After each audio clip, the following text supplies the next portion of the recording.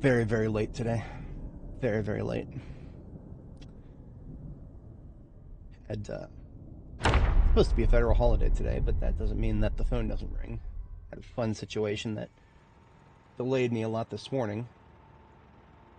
And then I decided, let's talk about our 2-year anniversary on Reddit. And, well, of course, I had to make a 10-paragraph post about that. We're actually about to post that right now.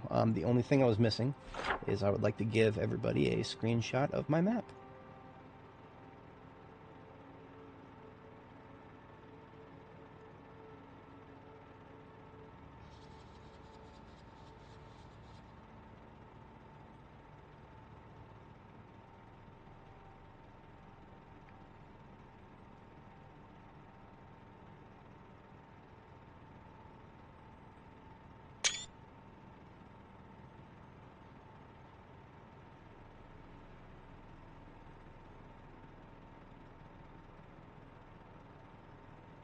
We will be started momentarily here.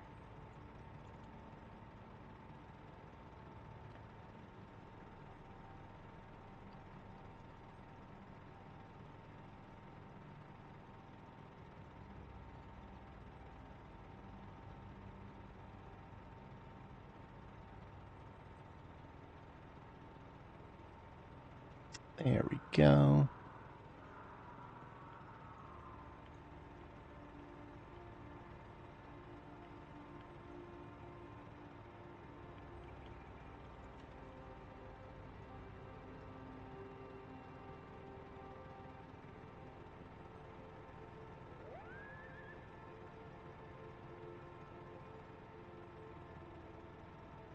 Okay.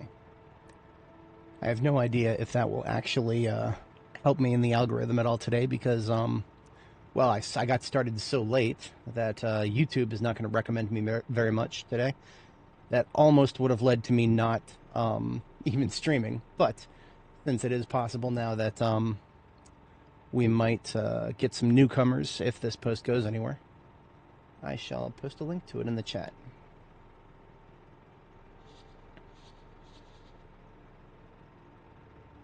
All right, let's see how this goes today. It is currently June 30th.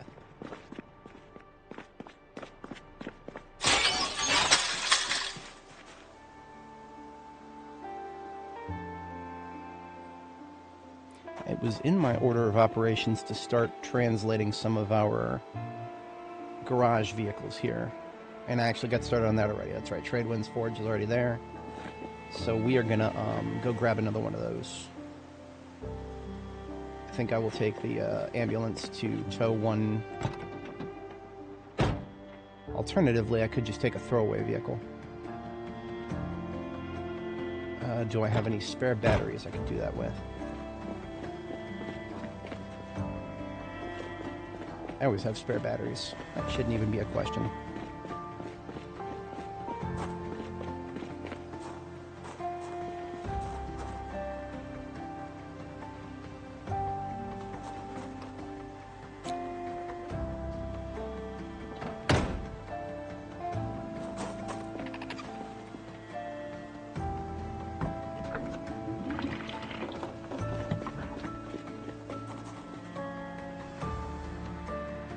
Oh, okay, I can't use this one as a throwaway vehicle.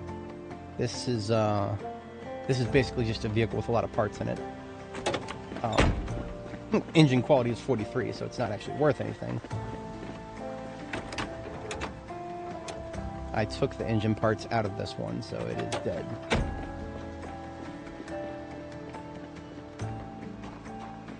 We should probably do a patrol before we go any further with this idea, because I do see some creeping. See a little bit of creeping moving north there. So let's wipe out these bad boys here.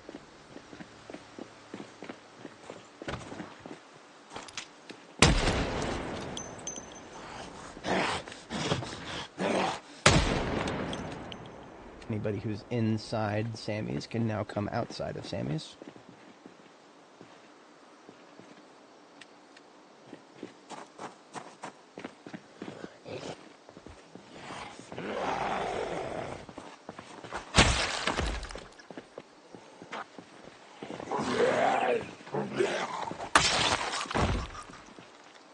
do have one heavy-duty vehicle in this lot, though. Everything else is standard. Seeing as right now the only spare batteries I have are heavy-duty.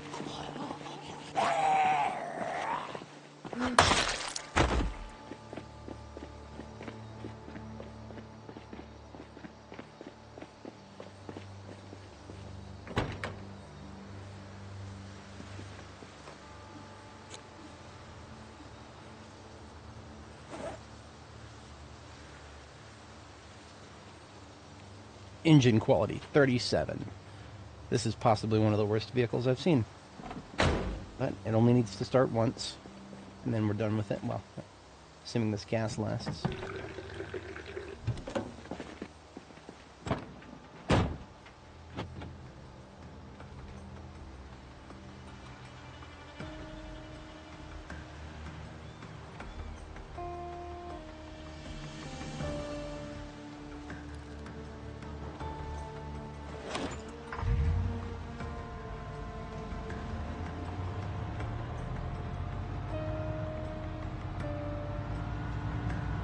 Alright, so we are going to translate to the French bread base at the very end of First Street there. And then we will acquire some of the vehicles we've left there.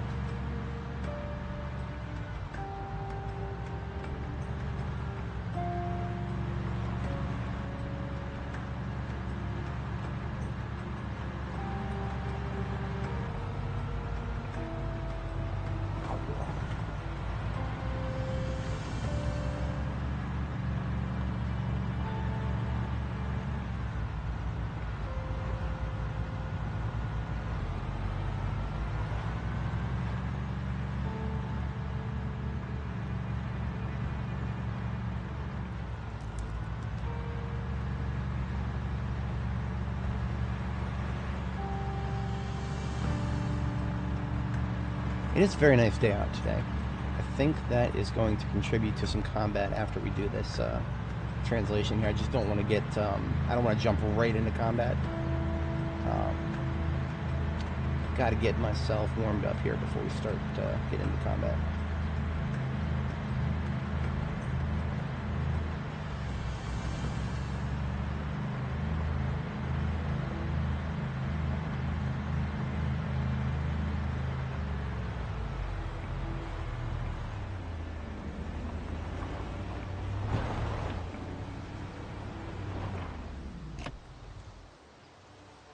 Driver's seat gets the key. Let's reclaim that battery.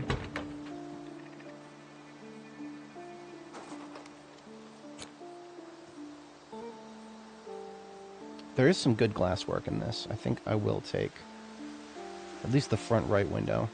I don't care about a middle window because there is no vehicles with middle windows that I'm ever going to be putting anything on. The only thing that has a middle window is the this particular type of van, the Franklin Volume, and they are so weak that I don't ever want to use one, like ever, if I don't have to.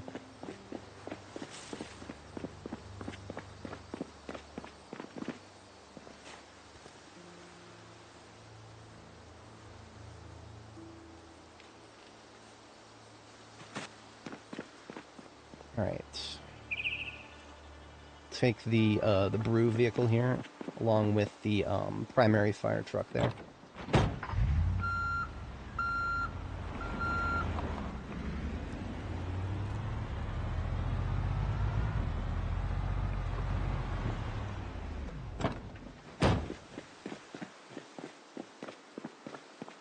Everything on the floor right here should just be garbage.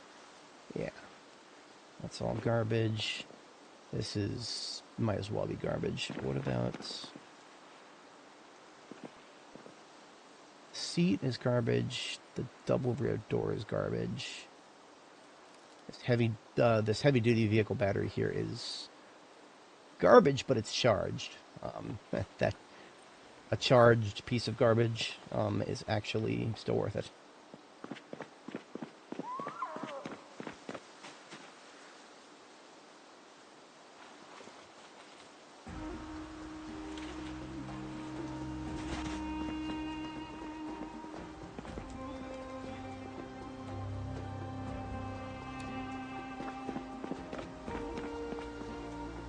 Now the floodlights that I just picked up are battery powered.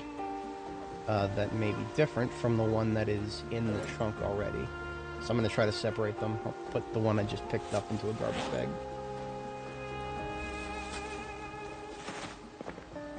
This is an empty propane tank, so it is 100% useless. And okay, so we just take the D6 back with us now, along with the we'll tow the brew vehicle, and then we'll come back for the other D6 and the ambulance.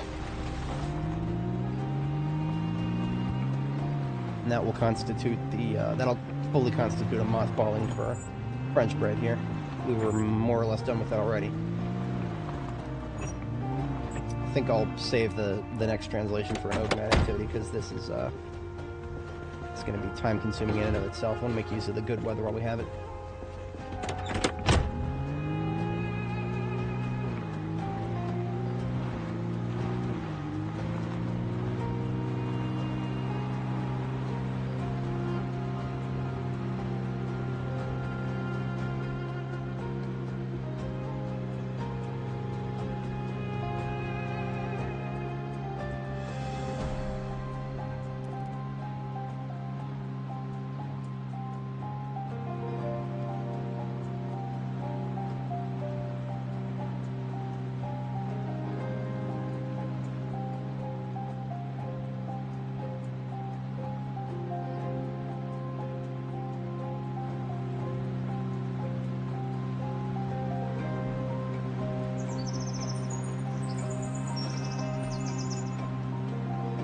Been out without cooking anything for myself, so of course I'm hungry. That's no good.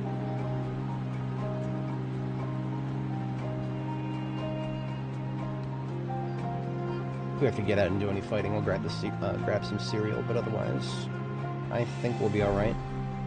Just gotta remember to actually stick to my marked roads.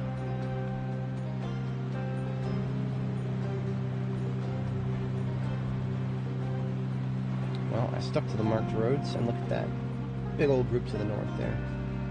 That's no good.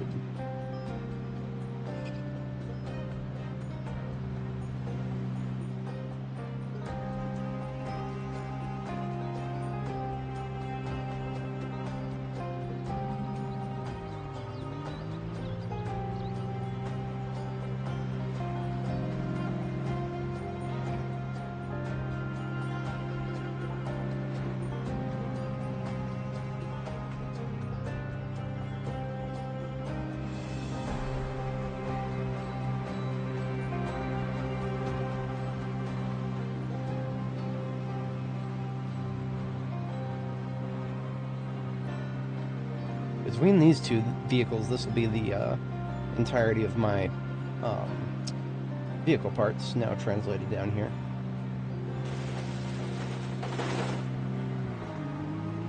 The only two vehicles remaining up there at French Bread are just, they don't actually store anything in them, they are just drivables.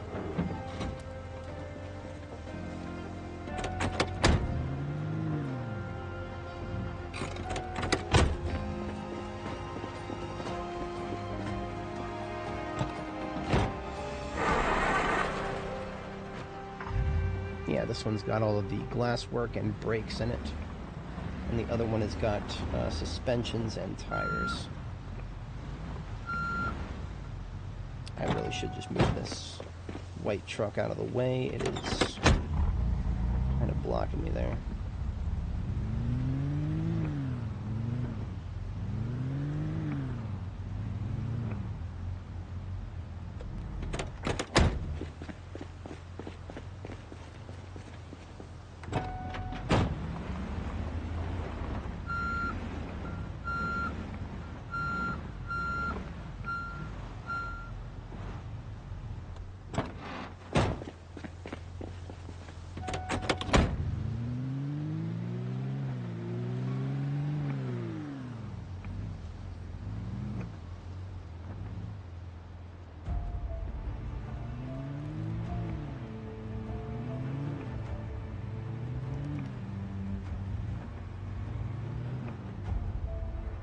Surprised I don't have as much parking here as I thought I did. Making my own parking wouldn't be too hard, but that's gravel work. That's gravel work, and I've got other things to do today while we've got the good weather. I will go ahead and take the ambulance's spot for now. Well, actually, this, okay, so this one is kind of just chilling here for now. We can actually put this D6 somewhere else.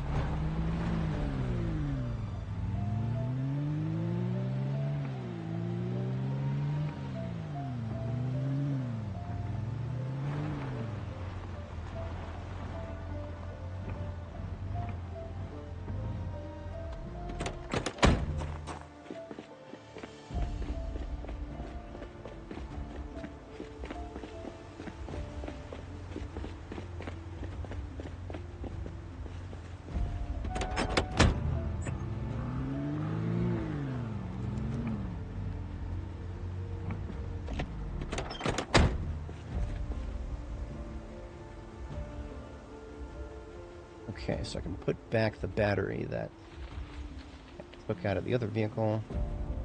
Take this door down for the other part stash. Another empty gas can for the empty gas can gods.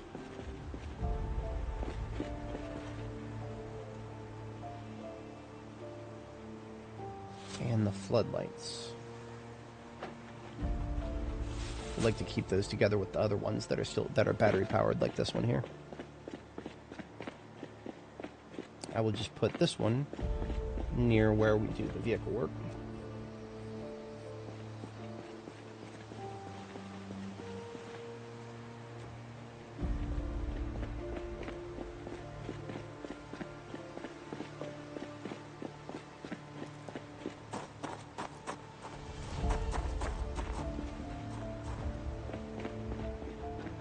Now, when it comes to throwaway vehicles, standard would be much better to work with than heavy duty, because heavy duty, we've a lot less in the area that we can just get rid of.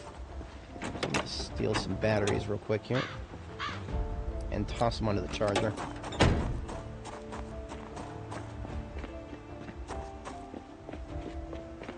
And then we will get some food, and we'll scope out the mall and see if there's anything out in the parking lot that is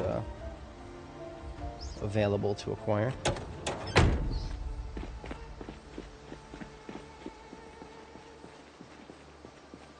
For anybody joining, welcome. Just as a quick recap, we are getting warmed up with a little bit of logistics, and then we are going to eat, and then we are going to take a look at the Grand Ohio Mall, where we should have left a few Zeds out in the parking lot to be wiped out. The interior of the mall is, if I just had to ballpark it, I would say definitely past the halfway point. I'm hesitant to give it anything more specific because I've never cleared it before, and I have no frame of reference as to how dense it could be in certain areas. We haven't explored the entire first floor yet, so.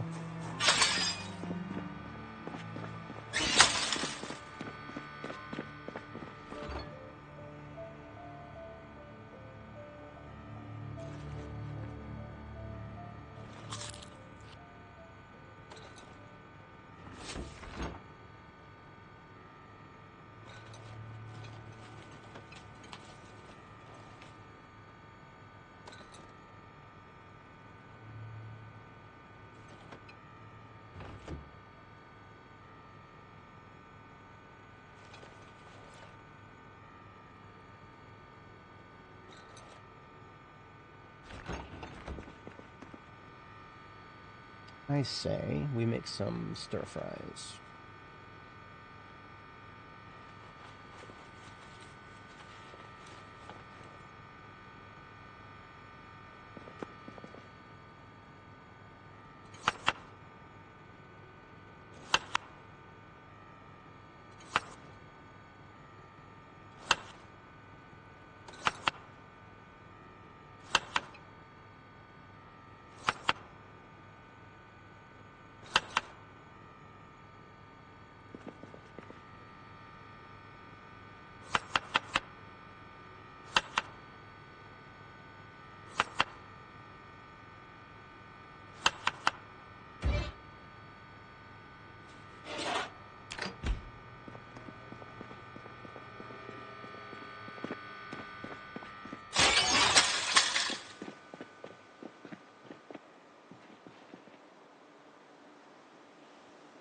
Ah, that's right. I took the battery out to be replaced, and then I forgot to replace it. Let's actually put that back in here.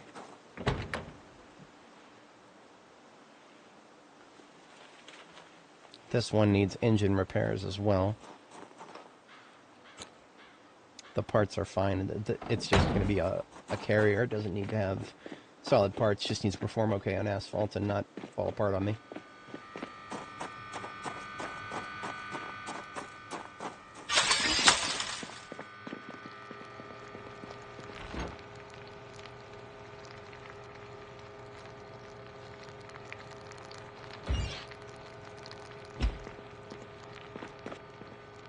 I think we're good on bombs. I don't need to make any more bombs right now.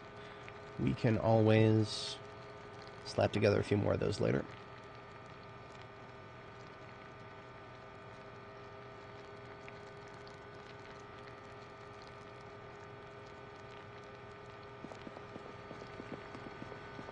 How are we on coffee? We have no coffee. I should fix that.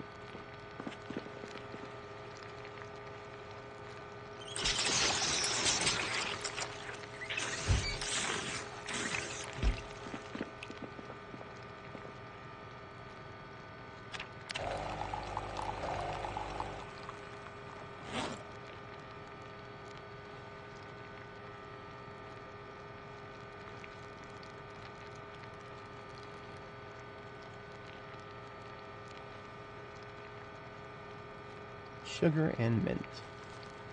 Sounds like a good coffee.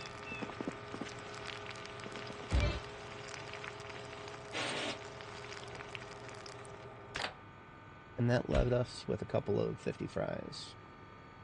Would have preferred 60, but we're doing we're fully using up potatoes in these, so I'm okay with that actually.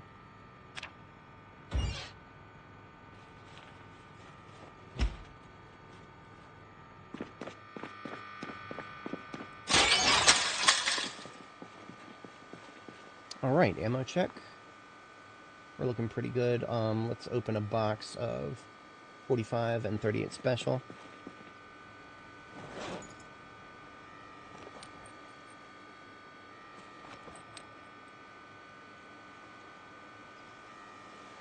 Nine mil magazines all set. Let's get rid of this front door we're carrying around, because that doesn't belong in our inventory.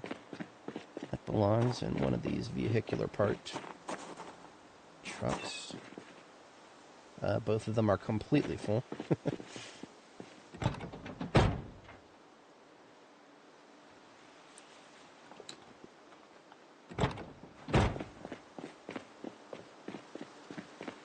I think we've already lost the music. Yep, we've already lost the music. So that's as good a time as any to put on some music here. We give it a shot. We give it a chance. We usually do. We give it a chance. But today it didn't feel like playing very long, so...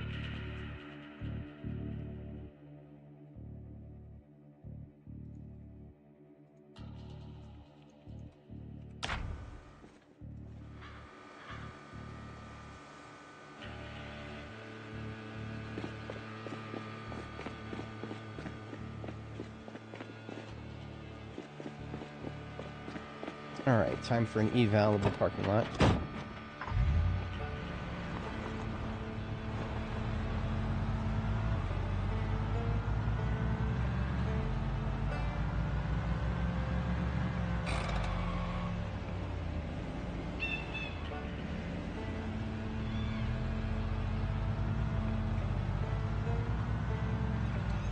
Welcome back to the Grand Ohio Mall. We certainly missed you.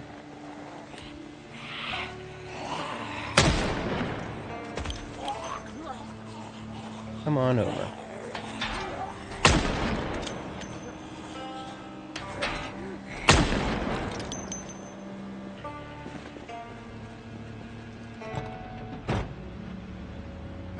Now that discharge would have brought anybody from the... There we are, a couple from the north there. I was expecting a slightly larger crowd in the parking lot, but that's okay. I don't particularly need to have a bunch of zombies coming at me right now. he wishes to join the pile, we shall grant his request. As well as this young lady here. Welcome to the pile. Is that 3 to the right and 1 to the north not locked onto us? There was a bag there we peeled off of his head. We're supposed to recover that at some point.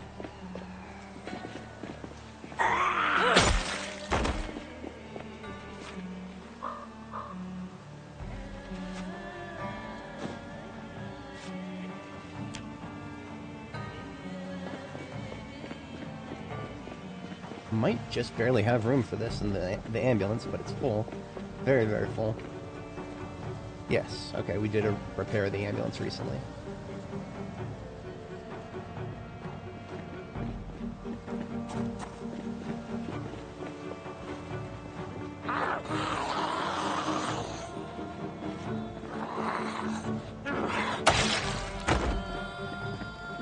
Let's make a little more noise here. Bring them out of the woodwork, if there are any.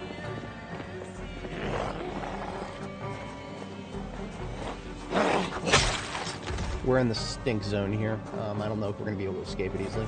So, bandana goes on the face.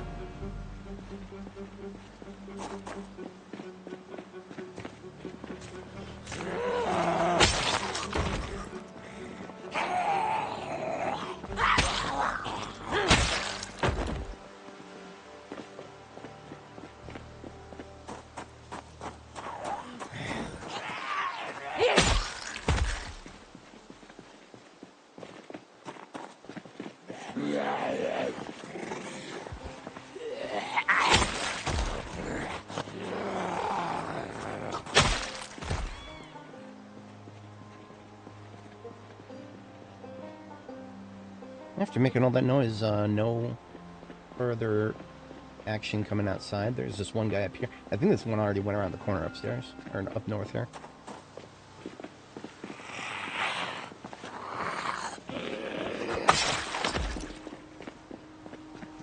What I think I'm going to do next is kill this zombie right here.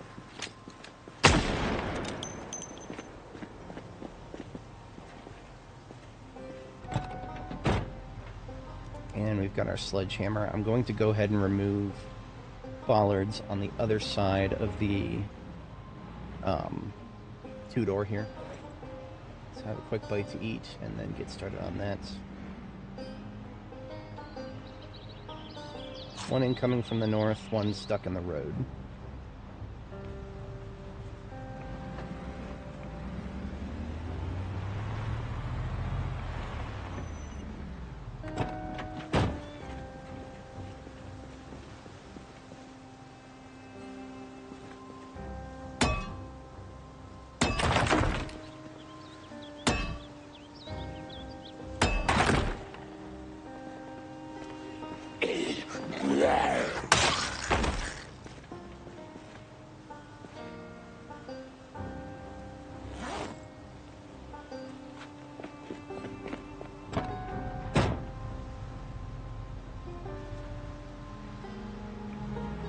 Okay, I think we'll go inside. I'm gonna gear up a little bit. We're gonna put the moderate armor on. We're not gonna fully. I don't think we're gonna fully kit. We will put up a few pieces of armor to cover the weak spots before we go inside, and then we'll see what we can find in there. If we find any more large groups, then we'll do exactly what we did last time and bail out very quickly. Bring them outside with us, right on where we've got the advantage.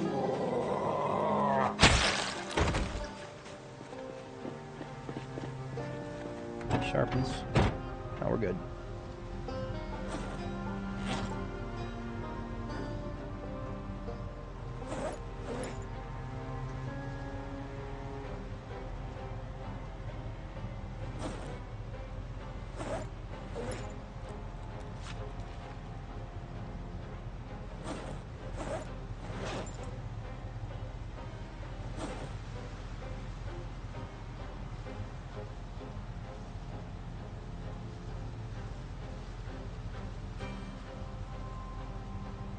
Yeah, we're good.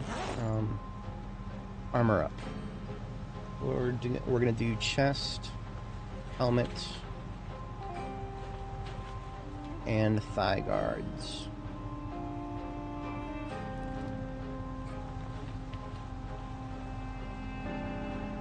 I think I'm gonna... Nah, you know what? We'll do shin guards as well.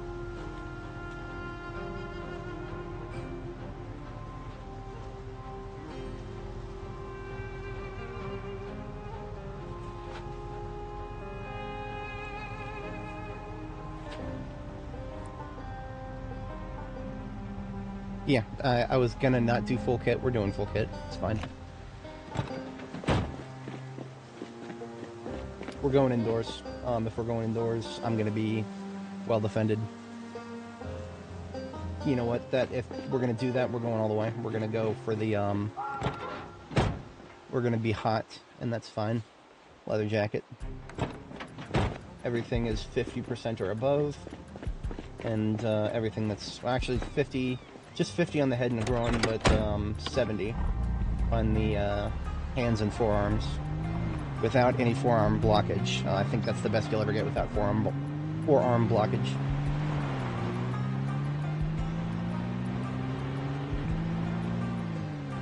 Well, of course, we'll get uncomfortable very fast, but Annie's a tough girl. She can handle it. For anybody joining, welcome. As a quick recap, we are once again going to mosey into the Grand Ohio Mall here.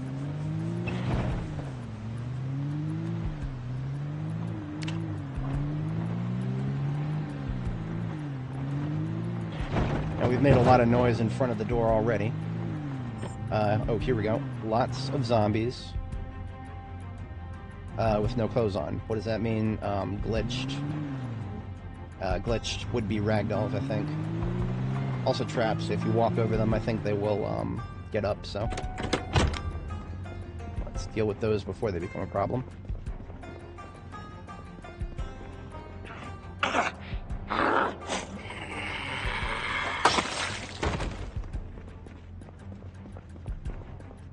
I think anytime we see one like this, it's going to be one that fell off the second floor mallway that just threw themselves over the edge. I think this one is one too. He just didn't lose his clothes in the process. I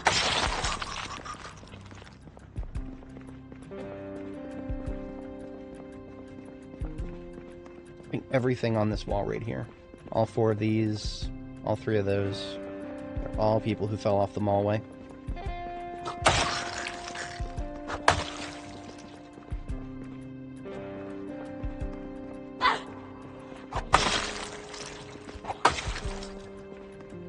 It's a little hard to articulate, but you can actually identify them not just by the fact that they aren't wearing any clothes in most cases, but also they move a little weirdly, or they move differently from the ones that are actually dead sprites. There's a little bit of a motion bobble to them. You'll see it on the ones to the north there, but the ones to the south are perfectly still. That's, I don't know if it'll always be that way. But right now, that's a telltale sign to look out for.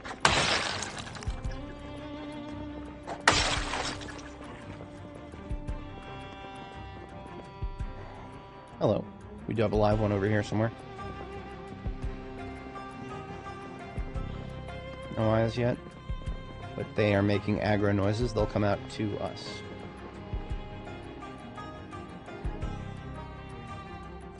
That could be on the second floor.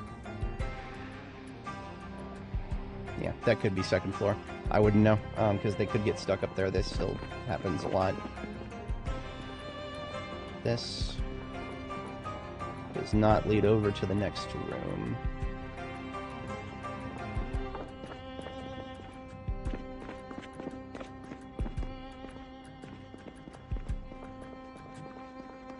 Alright, as long as nobody's gonna pop out of this. That didn't work.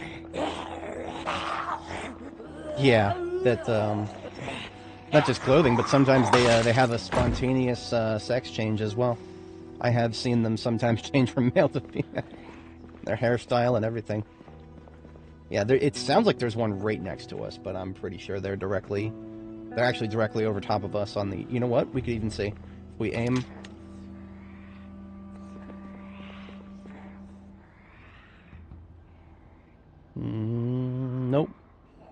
Doesn't look like it. Sometimes if a zombie is like on a ledge above you, you can actually aim, you can actually target it. But if that's the case here, we've got nothing. I ain't going up there anytime soon. And I'll love it when that happens. I even get the sound, but no feedback.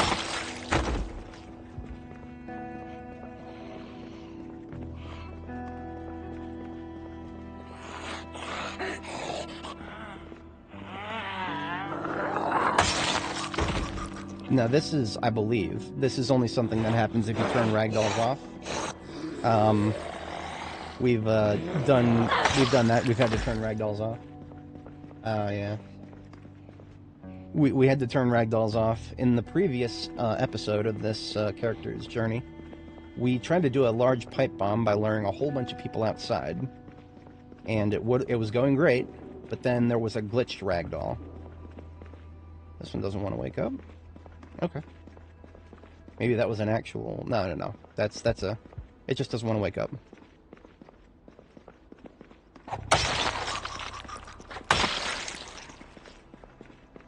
And when there's a glitched ragdoll, you can tell that they're glitched because they're flying all over the screen, levitating in many cases. If you run into them with a vehicle, that is a instant crash. And we crashed the game while we were trying to herd a bunch of zombies for a pipe bomb. Ah, there we go. Coming in from upstairs here. We are being a little overcautious, but I have already put myself in a really bad situation by not being cautious in this exact area, so we're not doing that.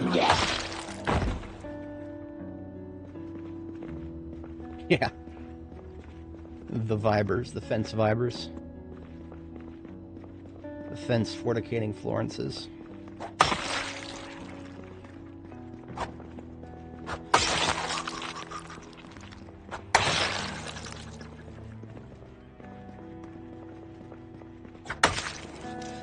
Oh, that's interesting. They just disappeared for a second.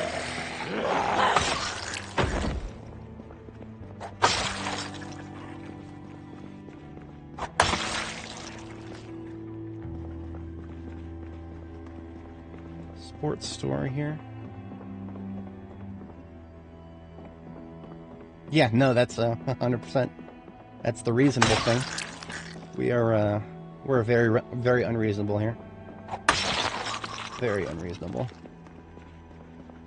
The logical choice would be to never go anywhere near these cities, but hey, that's what we do.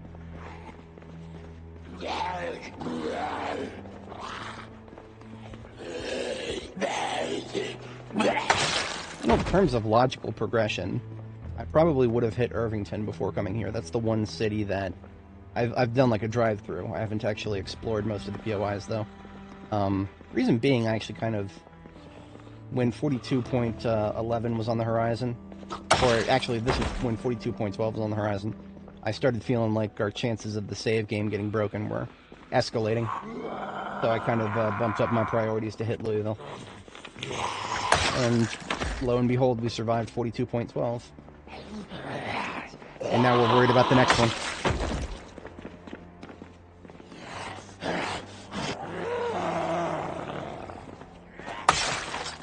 Oh yeah, absolutely. I lost count of how many hours we spent preparing before actually going to Louisville. We had every book except for a couple. A couple that I was hoping to find in LSU. I found some in LSU, just not the ones I really wanted. I learned that LSU does not actually have any special... whatchamacallit? Yeah. It doesn't have any special, like, bookshelves. All the bookshelves are regular, like, the same as regular bookshelves. And all the loot implications that has.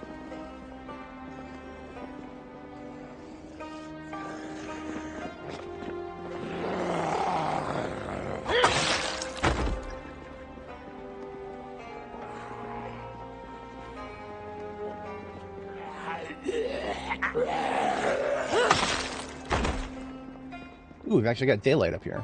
I didn't realize we made it to the other side. Most excellent. The implications of that are actually great, because when we did our last couple of major pipe bombings, we actually pulled a huge group from this side. So we're connecting cleared territory, most likely here. Alright, so we've got hunger, and fatigue is creeping up. Sounds like they actually found an intact window to smack there. Yeah, trailers. I recently learned the glory of, there's a, trailer store in Irvington. So I've made it a part of my early game routine to, make sure that I drive by Irvington and leave with a trailer. Lovely, lovely place. You get a little bit of animal trailer and a little bit of the, regular trailers. And, they're all usually in good condition, because they're like, fresh ones in a parking lot.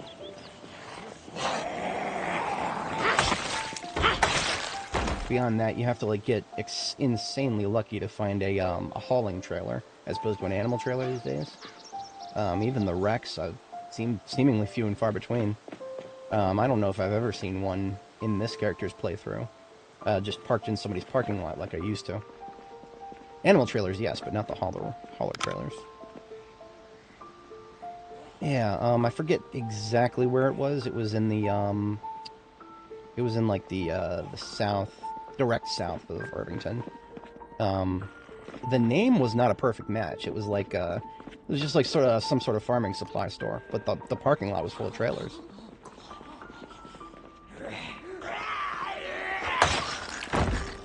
Switch to sword for a minute. Probably in need of sharpening. I think this is another hair salon. We have looted most of them so far. Gotta get those rare, hair dye colors. Don't care about browns or blondes, but darks and exotic colors, absolutely. Pink. We've got a couple incoming here.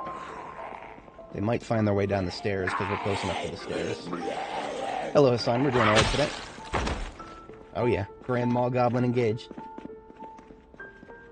We got a later start today, but I think it may be worth it. I posted a little 2-year review to Reddit, so that may compensate for the fact that YouTube is not going to recommend me, thanks to the time of day I started.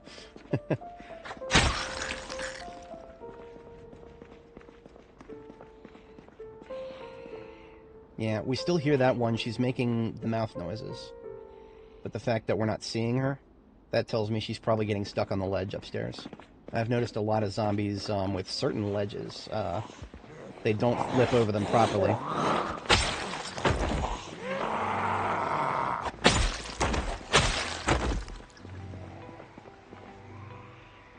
And it's thrown me off, because it sounds like she's really close, but she's upstairs. And it's not just an upstairs through a floor, it's upstairs over a ledge, so...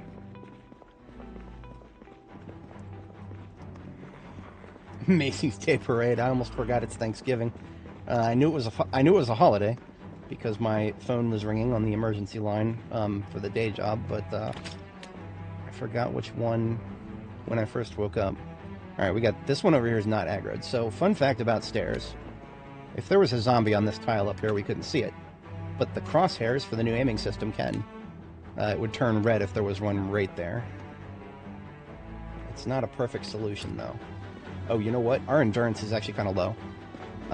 When we're this uncomfortable from all this armor, we don't get our endurance back at a sensible rate. So I'm actually going to step outside and have a quick sit down, because we just got winded. I have a feeling one of those guys are going to follow us out here. It's fine.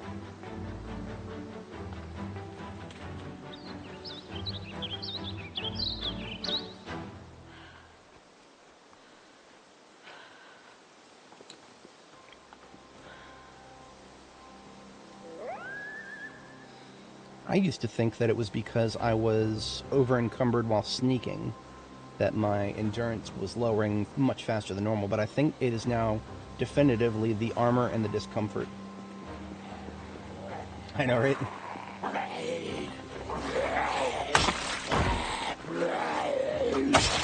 We're usually semi-decent on our corpse discipline, but this area, they are all over the place.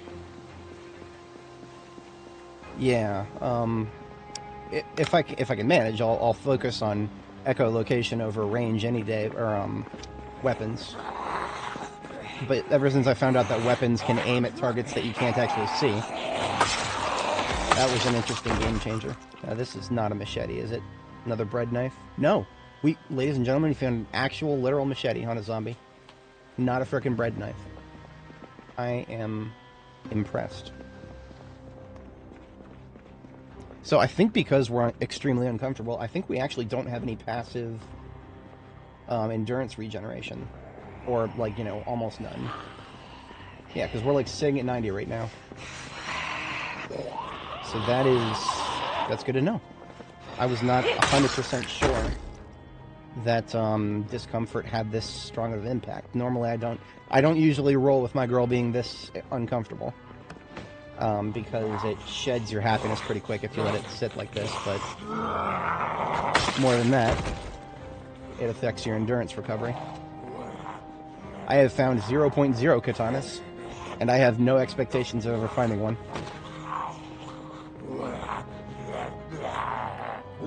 It's unfortunate, it really is. I would absolutely love to. I would absolutely love to. But alas. Okay, let's see what we got up here. I always pull out the machete for CQC here. Now, this won't be the first time I've gone upstairs, but it may be the first time I go upstairs and don't immediately run the fuck away.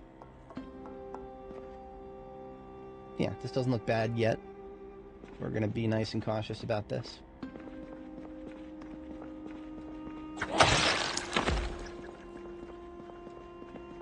Yeah.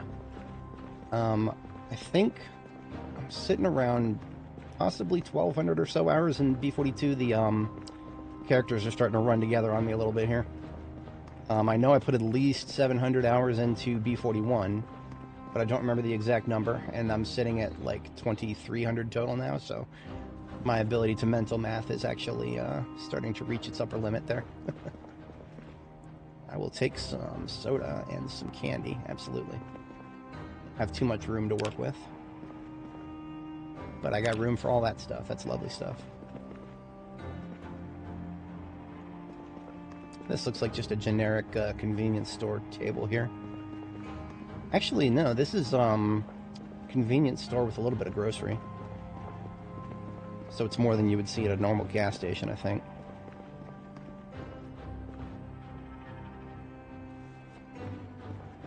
Okay. Yeah, I don't expect too much more out of this place. Nice to know there's a little corner here. Is not going to have anything in it. Oh, that's a pharmacy. I did notice the counters. Okay, yeah, it's a pharmacy up there. Pharmacies look like convenience stores until you look at the back.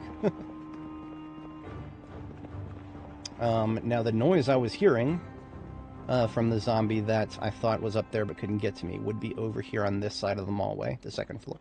Quote-unquote second floor. This is, I was tripped up by this before. This mall is actually a 4-story building with double tall walls.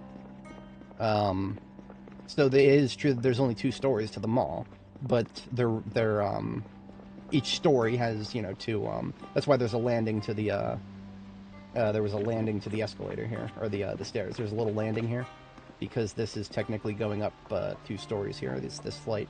What the implication of that being, when we first started making a lot of noise outside and inside the first floor here, zombies do not hear any noise you make outside or on the first floor until you go upstairs.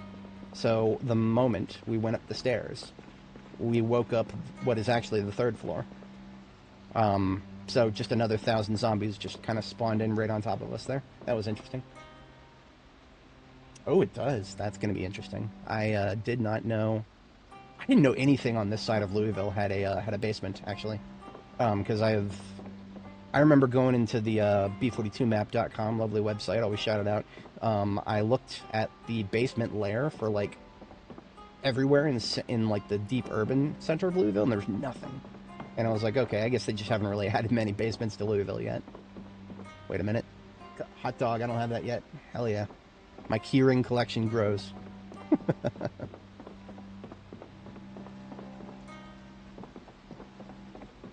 Alright, this is just a...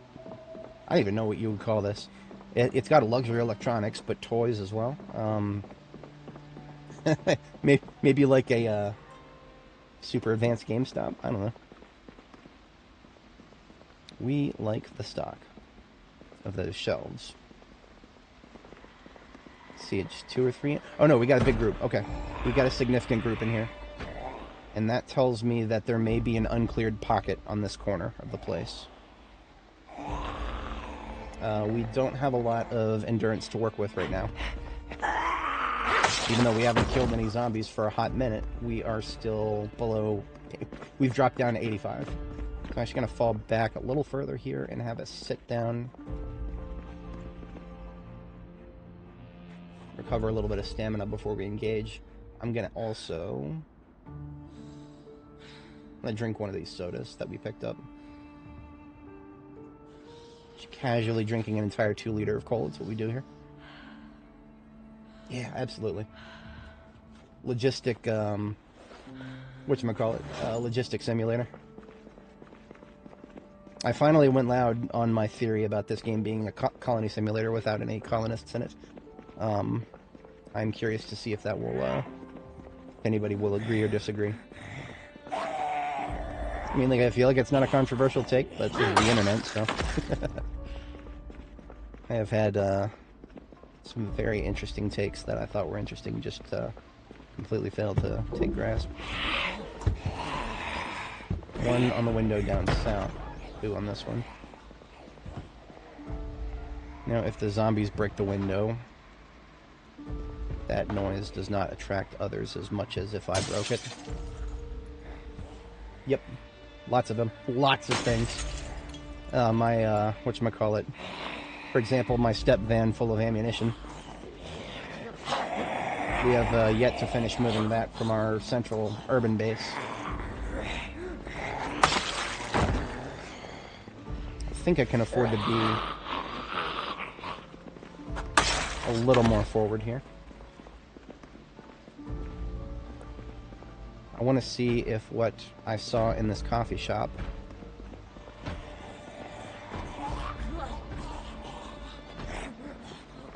there are a number in there, and I got to keep in mind that my combat speed is lower than normal because of the armor.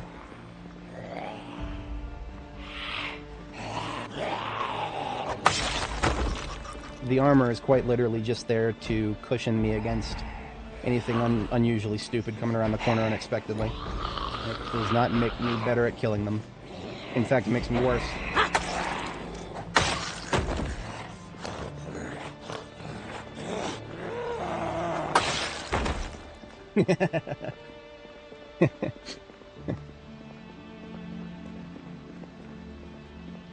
So what I told you about logistics was true from a certain point of view. Okay. Yeah. See, if you get grabbed and you get stun locked, armor is just there so that you can watch yourself die slowly. Okay. I know where that staircase is, so that means I know where the next one is. So, that means we're going to make noise here. Because this is going to be right downstairs from that pocket that we spotted upstairs. So we're going to start making a little bit of noise here, and we're going to fall back to the side entrance. Ooh, there's a shutter to the north. I don't actually know what that is.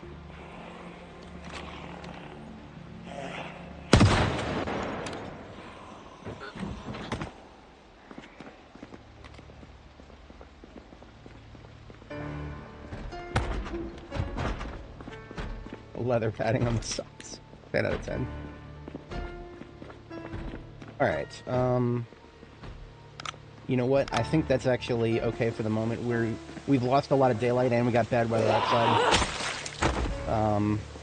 Yes, rain actually does make it so you can't shoot very good. What I am going to do though is I left our light bar vehicle running. So what I'm going to do is finish what I started with that.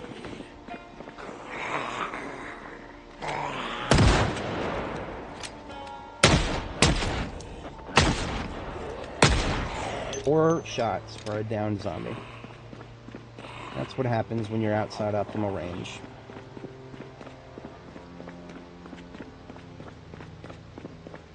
Alright, here is our truck.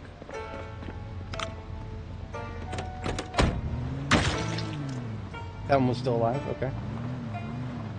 This is one of the light bar advantages right here. Normally vehicles, when you're inside, you can't see where you're going.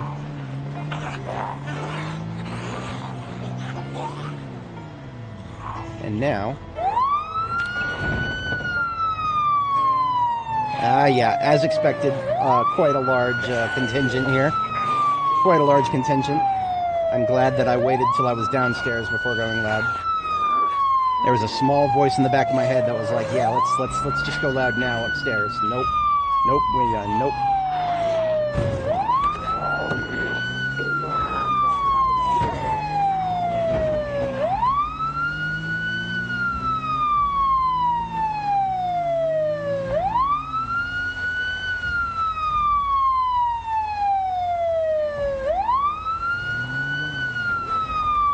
And that's it. We can now come back tomorrow, ideally in better weather. If, you know, in a perfect world, we'll have better weather tomorrow. We'll now come back tomorrow and fight those guys outdoors in the open, where we've got the advantage, as opposed to indoors, where somebody can just come around a friggin' corner and end your 600 hour lifespan in a blink of an eye. Hello. There we go. I already had the gun in my hand. Tried to pick it up again and put it away instead. For anybody joining, welcome. As a quick recap, we just spent a lovely evening in the Ohio Mall putting together a group of zombies that we missed during our initial purges. And that was a successful operation. We're going to put away our heavy armor and get a night's sleep here.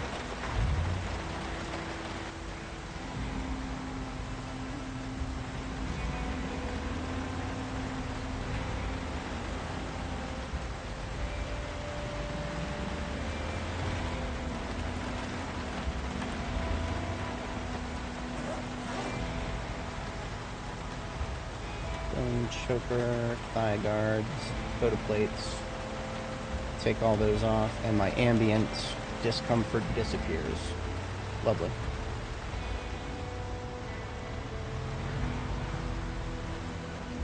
I should probably be wary. The chances of any zombies from the group that we were messing with making it all the way over here to where I've put together my latest base, pretty slim. But then there's these guys, the high attention span wanderers who hear a noise and just kind of fuck off into infinity in a very, very general direction of where they heard the noise. There's always a couple of those. Yep. Sharpening my blade is my favorite. Sharpen a sword while driving. What could possibly go wrong? Okay, we've got an unusually large group to the south there. Like I said, these are going to be a little too close to my base for me to just leave them. Because right on the other side of the grocery store to the north, that's our base. And now that we're running a generator, we've got to have noise awareness. I think this group that we're dealing with now is probably something that came out of the apartment complex to the west there, and heard all the noise we were making with the truck.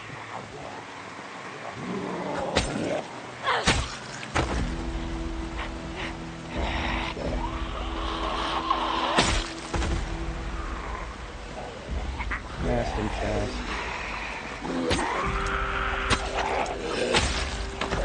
My attack speed is almost a third faster without the heavy armor slowing me down.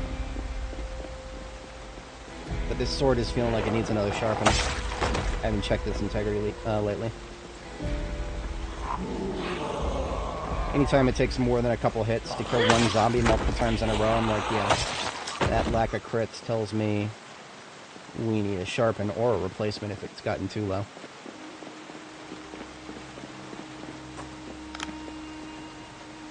Well, no sharpening available. Let's check integrity. Sword is perfect. Sword is perfect. That was just extremely bad luck right there. That's all that was. Still possible to just not crit.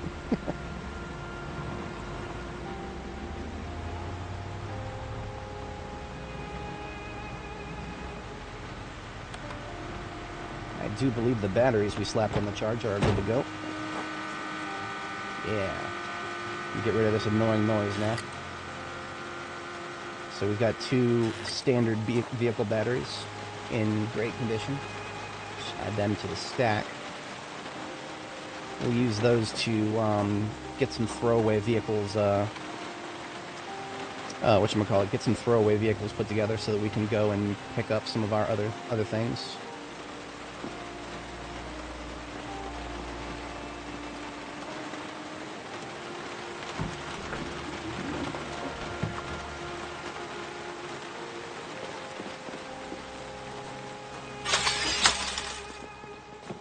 Do have a bag full of loot we picked up from a survivor zombie.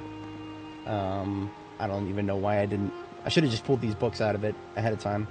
It probably seems heretical to just toss books in the trash, but I mean... Oh, shit. I did not realize we had a guest. That was a window scratcher. I haven't had one of those in a while. Get off my window. Right this way, please. Yeah, that's right. No. I'm over here. Don't worry about the generator, pal.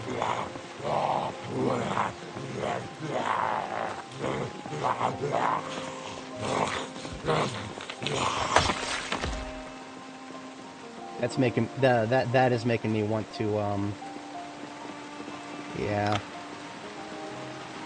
Whenever we have guests, I kind of want to go into territory denial mode.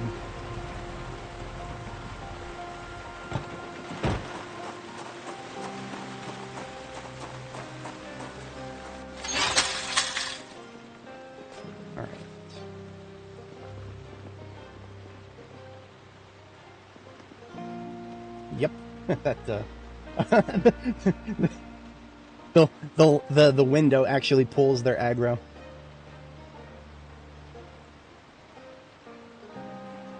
Usually, I always thought that if you keep them at least one tile away from the window, they won't accidentally, unless they have incentive to move towards it. But for all I know, they might actually have a direct, unmitigated incentive to just go straight for windows. That would match with what I've seen. These guys hate windows with a passion. The zombies have been converted into Linux enthusiasts. That's how much they hate Windows.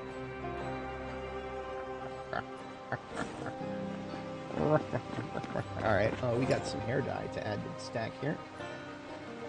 So far, 4 of the warm colors. We found a dark green, but most importantly, a white and a black. Those can, if anybody is not familiar, the liquid mixing system does additive color mixing right now, which is interesting, to say the least. Its dyes are a little bit usually different than that.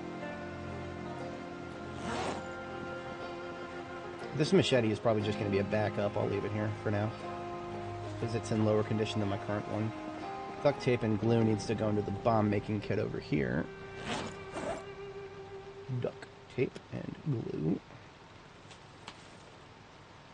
Yeah, those windows, man. Those windows.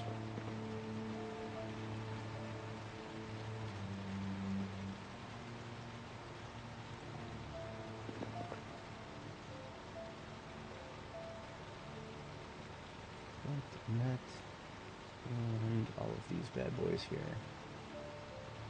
into the small form food. We can eat the rest of this now. And this other stir fry that we made should last us for the rest of tomorrow, or at least part of it.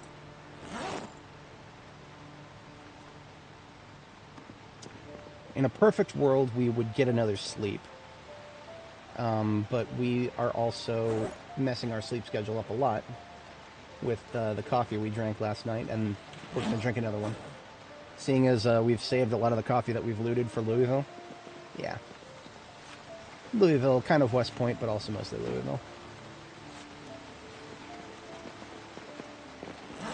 Books no longer needed can go into the trash.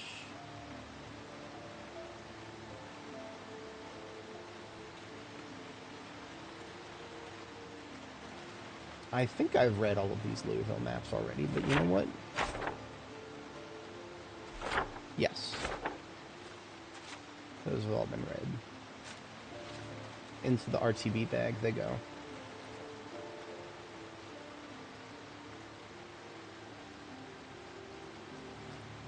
Scrap metal shin armor. That's never really needed to get picked up. Let's leave it here. Trapping 3. Am I ever even going to level trapping? I don't think so. You know what? It's a cookbook decoration. That's what that is. This is not trapping 3. This is the trappings of cooking. Again, I've read almost every skill magazine there is to find, so this is now just a decoration. Or, as I like to think about for the future, reading material for the NPCs who would probably get bored when I leave them in my bases to secure the place in proper Rediker plan style. If anybody's ever read World War Z, the book, it's a shame Paul Rediker never made it into the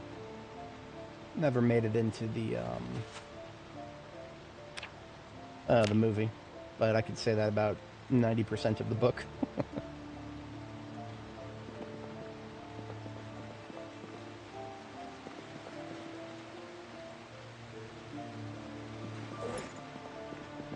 And this 1 cup of coffee here should fix the rest of our sleep schedule. This will shave our fatigue down to, like, yeah, almost negative, which means we are well rested. Now, of course, I've got to turn around and make the coffee again because I always need to carry around 2 cups. I'm usually a little bit less consumptive of using them right away.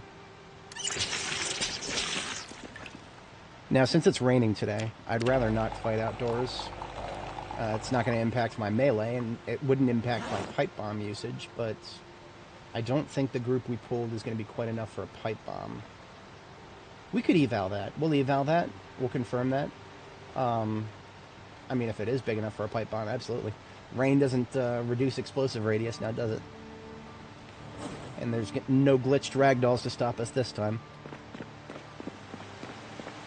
Proper rum and cokes. Hell yeah. I like it. Alright, let's get out a pipe bomb. 1 remote pipe bomb, and our remote controller on channel 90K here. Let's link those 2 bad boys up. And keep them in my main inventory. We'll go set it somewhere.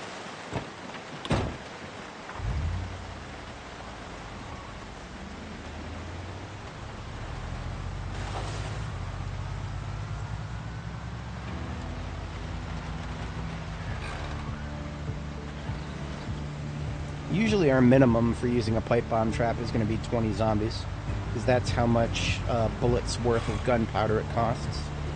So if you kill 20 zombies with a pipe bomb, then you have made sure that you've not wasted any gunpowder, which is great. I'm sure that if we combine what we see here with what's inside, that ought to be at least 20. Now that just means I need to set the bomb somewhere. I don't want to do it in the middle of a road that I like to drive on here, so we could go around the corner and do the parking lot.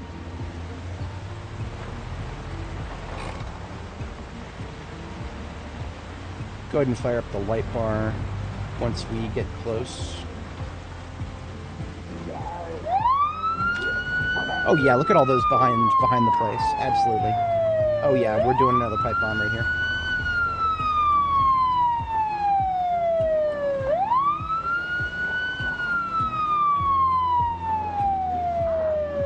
I would say we'll go around the corner here and do it up in this parking lot.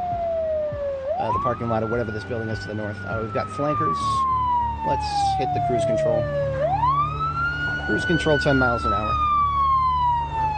That'll keep you ahead of the fast ones, as long as they're not directly coming at you. And that just means we can do a little mosey here. He's listing lazily to the left. This guy's got some maneuvers.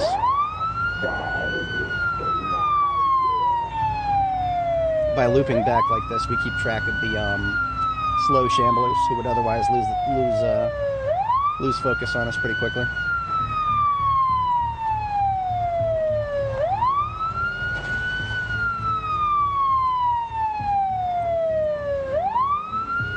I would say we definitely pulled another, I don't know, 1/10 of the place in that corner there, that pocket, based on the total numbers I've seen so far. Maybe the 1/10 of one floor. There's a lot of zombies in these places. Oh, you know what? We actually blew a pipe bomb here once already. The last time we did it here, it was on this street light. Was it? No, we did it elsewhere. We have not blown a pipe bomb in this parking lot yet. Okay. That means nothing, really. Let's go ahead and set it dead center here. Arm and set remote pipe bomb. Pipe bomb is now... We don't have a good point of reference, but I think I can remember where that is. More or less at the midpoint between the street light and the donut sign. Yeah, let's go ahead and loop back. Now, actually, here's what I'm going to do. This is a little bit more than I'm comfortable with doing with the ambulance. I don't want to be running into them and taking more trunk damage. We're way into diminishing returns on trunk repairs for this bad boy. We are going to go ahead and... look at that. We're pulling way more from the south than I thought we were. Well, well, well. It isn't the consequences of my own actions. That's what I get for waking up one of those apartment complexes. Alright, this is the one we'll actually use to tighten the group up around that pipe bomb that we just set. Because this one, my current theory is that D6s are not, like, the open bed trucks like these, are nowhere near as vulnerable to taking trunk damage from accidentally bumping into a zombie. Vans are incredibly vulnerable to that, including ambulances. That is the weakness of my preferred vehicle there. I'm normally a very strong ambulance enjoyer. It's got that powerful engine, and it's got a very nice trunk size, but, well, can't have everything. I don't think there's too many left up here, actually, to loop back with us. So we don't have a mega horde. No mega horde. That's okay. That's okay. This is a sizable, moderate horde here.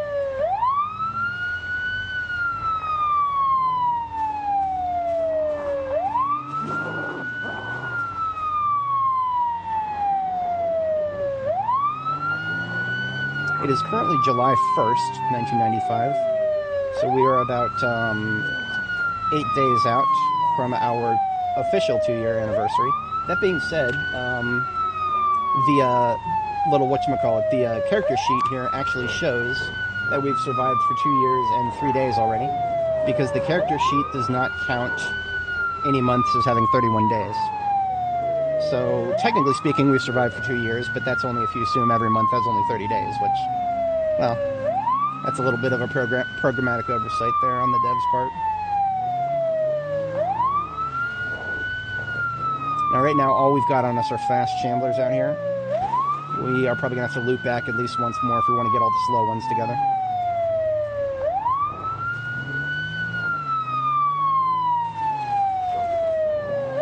We're not going to go too deep there. We're not going to have room to maneuver. Almost bumped into that.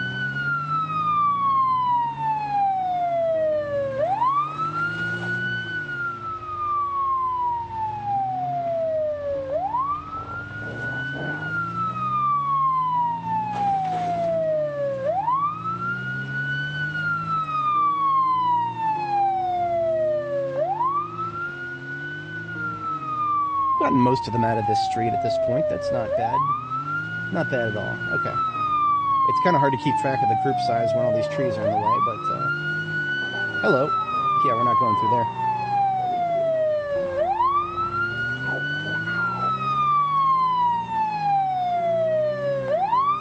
All right. Good luck with that session today.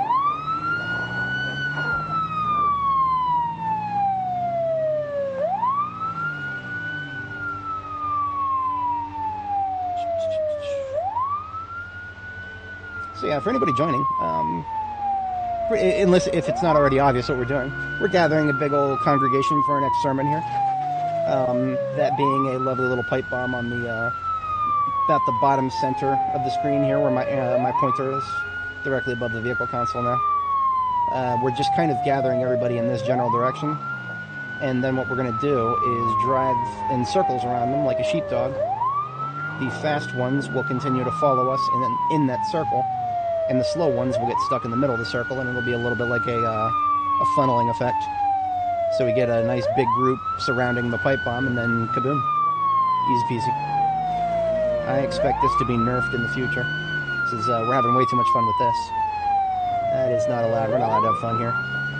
We've got to be miserable.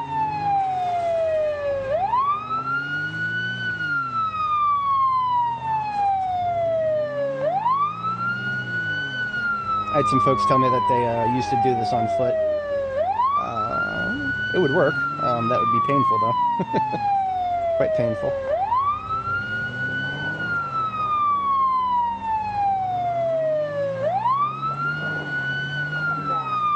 Now, this donut shop sign is actually kind of annoying. There could be a Z behind it, and I wouldn't know.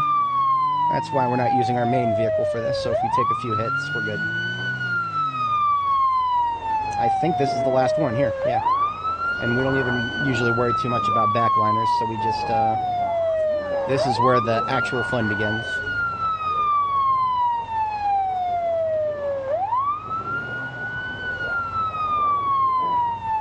I'm gonna go ahead and set cruise for 10 miles an hour here. And we begin the actual mosey.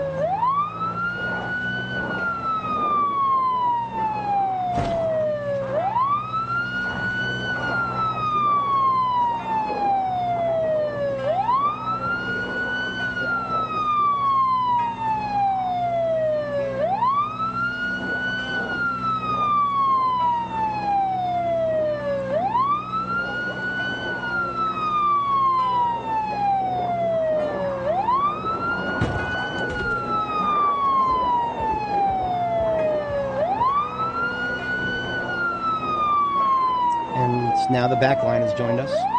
This next loop should be able to circle the entire everybody, as long as they don't do that too much. You see how some of them are just kind of standing there and pausing? Yeah. They're so slow-witted that they forget that there's a noise being made and have to react to it all over again. And that reaction causes them to stand still for a whole second, so... And then these, yeah, see, you know what? We're gonna stop worrying about the really slow ones in the back. I'm going to start moving a little faster.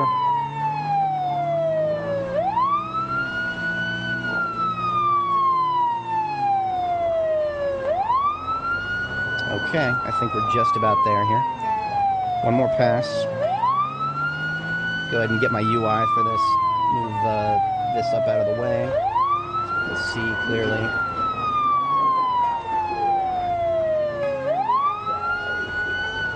And boom goes the dynamite.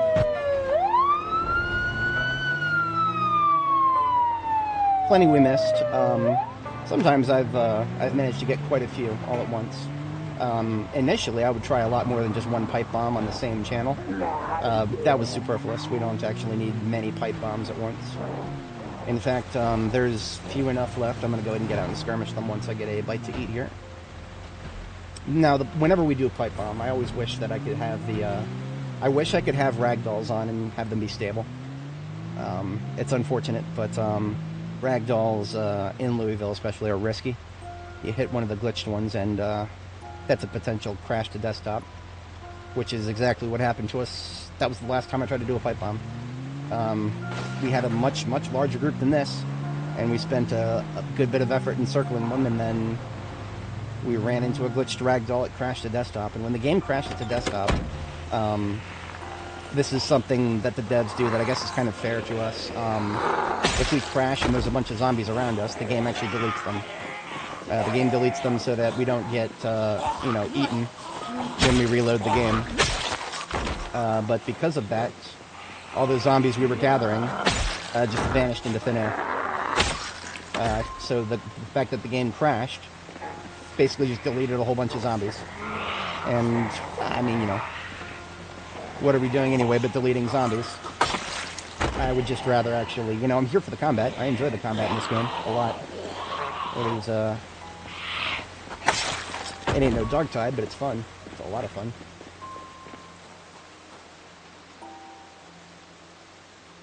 Couple of stragglers, probably. Kill this one up here. And we'll do a couple passes. We are still somewhat close to my base, so I don't want to be making too much noise willy-nilly. In fact, that's actually the first thing I'm going to do, because we're so close to my gas station base. Oh, this guy was here all along. I just missed him. He was camouflaging with the torches. That shotgun officer. Boy, this guy's got a service weapon of 2 varieties. Thank you for that, I swear. I will take both of your weapons and the ammo in it.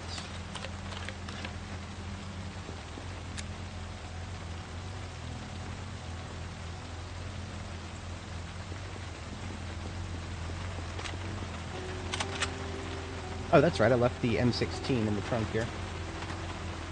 I'm wondering what I did with that specifically.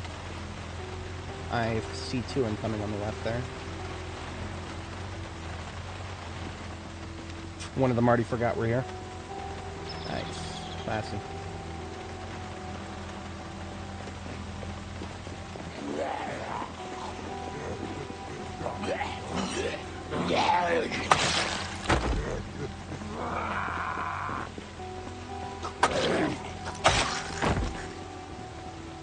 I kind of wish pipe bombs actually gave you a kill counter. Unfortunately, we've only killed about 1,200 zombies, or only 1,200 zombies have been recorded since we started the Grand Ohio Mall operation. We were at like 43, 20 something. I remember that. Oh no, okay, so we were at like 43, 43069. I remember that number specifically because I was thinking, oh man, if only I had screenshotted that 1,000 kills ago. Or 2069 kills would have been a memorial event. Alas. Chances to blaze it have long passed. We'll use fire anyway. There's like multiple in here.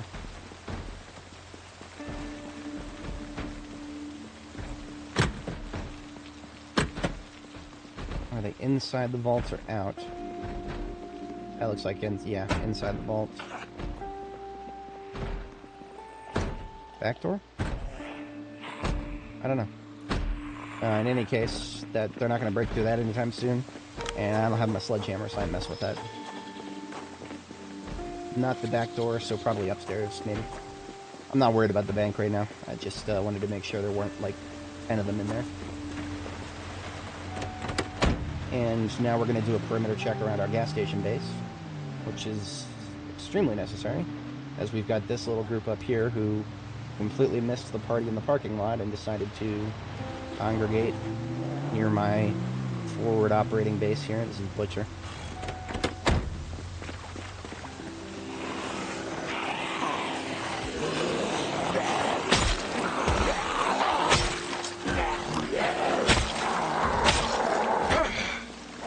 Out of the road, please. Thank you.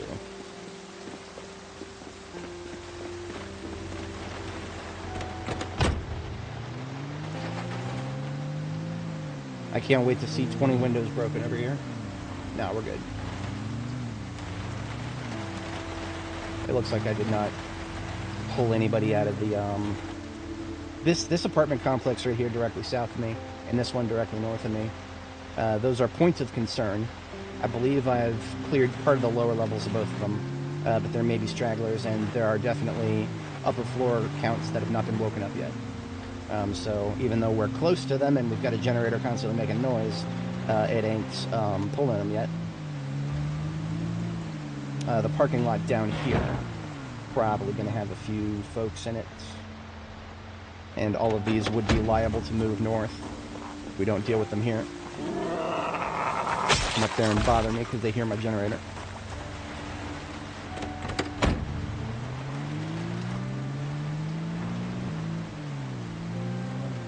I have not actually looted the massive target here. I call it Target because it's, well, if Gigamart is Walmart, then Sammy's is trying to be a competitor to Gigamart, so this is Target, as far as I'm concerned.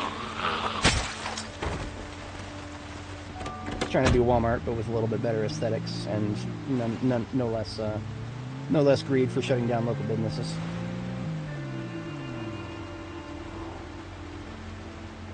So a lot of the folks I'm killing right now came out of this, whatever it is, directly to the south of me here. I think it's high-class apartments directly to the south of me here, or in the bottom left-hand corner of the screen there.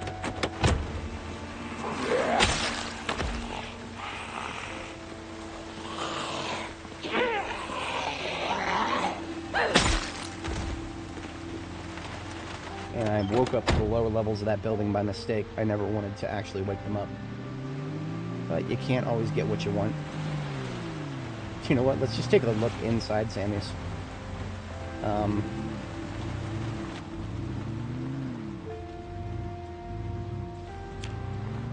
Nah, not a lot of room to maneuver in here. It's not like the mall. You can drive through any set of double doors in the game if you're careful enough, but you gotta actually have room inside for it to matter.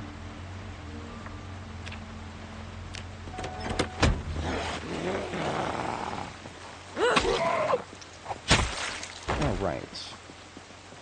Yeah, I do want to take a look at the interior of Sammy's, so we'll do a quick little search. Like I said, lots of loot to pick up that I haven't even bothered with yet. It ain't going nowhere. There ain't no NPCs to come in here and steal it from me. Not yet. Someday, perhaps.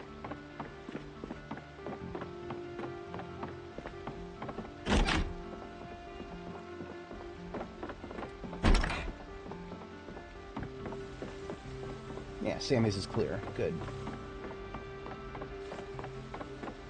Ah, look at this. Got a little friend. Yet another from that complex there. If I'm not mistaken, they actually don't. Oh, they do. Okay, they do have a way out. I remember this fence being here, but I didn't remember where it had the openings. Okay, so there's actually a main entrance right there. That explains everything. That explains everything. Let's have a bite to eat.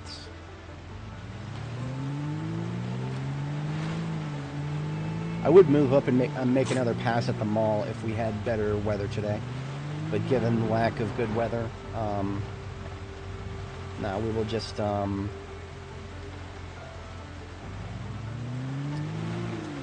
Oh, you know what? Today's a great day for this. I'm going to go ahead and swap my trucks. So right now, the truck that I've been driving is one that I've just been using for horde clearing.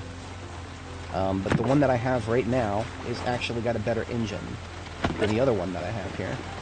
And so because of that, I want the one with the better engine to be the utility truck and the one with the slightly lower quality engine to be the luring truck.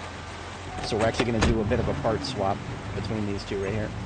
That's something easy I can do while we're waiting for the rain to go away.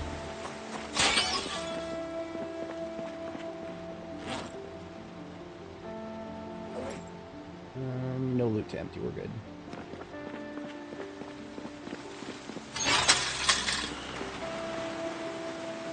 Oh, what I do have to do right now is go back and get the ambulance.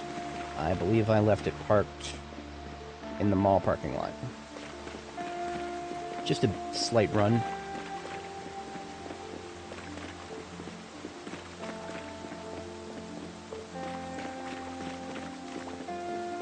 Happy Thanksgiving to everybody watching.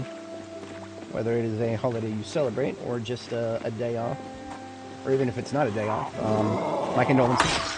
It should be a day off, but alas, retail never sleeps, does it?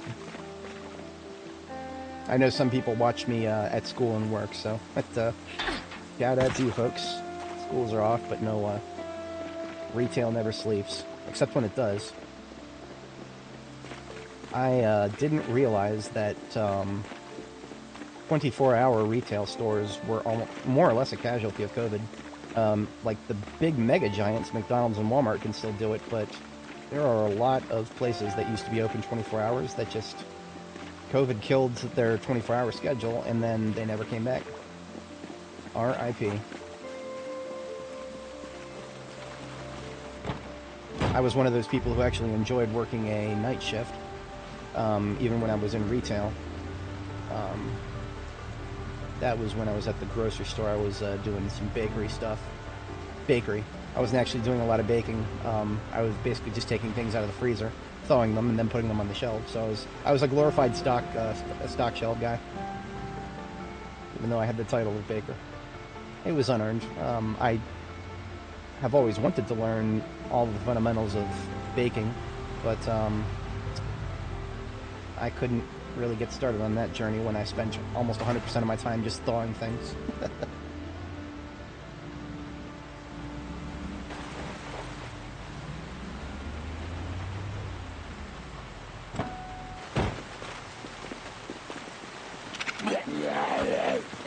I'm not using my sword right now.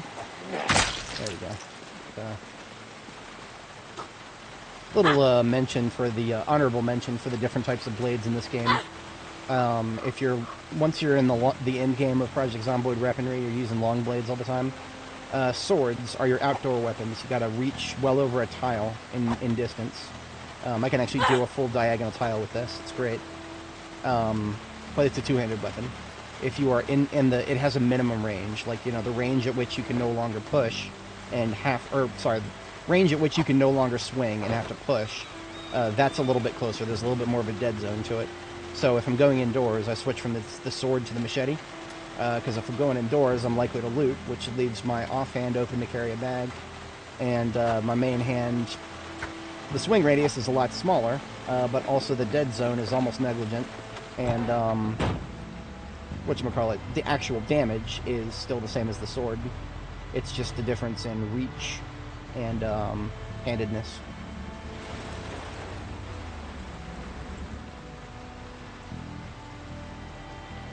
Yeah.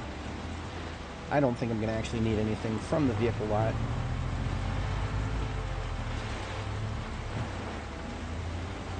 Alright, I was gonna just wait for these corpses to decay. But before I get started with these vehicle ops, I am gonna... My friggin' parking lot needs to be corpse-free so that I can actually drive on it. So in order to get it corpse-free, I've got to actually make some graves. I made sure to kill no more than 5 in this group, so that you can fit 5 to a grave. There's only 4 here, actually.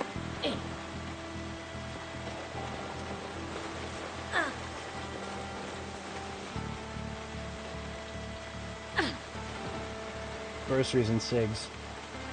Oi. Oh, okay. We got a progress bar for burying. That takes a minute. Nah. We did a pipe bomb, but it was nothing overly substantial. Yeah, we killed a few zombies. We spend most of our time since the pipe bomb on cleanup here, getting any stragglers out of the way, making sure that there was nobody hiding in Sammy's there in the target building. Now we're going to do a little vehicle work while we've got bad weather.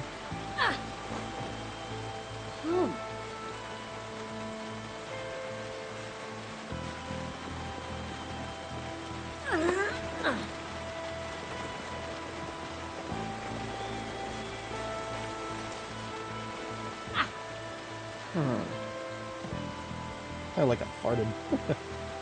Oh no, these are just regular zombies, but I'm burying them because I'm tired of waiting for them to decay. It's going to take an unknown amount of time for their corpses to go away, and they're blocking one of my parking spots. So no, we went out of our way to bury them. Speaking of blocking my parking spots, I can move these stop signs now.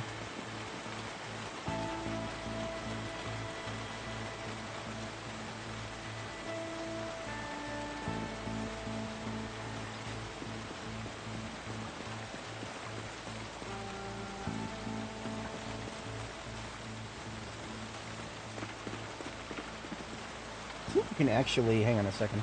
if I'm not mistaken. Sometimes you can actually put the floodlights directly on top of something like a street light. But I guess fossil thing doesn't count. I just like giving myself a little bit of room when I'm pulling into a parking spot. I don't like putting like containers or anything I could run into directly next to a parking spot. With the collision in this game, something silly could happen, and probably will. Murphy's Law and silliness. So if it can happen, it'll eventually happen.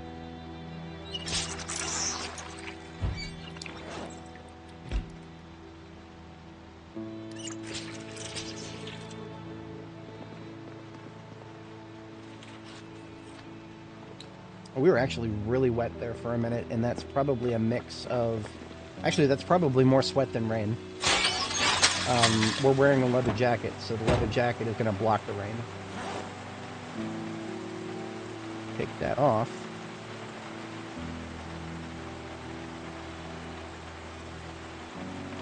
And we dry ourselves off a little bit. We actually won't get anywhere near as wet.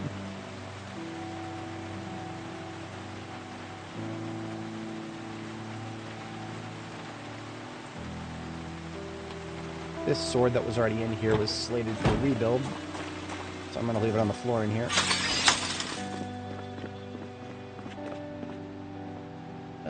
Next to the RTB bag, along with this machete that I found that is actually not in the best of condition. It's actually slightly better condition than the one I'm already rocking, so we'll put that on actually. And these two can go on the floor here with RTB bag. So next time we go back to Jericho, we take this duffel and the broken swords and we reforge them by fire be purged of all impurities. Alright, we're doing a vehicle part swap now. The difference between these two trucks is somewhat minimal, but this one here has a engine quality of 79, and this one here has a engine quality of 76. The 79 one has a 21% chance to fail to start. The 76, that is a 24% chance to fail to start. Damn, I actually thought that it was a little bit more substantial than that. There's actually not that. That's only like... That's like 5%, 6%. It's minimal. I'm not going to do a full part swap for that. Nah, we're fine. See, I've been on the lookout for a very long time for a perfect D6 with a light bar. Haven't found one, but we have found a perfect D6 without a light bar. That's this one over here in the corner next to the with the dirt under it. It was a wreck when we found it, but it had a quality 100 engine. You know what? There is a D6, a petrol D6. That's actually something I haven't collected yet, and I never even saw its engine quality. So you know what I might do? I think I'm going to do a patrol. I'm going to do a patrol, and we're going to get out and kill anything that bothers us. And we are also going to recover a vehicle, if it looks like it's something worth recovering.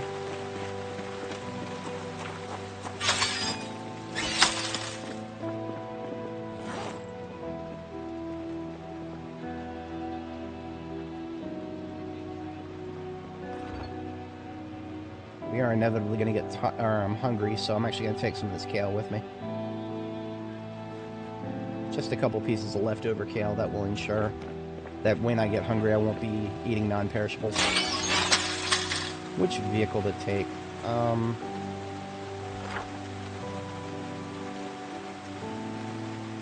could do a throwaway, but then I would be compelled to vehicle swap over at French Bread there, because I still have two vehicles here at French Bread that I need to pick up before the base is considered fully mothballed. Yeah, we're not going to do a throwaway vehicle run. We're just going to take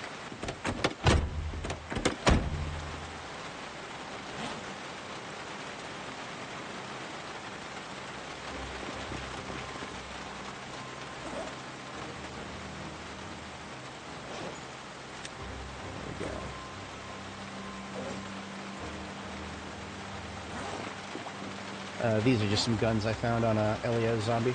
Leave those inside so that we have a trunk with plenty of storage space in it.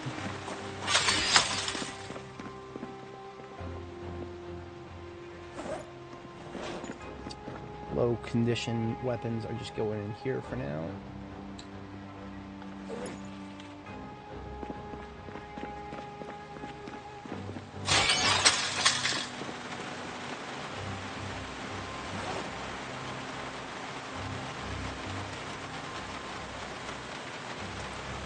There we go. So in case we need to, or in case we want to recover that vehicle that I marked on the map, we've got materials to recover it with. And if we happen to find some interesting loot on the way, we've got room to carry it. I do not expect to run into so much resistance that I'm going to need my ammo van, or my ambulance rather. The ambulance is my heavy combat van, which means it usually stays with me in Louisville. But right now we're driving down roads that just need a patrol. And patrols, if I need my combat van, my heavy combat van for patrols, then we've failed at something, logistically speaking. This is what a patrol should look like, where you just get out, kill a couple of dudes, pops.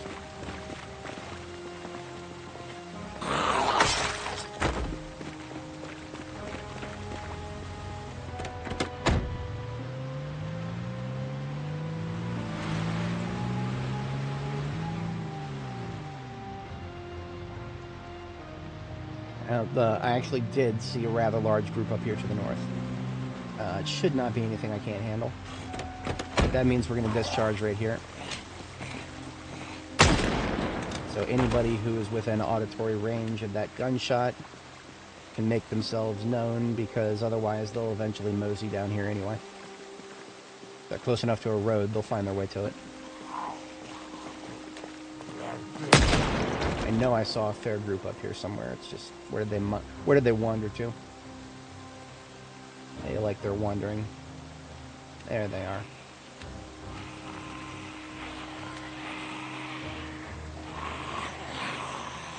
See that guy up there to the north? He has no idea where he's going. He just heard a noise and he's going.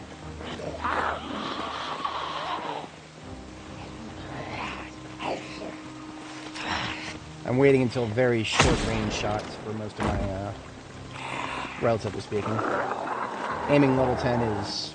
You can almost ignore light rain like this, but ammo is finite. Why would I do that? I'm going to get the most out of my bullet, or I'm going to not discharge it.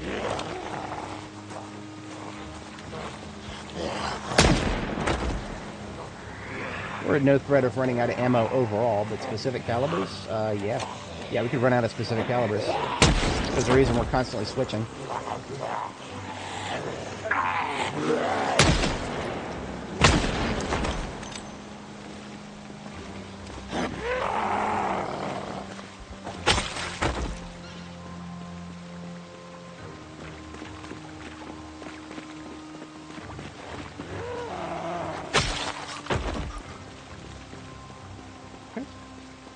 Less than I expected, and I'm perfectly okay with that.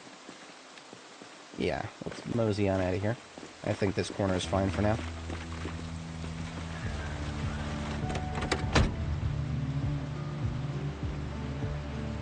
Of course, the moment I get in.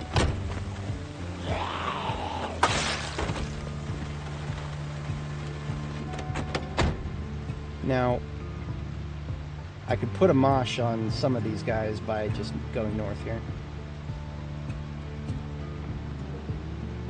That guy was kind of a one-off, though, isn't he? He wasn't even going for me. He's trying to go around the corner. He's trying to go around the corner. Of course he is. Now he knows we're there. Alright, we're done here. I don't really care about, like, a single 2 or 3 zombies on my supply line, but anything that could, especially like a fast shambler that would be stuck in the middle of the road, they're harder to dodge, so yeah, I'll get out and kill them as often as I can.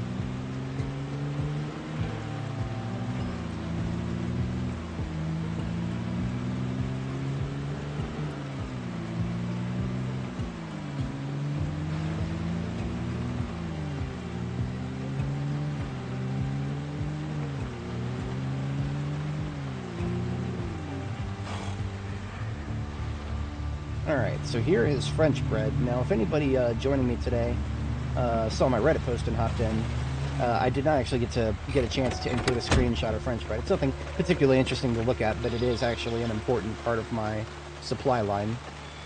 But it's also getting mothballed at the moment. We're in the process of mothballing it. And that means that anything that is not just sort of a long-term deposit is being extracted from it and moved to a more relevant location. I call it French bread because this is just a massive bakery slash grocery store of a French variety. Yeah, lots and lots of stuff here. And this is one of those places where I just went to the roof and put some bare minimum stuff up there. All the essentials.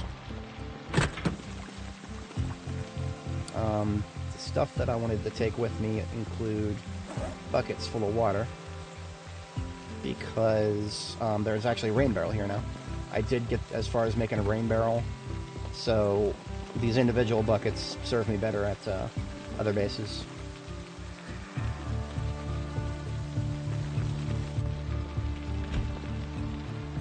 And I don't think there's anything that I would care about. I will take that apron though. Yeah, all of this non-perishable stuff, those are my long-term deposits. I am in a precarious situation right now, actually. Carrying a pail of water in both hands means that if a zombie grabs me, it's not good. I'm very overloaded. I'm not extremely overloaded, but very overloaded basically just gives the zombies a free hit. So don't ever do this, what I'm doing right now, carrying things in both hands. Don't do that if you have any sort of suspicion there might be a zombie nearby. It is a hubristic level of confidence that I would do such a thing right now. But yeah, the last thing we need to extract from this location are just these two vehicles. Both of them with the light bar here, the ambulance a little trashed up, and the D6 there. The D6 with the covered bed, I don't like those very much. They're basically just ambulances but less efficient. Or like, vans but less efficient, right? Because of the covered bed, that's more surface area to bump into zombies and lose storage space in the trunk. But you don't get the bonus of having an accessible trunk like the open bed design does. And you don't get the trunk size of the, actual proper vans. So it's really just the weakest of both worlds there. One of those vehicles I would probably never use full-time with any amount of seriousness. But when they got light bars on them, I'll collect them. I think that's literally what our destination is here. I think we are going towards a vehicle that has, now it may be a standard. I don't remember actually. All I remember is I marked it on the map, and now I want to check it out. I think it's on the other alleyway here. So we're in like the far north corner of Louisville. Yeah, okay, it is a covered bed D6. It is, oh, I marked it as a petrol vehicle. It's actually a lumber vehicle. I know that lumber vehicles have light bars on them, but okay. Ooh, this is Kitten Knives right here. Kitten Knives.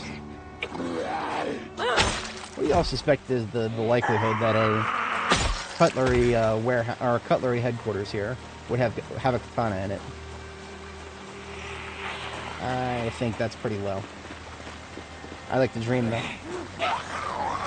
610 odd something hours on this character, and no sight nor see, no sight whatsoever of a katana.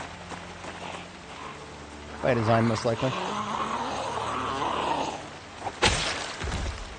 That is a purple crash helmet. I'll take that.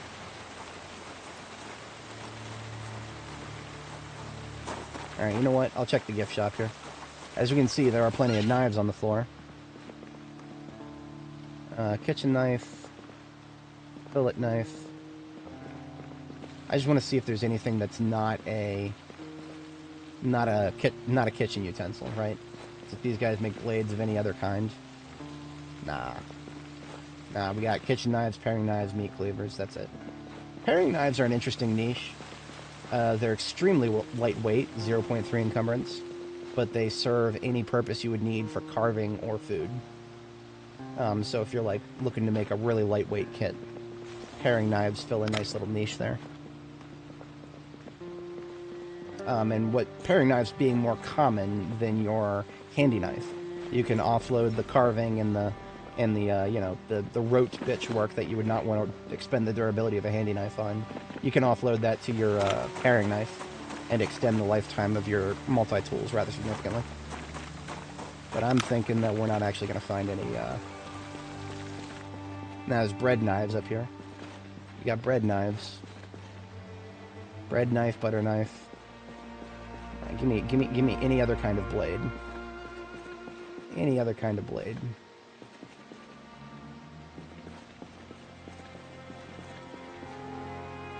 Sushi knife. You know what? Just because I don't have one, I've never seen a sushi knife specifically before. So we've added something to the collection here.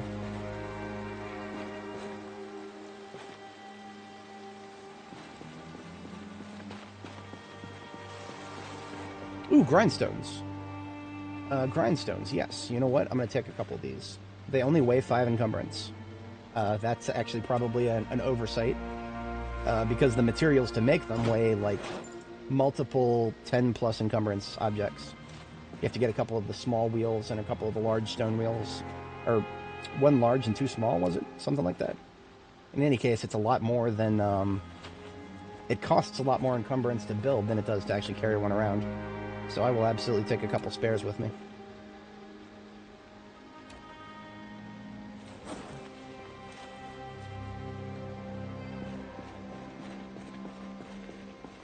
This is an example of what I was talking about earlier, right? I'm inside, tight quarters, I'm looting. I've got a bag in my offhand, and I've got a machete in my main hand. With the machete, I've got the damage of the sword, just without the range, but also the ability to use it one-handed effectively. Little meat cleaver blades. No, I can make those myself. So I didn't find what I really wanted, but you know what? It's not that bad.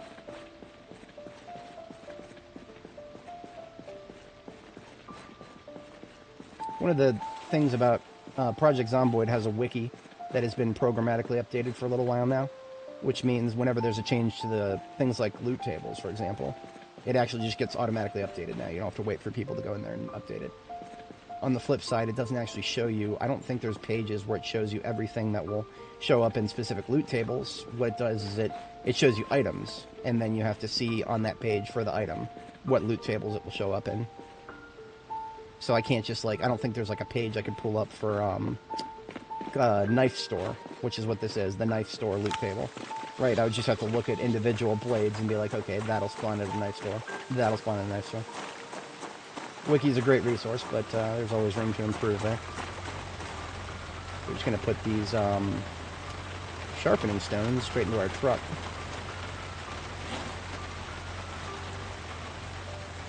Alright, you know what? Just because I brought it up, I would like to check the loot table for katanas. So if we go over here to PZ Wiki, and just do a search for katana.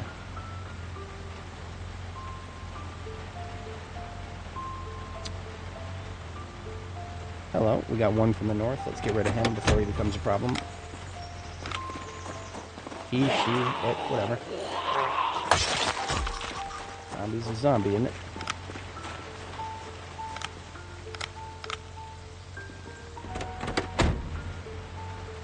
Alright, containers. If we sort by effective chance... Wow. Pawn shop.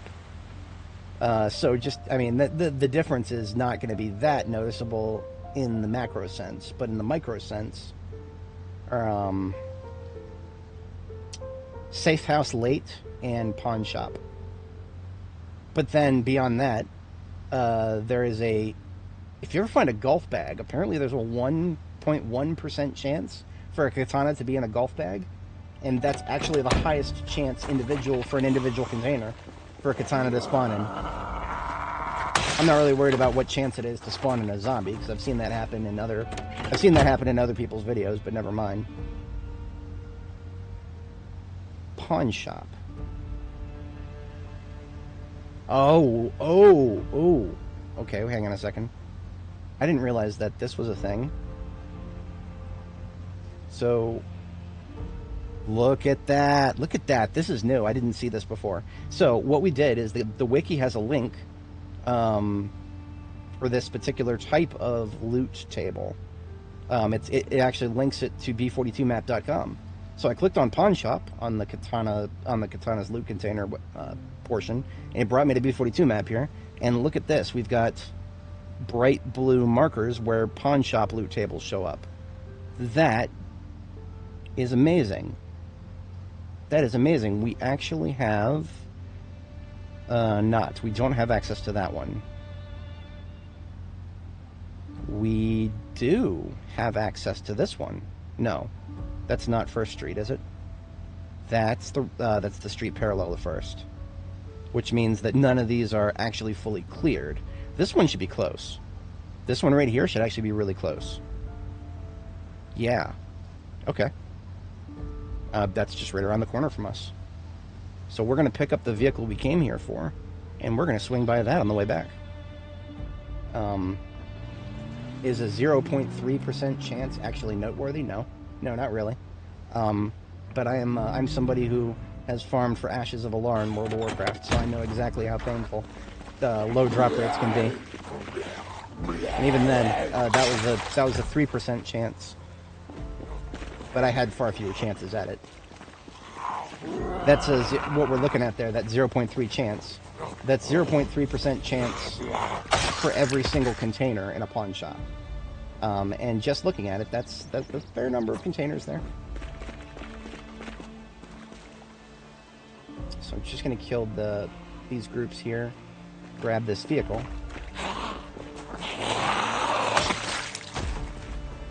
Hang on a second, let me check the engine. Quality 81. So it's not perfect, but it's actually better than all of my open bed D6s right now. So we grab that for both the aesthetic value and the 81% engine. That's not bad. Not bad at all. We've got to be a little faster about this.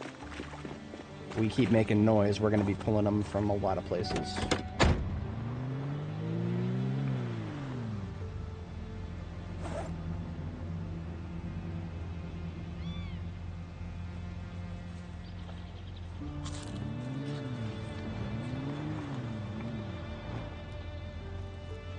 Oh, that guy wasn't even going for us.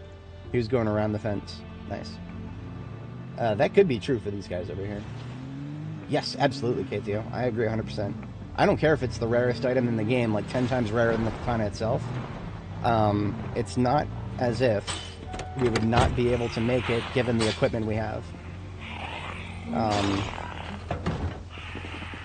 The humble residents of Nihon were able to make those things with a lot lower tech than what we have, so it's really a question of knowledge more than anything. So you put that knowledge somewhere, and it makes perfect sense. It would probably have to be more than a magazine in real life, but in this game, you can condense anything into a magazine.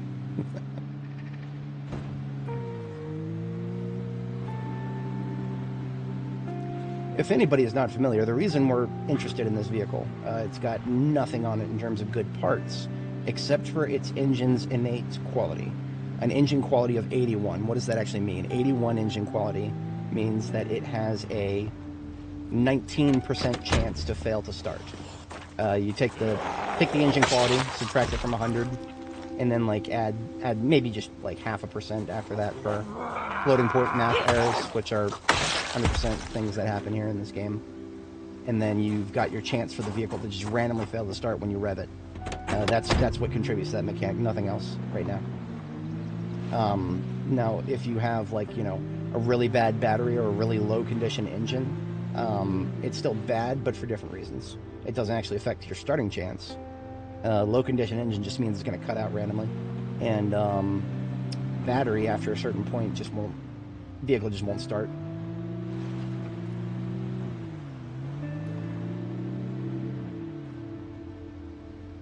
I didn't go far enough here. Yeah, I didn't go far enough at all. I'm going to swing this around here. Yeah.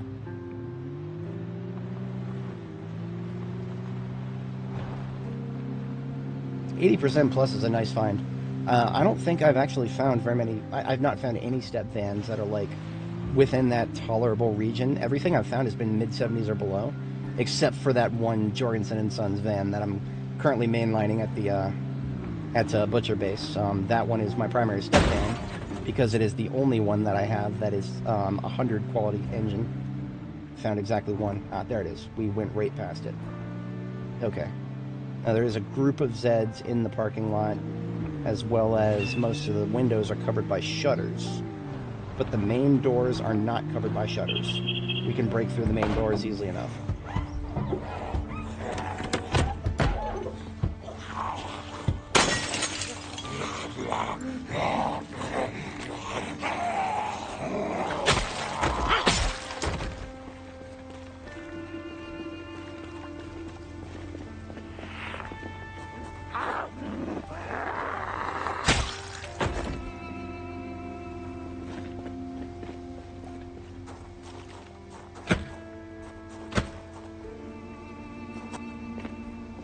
Back alleys are terrifying for their exits.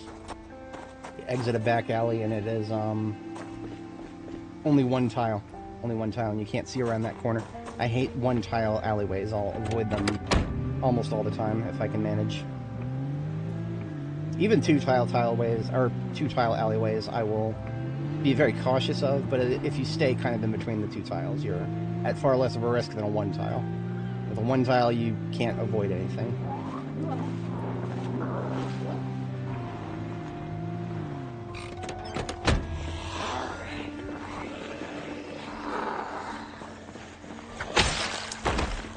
Hey. Yeah, that one decided to go straight for the driver's side door. Even though we got out a minute ago. Take this way, please. That's right. On my road. Hey.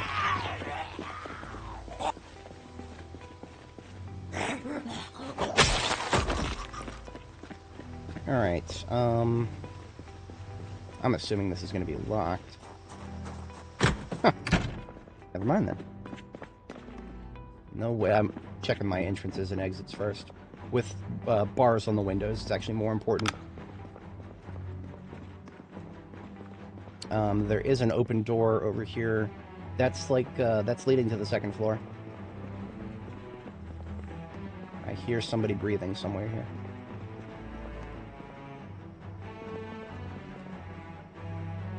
I think that's upstairs.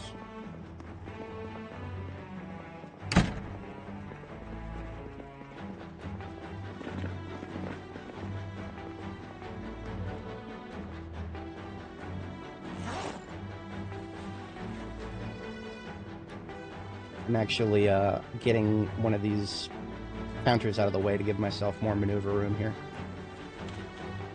I sorely dislike it when certain buildings have counters blocking a movement path, because we can't vault counters. We should be able to. There should be nothing preventing my girl from just jumping over one of these counters. Zombies too. I mean, these counters should just be glorified low fences in my humble opinion. But until they become such, we get them out of the way. Now we've got better freedom of movement here. Lots of random stuff. Lots, as to be expected from a pawn shop.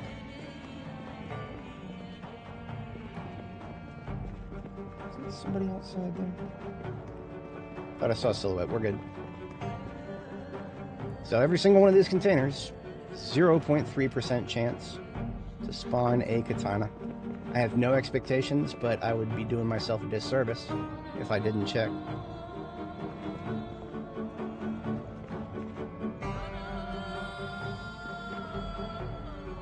It's another black electric base. I have only ever found those in Louisville. Ooh, box of batteries. Yes, please.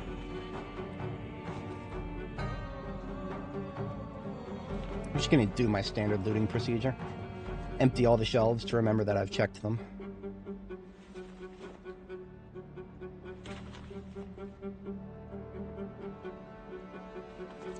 I have not cleared... I've done like a very small amount of exploration in Irvington. During our like part one of this character's journey, we actually got a good vehicle and we did a map tour. And as part of that map tour, we stopped by Irvington and picked up. That was actually where we found our first ambulance, was Irvington. But more importantly, we stopped by Irvington and acquired a trailer. There's a trailer shop there that spawns decent condition trailers. So we got ourselves a trailer. Yeah, there is that. We actually did spawn quite a few Zeds, survivor zombies. We spawned quite a few of them in the early game, but they only had the loot tables of early game, which is why we're probably one of the reasons we're currently struggling to find the last volume of Longplay, because the chances for that is much higher on a late game loot table. Because the survivor, whether it's a building or a zombie, they're divided into like early game, mid game, late game. We've been in late game for a very, very, very long time now, but the number of new things that we've uncovered while in late game have actually been kind of low because of our initial map exploration. Ironically, the initial map exploration was to make sure that not too many buildings were looted and trashed.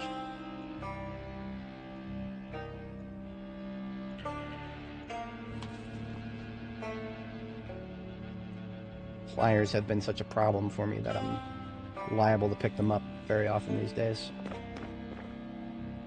See, these containers right here that have like blades in them, I feel like that was probably our best chance.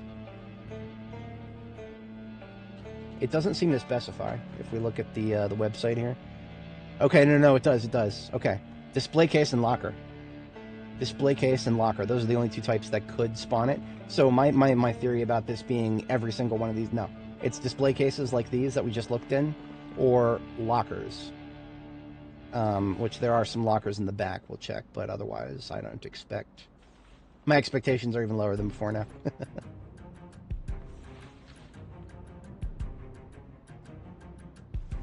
Military boots, a fresh pair.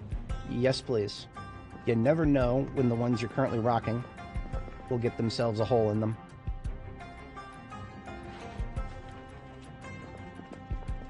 Oh, absolutely, yeah. I can understand why they wouldn't do it yet. A lot of people struggle to survive, but I think players' average survival rates will start going up tremendously once NPCs are added to the game, because if my understanding is correct, all the zombies that we run into out in the world, if we run into a sufficient number of NPCs as well, then the zombies will not always be immediately going straight for us. I have a feeling that there will be, like, the number of survivors we run into will probably dwindle rapidly over time. And that's just the lore saying that right there, because the lore is 28 days into the apocalypse, 95% of humanity is dead. This game's lore is pretty dark, so we don't have to worry about too many people in theory, but if and when that becomes a thing... Okay, here's a door we need to break down. That's why I have the hammer in my hand. Before I get started with that, I'm just going to check these bolt cutters. Electric guitar, yet another one. And another pair of boots, except I don't have room. Let's get a loot bag into the trunk.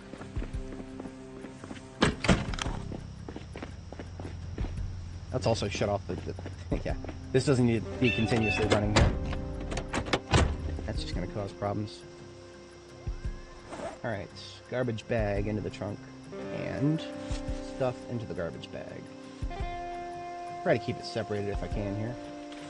We want furniture and wearables and decorations in one bag.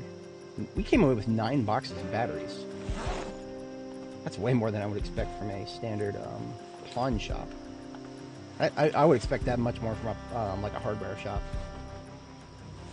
I feel like we don't actually get a very realistic number of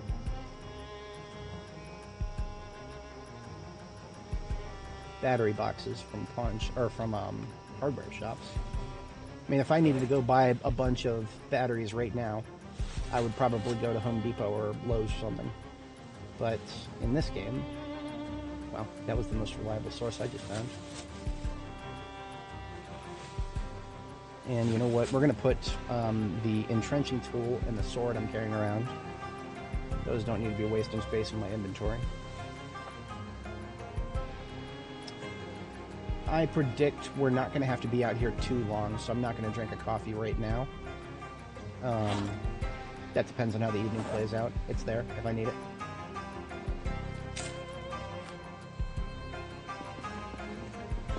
Alright. Oh, you know what? Look at that. Oh, holy shit!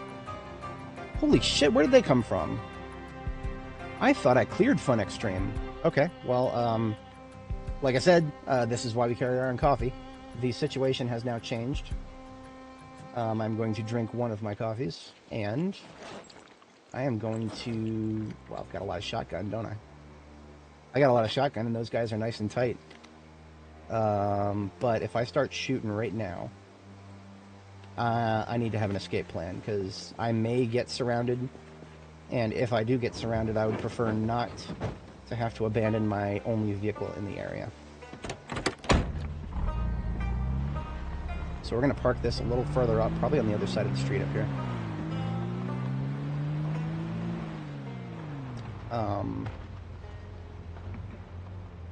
Okay, I understand this area a little bit better now.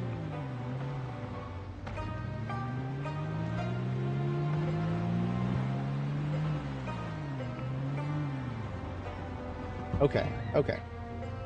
I think we won't get too much action from our rear here. I've actually been inside of this. This is like sort of a high-class club over here. A little bit of dance floor and whatnot in it. I've been inside that building. There's nothing left in it. The inn right here, I've made sure that it's been spilled.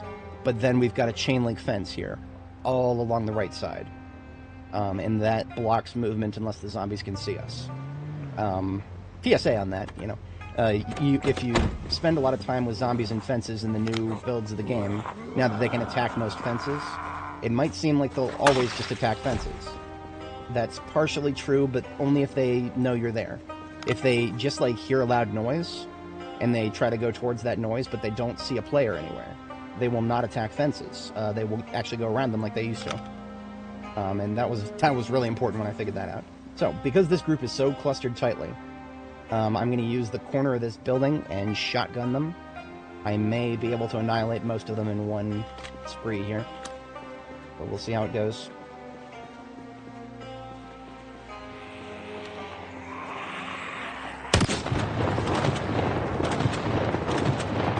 We want to use the shotguns, or we want to use our flashlight as sort of a rangefinder for the shotgun.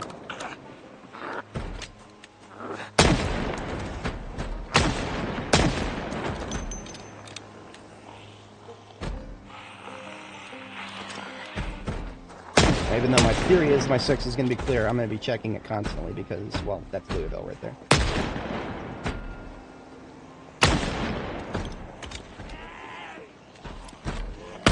One of the only reasons I feel comfortable doing this is the simple fact that this building that we're next to has no exits beyond that one door right there.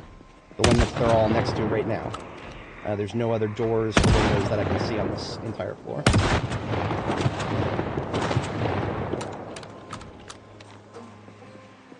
That said, I'm hearing sounds in a lot of directions. And I don't know if it's reverb, or if it's somebody on the other side of this wall right next to me. I don't know.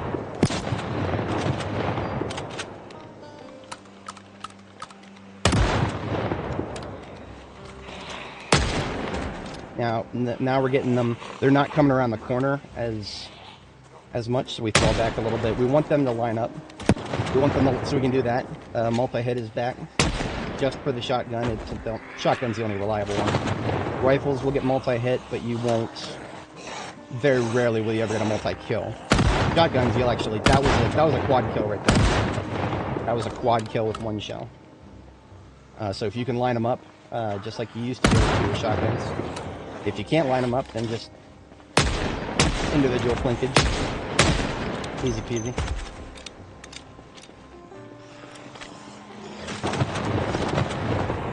I did not... Okay, so I think what's going on here is that most of this building that's right next to us, the wall that I was talking about, I think most of that building hasn't spilled yet. So we're basically clearing another Louisville building here. Power of this wall.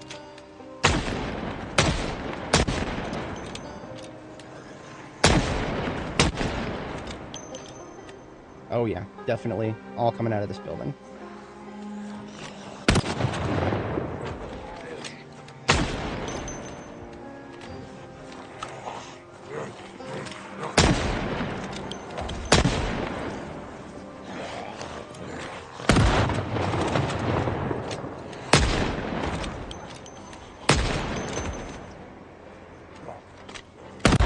What I'm doing right now, I actually, just in my current experience, I wouldn't recommend going for it until aiming level 10. Just because of the sheer difference. I didn't notice it anywhere near as much. Like aiming level 9, aiming level 8, they all kind of felt the same at first. Aiming level 10 was a paradigm shift. The number of guaranteed kills whenever I clicked ahead just seemed to skyrocket, relatively speaking.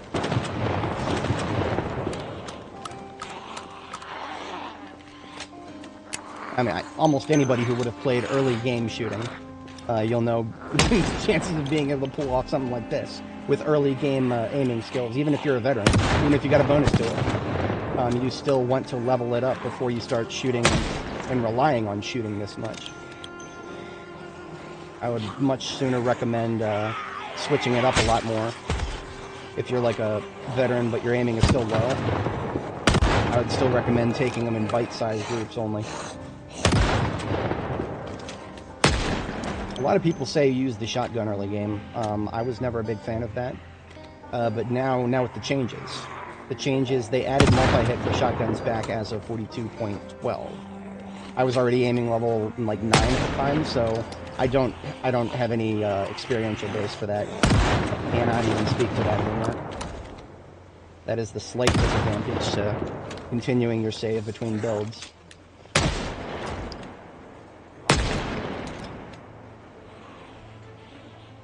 I need to do an ammo check. We've got about 40 shotgun shells. We need to start switching it up here.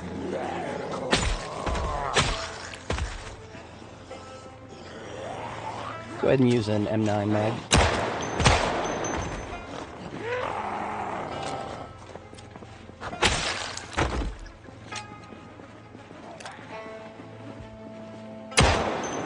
Minute? What happened there?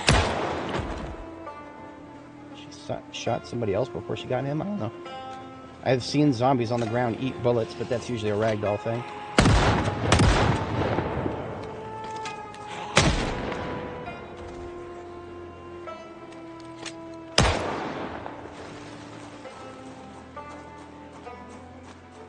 Let's ammo check the M9.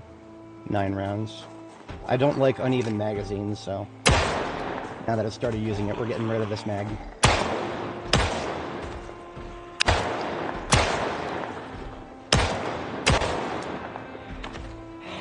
Not very efficient, but 1 round left.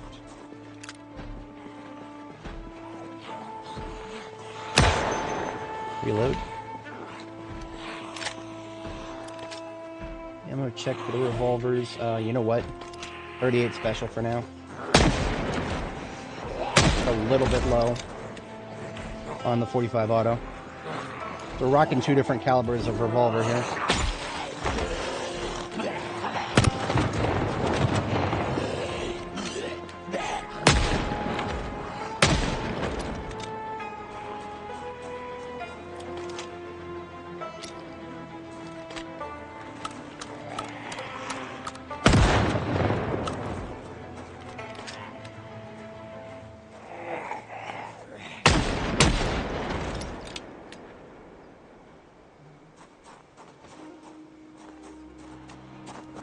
See, I keep hearing sounds that sound like they could potentially be coming from behind me, but this game's actually got a relatively decent, whatchamacallit, reverb effect.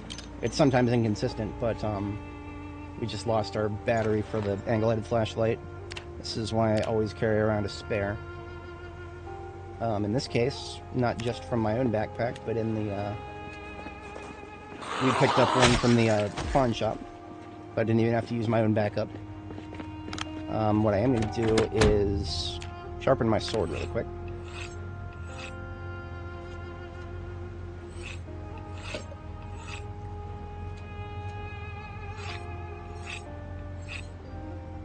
I predict in the future what they might do is make it so that in order to do certain things while you're driving, it'll have to be like a whitelist. So only things that they specifically allow you to. Right now, I think it's a blacklist. Anything that you could normally do, you can do while driving. Up to and including ridiculous things like sawing logs. The fact that they haven't done anything about that tells me they're probably just holding out on adding some sort of black or whitelist feature.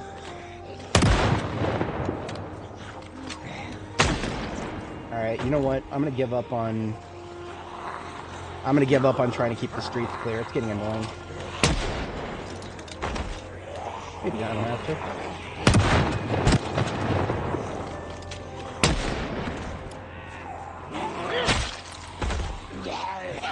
Whenever it's all slow shamblers, you can control their movement very easily like this. But then you get the fast one coming out of nowhere. And that throws off your combat flow. And when that happens in a place like Louisville, I'm just like, nah, fuck it, I'll just keep shooting.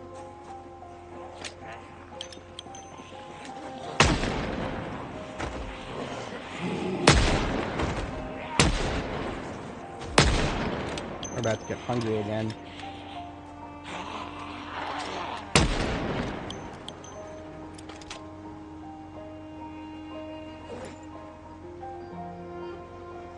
Okay, 38 Special is still our most plentiful cartridge here.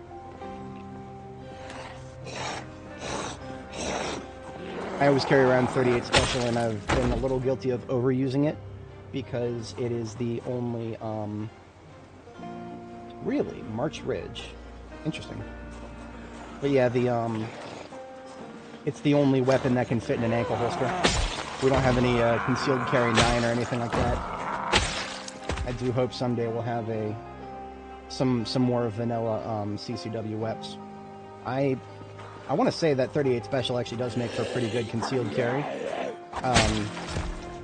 Probably because you can fit I mean, this one, the M36 here, 5 in the cylinder, and it fits in an ankle holster. That's not bad at all. But a lot of people, even back in the 90s, if they were going to conceal carry, they would just do 9. I mean, I'm no expert. I didn't conceal carry back in the 90s. I was playing Nintendo back in the 90s, but one look at Wikipedia and you can see how things worked. It hasn't changed that much. I was actually looking at weapon attachment rails and how they evolved. Back in the 90s, it was not as standardized as it is today, but it was still... I think the game's doing an alright job with firearms right now. Hello. Okay, we're okay. Just panicked. I didn't hear her until she rounded that corner. We're going to have a bite to eat. We're going to put the mask on because we're actually getting sick right now from all the corpse. Too much corpse.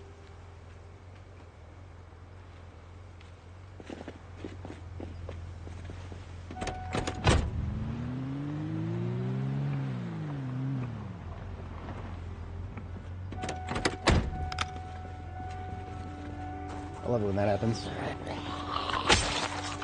Would you guys be able to tell if I didn't mention it that I left my door open? Sure, it sounds like I did, but it doesn't look like I did, but the door's actually open.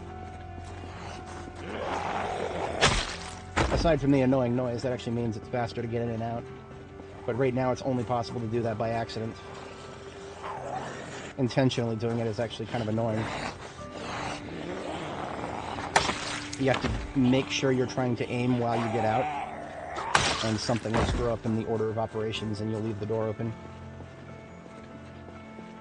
Yeah, there's no... I cannot treat this open door right here. I cannot treat that as secure ever. It's going to be a while before I could... Yeah, no. They're just going to keep spilling out of there until I kill the entire building, which I thought I had already, but no, not this one.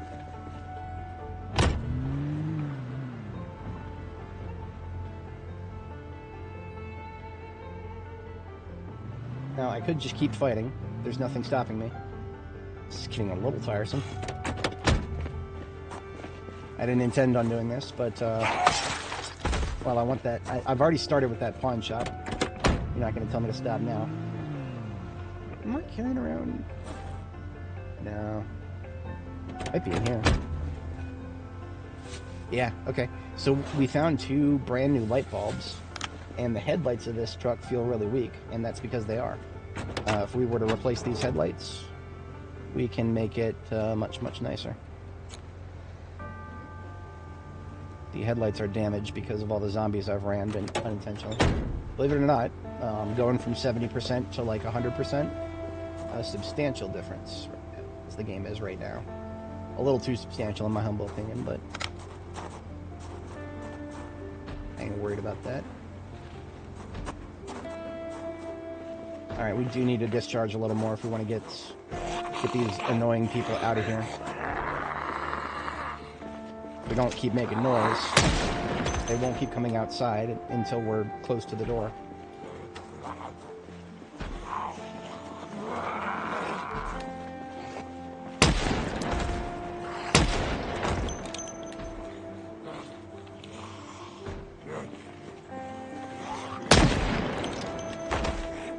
Oh, no, that's good.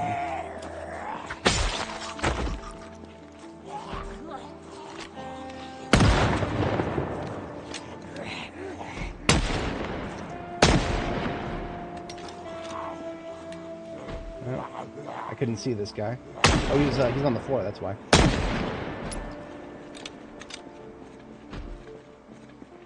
Okay. After all that noise, we still don't have them coming around this stupid corner. I think this building's, at least its first floor, is more or less empty. It's probably stragglers. I can already hear one, but that's fine. I'm not worried about stragglers. I'm worried about massive groups rolling out on me while I'm trying to loot a pawn shop over here. All that has been sorted.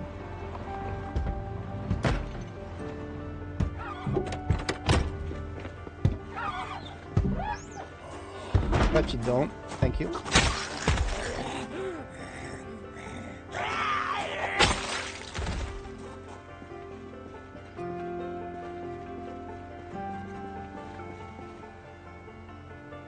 A couple of vagrants to the south. I don't think they're aggroed onto us. A couple light bulbs right here. I'm just going to steal them right now and get a new pair of headlights for this vehicular device we're picking up here.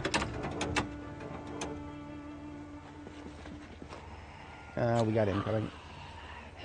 Can I kill her without removing the vehicle UI? I think I can. Yeah. I shall not be distracted. That's a whole nother 2 seconds to open the hood. I got time for that.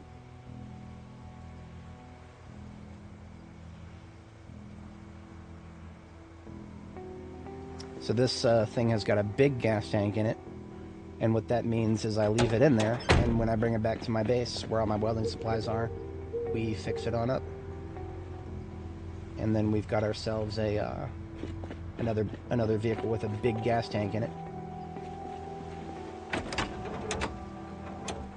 So I put that car battery that I brought with me in there,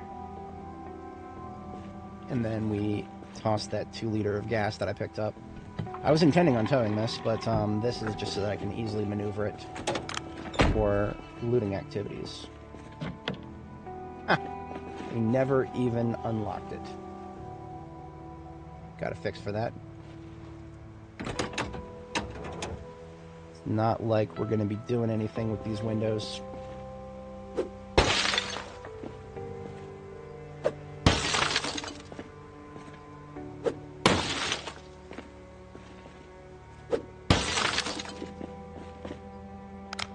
Does make noise, so quick permit. We're good. Yeah, we got Sally down there. She only just noticed us thanks to that. Hello. We also got Fred over here. I didn't notice him until the last second. Always. I don't know if I would call it noise discipline. Noise awareness. You don't have to. Noise discipline is, you know, that's for the military. Just be aware of your noise, that's all you need.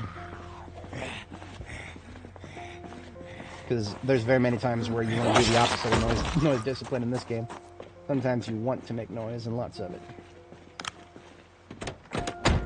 Any keys? No keys. That is A-okay.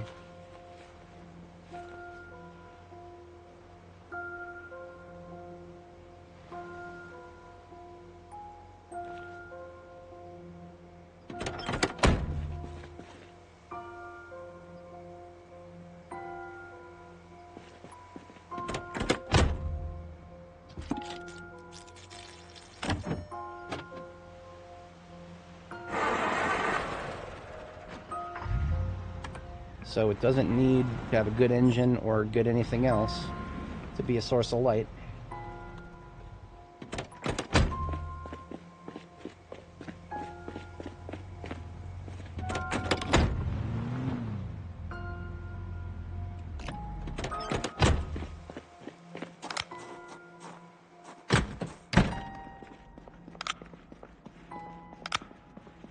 You know what? This whole place, I don't think there's actually any snacks in it. I don't think there were any snacks.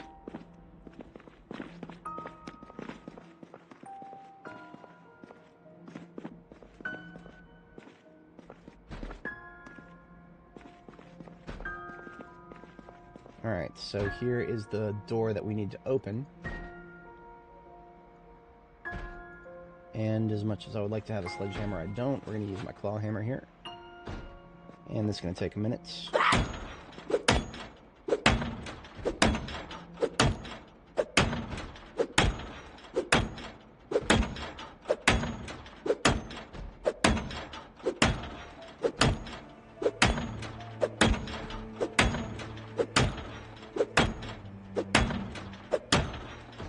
It's about 20 hit for a claw hammer at short blunt 10. So I'm hearing footsteps on gravel. So there is somebody actually right outside of me right now, but in order to get to me, they've got to hit the back door or the front door. This is why we check our entrances.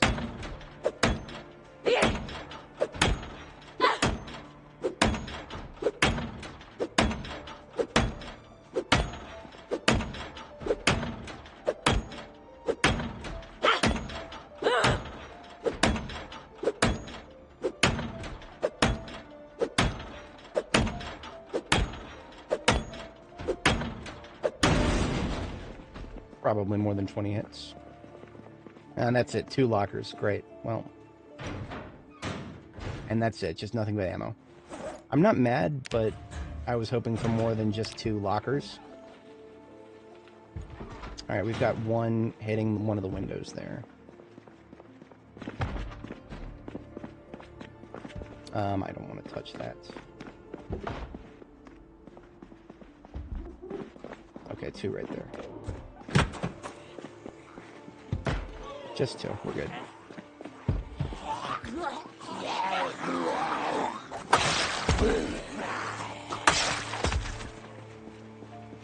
Do a perimeter check. I'm pretty sure that the upper floor of this place is a completely separate building. We could verify that. It wouldn't hurt us.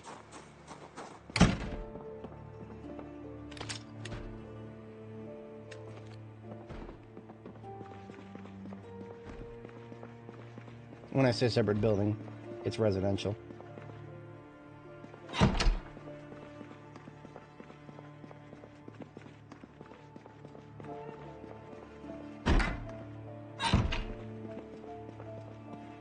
Yeah, all residential. Just looks like 3 flats. The fact that it had a separate entrance. 4 flats. This doesn't count as a locker, does it? No, there's never anything in these when it's a residential loot table for some reason. If it's a military loot table, yes, there will be things in this type of container, but nope. Even though it is something that could technically qualify as a locker, more like a foot locker, but still.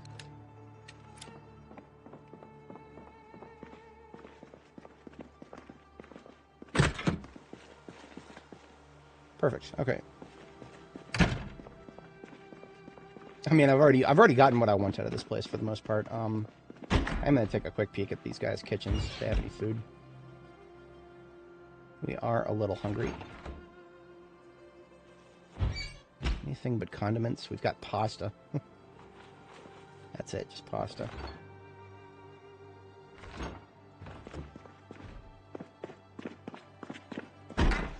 We definitely stayed out here longer than I was expecting. Yeah, 100% residential here. Here we go. We can have soda. We can even have beer.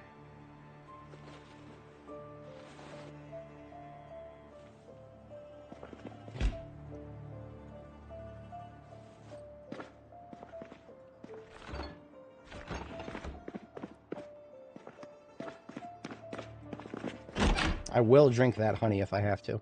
I'd prefer not to, but we'll do what we got to do to shut the hunger up. We don't want to get too hungry in a place like this.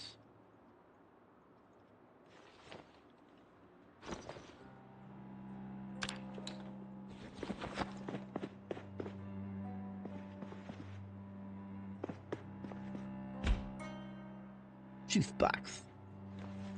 Gotta have a juice box.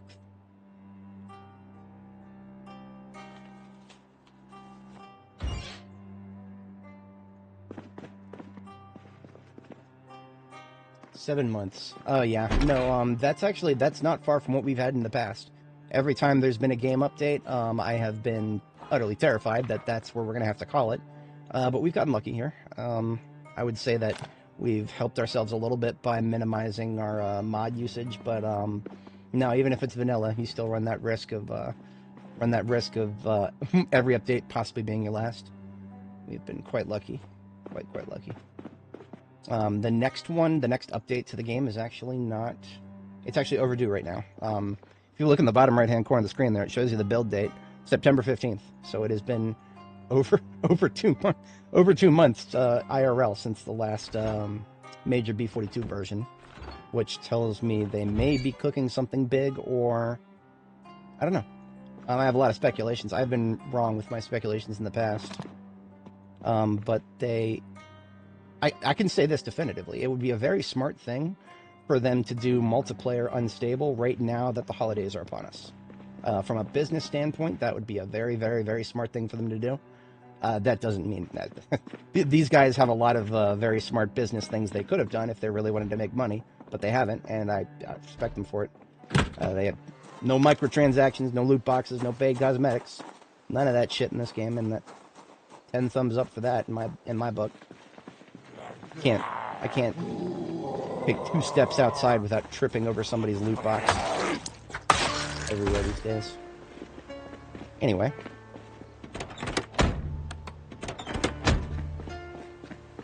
We will pick up some of the loot that we grabbed, but I don't see too much that I actually wanted from this place.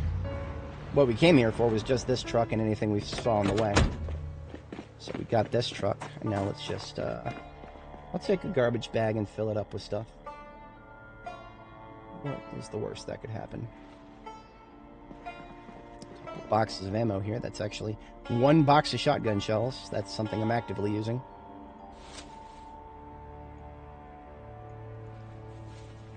There was some military gear, but we've got some of that all over the place. It could be, yep.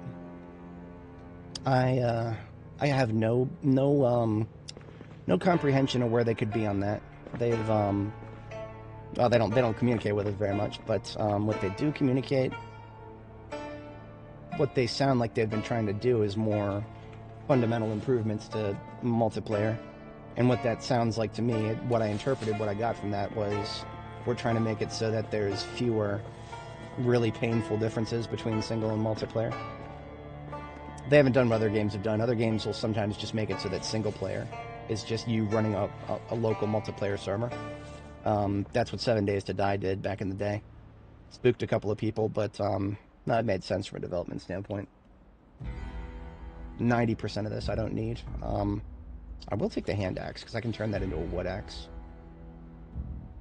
Instruments, I've got 1 billion at Riverside.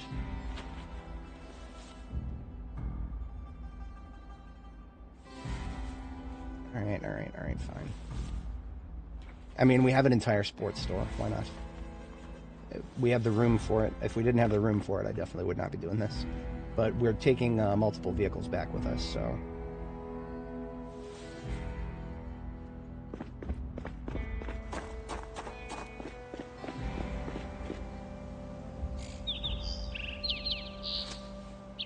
Oh, we actually filled up the trunk completely with that. Like, exactly full. Perfect. And this one has got maybe a small amount back here. Oh, it's almost all full of construction materials. You know what? I'm perfectly okay with that. There's not a lot left inside that I actually care about. Let's just dump the trash. And... We have a small amount of room. I'll take a, there was a little bit of military gear. Why not? Less than 10 encumbrance worth. We'll take that.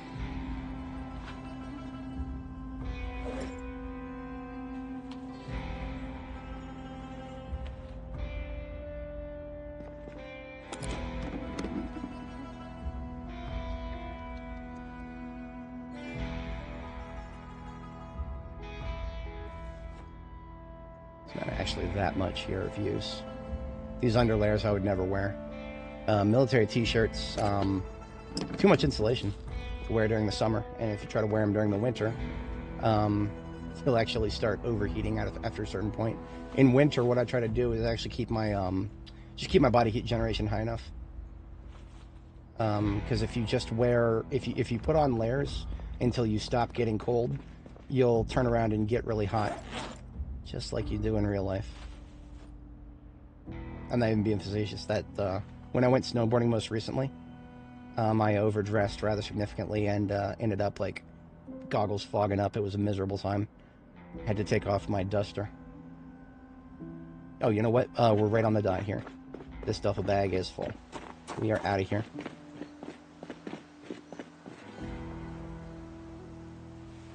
I do have another cup of coffee, but we are done with all the killing. We're done with... We've wiped out this building here. It was a big one, but we got it wiped out.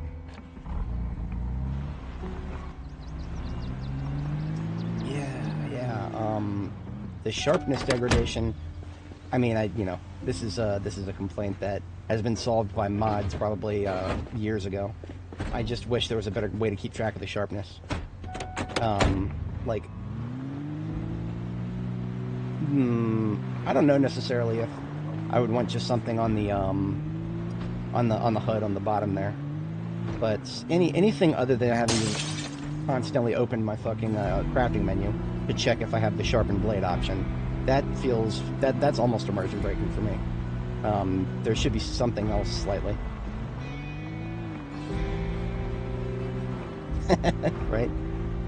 I try to wear right now my kit is got it's light on the insulation as long as I'm not doing too much heavy duty work, but there's stress points like the neck, the head, the hands, and the forearms. Those are always going to be vulnerable unless you're willing to take a combat speed reduction of significant effect and a whatchamacallit, massive discomfort debuff.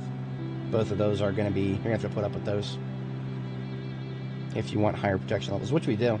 That's why I keep in my combat van some extra armor pieces that I'll wear if I have to go, like I did inside the Grand Ohio Mall. I was wearing them there. It's miserable, and I recently learned that discomfort actually has a very, very strong, measurable, objective impact on your passive stamina regeneration, to such an extent that if you just fight normally, like you would without the heavy armor, you'll exert yourself like 10 times faster. Without heavy armor, I almost never exert myself. Like I can't remember the last time it happened without either sprinting or wearing heavy armor. But one of those two is that'll burn you quickly. We don't have to go too awful far with this. It is we're already at the halfway point here. Yeah. I mean, the devs are on a spree of adding whatchamacallit, wheel-shaped menus, right? Like if we hit V, we get the little menu wheel for the vehicle. They want to do that to add controller support, move the game away from right-click menu dependency. I have no strong feelings about that as long as they don't completely kneecap us keyboard and mouse users in the process. They're not kneecapping us, but they have inconvenienced us. I'm not a big fan of what they did to menus, inventory menus that have interactables. They're at the bottom of the fucking menu now for some reason. There was no need for that. There was no need for that, and now they're reordered. They're reordered so that they populate left to right. Also just a silly little thing. It just makes things less efficient, because why do I need to wait for a button to move so that I can click on it? That's the reality right now. I should have done the other turn, but that's okay. I bring that up because, you know, give me a radial. I can just hold down a button like this one, and just all of my gear items will pop up on screen. Or maybe just like, so I hit this, and it shows all of the layers that I'm wearing, right? And then I mouse over that layer, and it'll show me all the stats. As just like, this is just a way of, quickly visually inspecting what you're wearing. That absolutely, it's not outside of the realm of, immersion for the game, what the devs are kind of going for there. It would be functionally no different than opening the inventory drop-down like this. But the inventory drop-down takes way too much of the screen. So that would be an amazing QOL right there. I would do that in a heartbeat. Or I would be in favor of it in a heartbeat. So we've got loot to empty out of our fire truck here, as well as the lumber truck, but the lumber truck we want to repair. If anybody is joining us, if anybody joined me from my the post I shared on Reddit, this is the first base in the screenshot here, because it is the current field outpost we're rocking. I designed it. I like to design my bases these days that I can drive right through them. I have not quite yet had the courage to sledgehammer out this other wall. At some point I feel like I might, but that would be after I clear out both of these apartment complexes completely. Otherwise, I much prefer having that entire side of the base be completely invulnerable.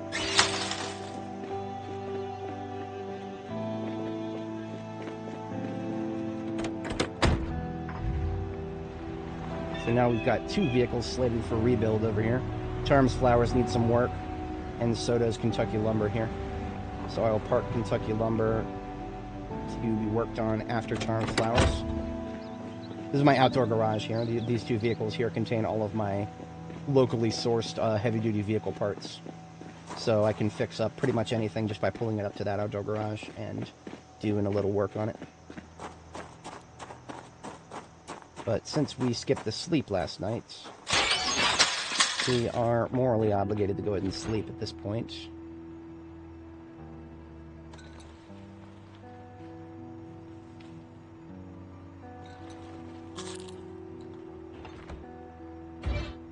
Now that we've gotten a bite to eat, I'll tell you what, I'm going to do laundry while I sleep, seeing as we actually have the ability to do so now. Had some rain recently, so we can actually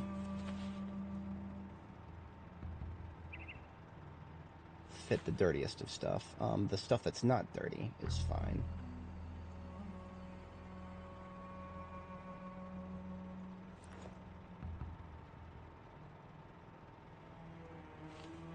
There we go. Doesn't have to be everything. And this is why I'm happy to find another... we found a bunch more military boots. So I can just put one... I can put a clean pair on while the other's in the wash. From the main sink, we don't have enough to do laundry yet. From the main sink, we'll leave that as is. We do have some buckets over here.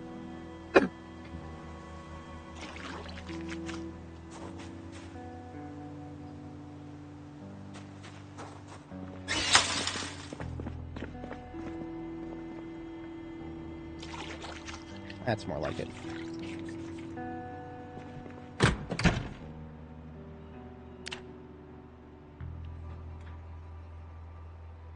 Now, because we didn't have a lot of water in the circuit for the laundry machine back there, it may have underwashed things a little bit. I do believe it uses less water than hand washing, but it still uses a fair amount. I'm not 100% on that, actually. Yes, yeah, see, the elbow pads are still just a little bit bloody. Like a very tiny amount of bloody on the elbow pads. Everything else is clean.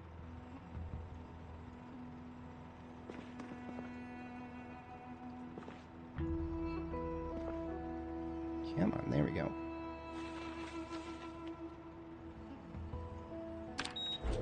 And while those are drying, I've got a little bit of loot sorting I can do.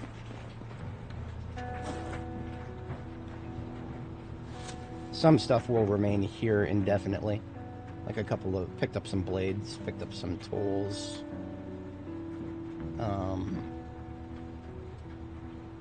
like having batteries at all of my bases, but I've already got 2 whole boxes here. So a lot of these batteries are slated for return to base.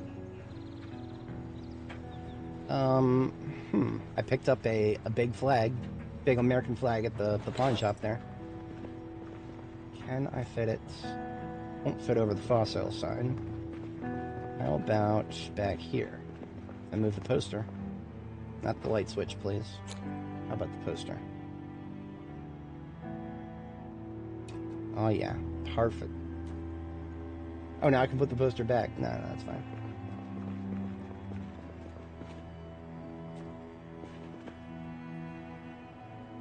And now everything else in this garbage bag is, yeah, going back to Jericho, which means it stays on the floor here with everything else that goes back to Jericho. Yeah, the tactical elbow pad. That took us a while, actually. The tactical elbow pads, we located them at some point, and then we located a whole bunch right afterwards. That's how that played out for us. We had none for so long, and then we found many all at once. I feel like that is something that's going to happen to me again in the future.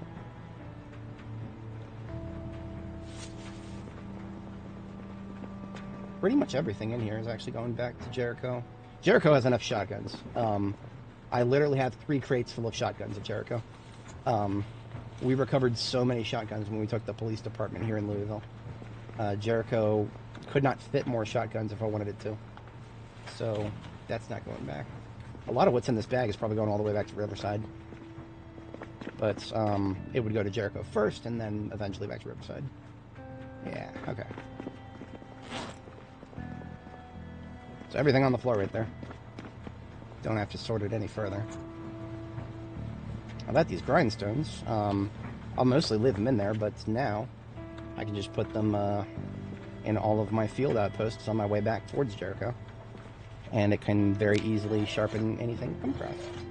Yes, I want the SWAT vest. It's the frickin', I did not know there's a toilet statue. But yeah, SWAT vests are actually one of the rarest things in the game. Because they only spawn in... Well, there's an extremely low chance in a, whatchamacallit, in a, an extremely low chance of a SWAT vest in, like, a survivor house loot table. Beyond that, you're looking for, you have to look for the SWAT van itself, which I have not seen anywhere. All of Louisville that we've cleared so far, not a single SWAT van. And all the territory we've explored throughout the map, nope, none of that. Unfortunately.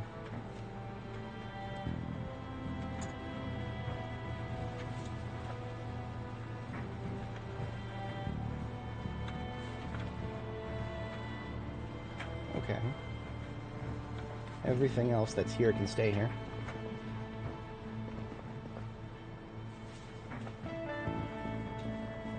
Duct tape and twine for bomb making purposes. If anybody's not familiar, pipe bombs are currently my favored weapon of mass destruction against zombies. You require glue and duct tape if you want a remote detonator on your pipe bombs. I generally don't recommend throwing them. Comedically rare, 100% accurate. I agree with that. That is a lot of never finding them is what I've done. A whole bunch of never finding none of those.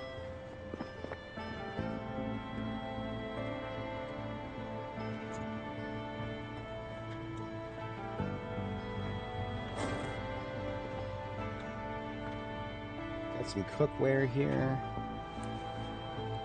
And some small form foodstuffs. Whenever I do a field base, I usually just do the kitchen separated into like 4 containers here. Not the best sorting system, but on the farthest right I'll get cookware and water containers and whatnot, and then small form food stuff, and then magazines and stress reduction stuff, and then pretty much everything else over there. The only difference about this area is over here, this is a bomb making area. So these duffel bags have got tools and then extra supplies. These are the bullets I'm currently harvesting for the gunpowder.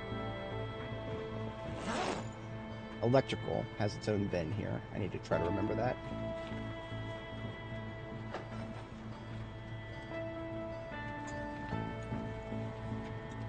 Got a 1911 magazine. We're up to 34 of those.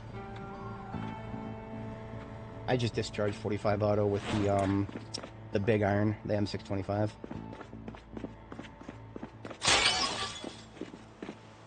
Some of the boxes of ammo we've picked up, like these shells for the shotgun, go into the ambulance, which is our main combat vehicle. Same with 38 special, 45 auto. The remaining boxes of ammo we picked up. Actually, we should have just opened one of those 45 autos.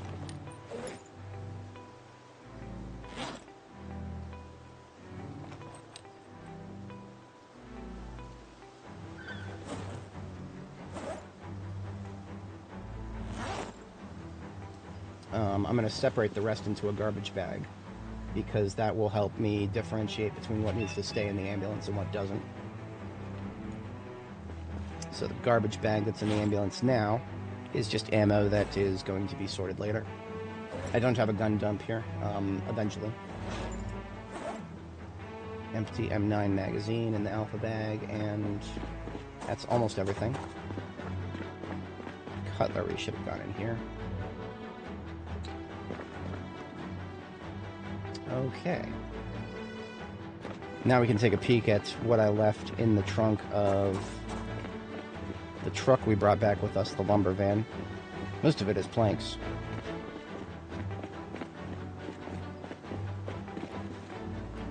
Saw blade, large handles, some tools.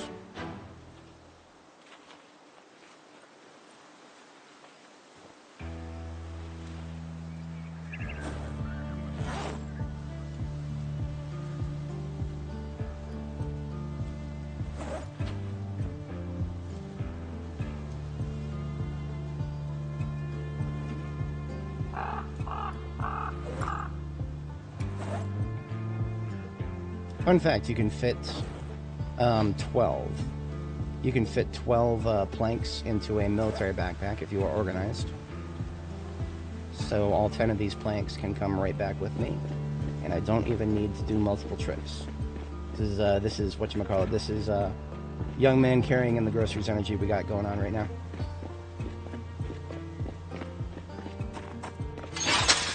Everything at once, or die trying. Almost everything in this bag is gonna go back to Jericho, with the exception of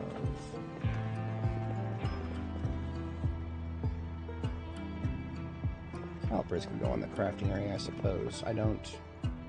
It's TBA as to whether I will build another base in Louisville with a forge in it. Right now, the most conveniently placed one is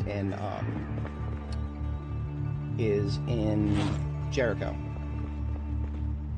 But Jericho is on pretty much the western side of Louisville. Let's take another look at my map here.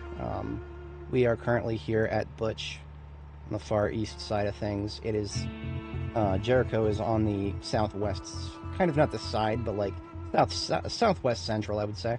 So we've got Iroquois Park here, and then it's at the southwest corner of that. We have not done much exploring down here, but we want to. A 1 in a million apartment complex safe house. We looked at the code at one point to see exactly what the criteria was to make it possible for something to be a safe house like that.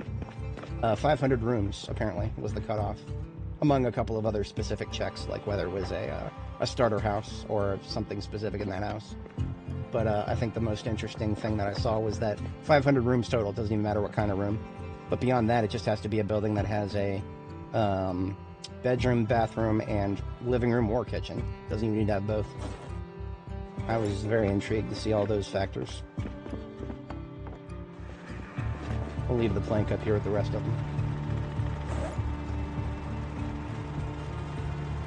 And I think we'll take another hit at the, we got good weather. We'll take another hit at the,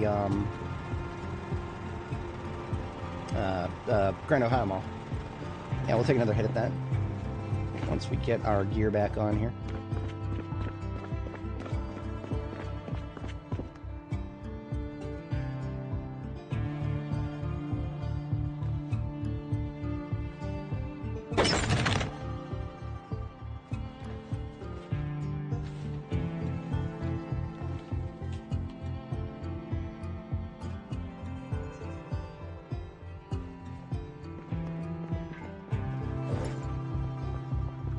My claw hammer actually took a relatively big hit to its condition. We should have some adhesive tape over here somewhere.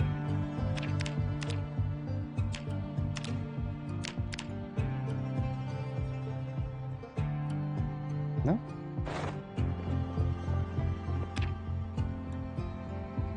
Oh, we have some adhesive tape, but not enough. You know what? That's fine. Should have zip ties somewhere. I know I have zip ties somewhere. Whatever. You know what I can do? This is just this is the easy mode. Being a level 10 carver, it is my privilege to simply break the handle of an affected item and just make a new one myself.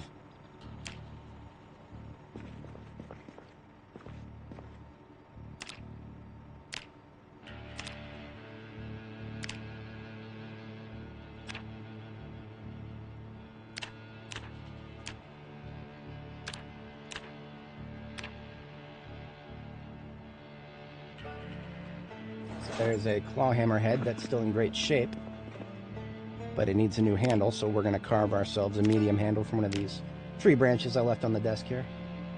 And look at that, we got a fresh handle. All we got to do is put that bad boy back together here.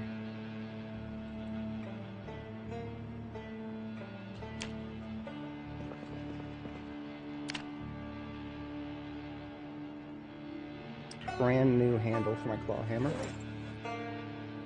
Continue using that, and got a bunch of buckets of water here. Just gotta do something with those.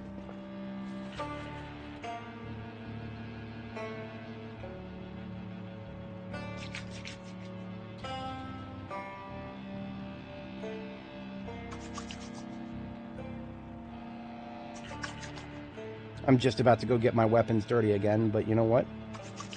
I need to carry all these upstairs at once, and it's a little too annoying to do so if I don't, if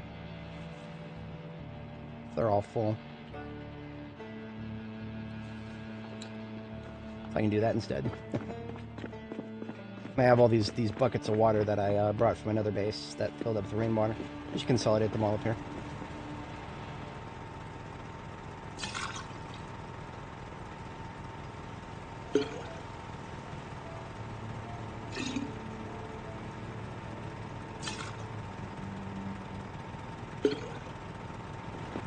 Hardware store block in West Point. Now that's interesting. Well, I mean, the katana functionally is no different from a sword, and we can. I literally have a spare sword in my trunk right here. I mean, because we make swords on the assembly line at this point, so it's like they are definitely the rarest, but all they are at the end of the day is a pretty sword. Now, what I really wish we could do is once we have a katana, I wish we could analyze it. Me being a level 10 blacksmith.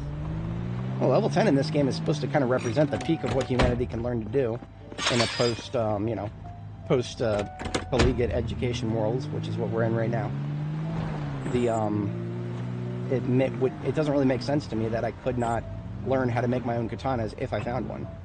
There's already a system for that, the research recipe system, but I don't know if it applies. It could.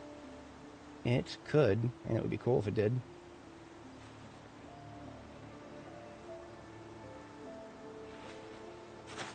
Yeah, that sucks. That really does suck. I would love to, but yeah. You know what? Oh, no. I would have to add a recipe. I'm not doing that. If it was something that I could, if I could just, like, tweak a value somewhere and make that doable, I would, in a heartbeat. But unfortunately, recipes have to individually be added to the game. So because there is no recipe to make a katana, I would have to actually add that before I could make it researchable. And adding things to the game, new things, that's a risk I've not taken yet, and I'm not going to do that. This entrenching tool belongs to the field kit of the ambulance, yes, okay. And also there should be a sword in here, but there's not. That's because I keep them in the trunk. We're good. My current sword is in great shape. I don't need to replace it anytime soon. So now all I need to do is think about food. Which is always easy because I've just got fresh kale from my garden right here. I can just eat that straight up. But I've been taking it meal by meal here for a while now. let's do a couple of proper cookages here. I'm thinking we'll do a couple soups. Yeah, sword is 2. Sword is 2. Damage is, you know. I actually remember looking at the stats. I mean, we still have them right here. Where is it? Katana.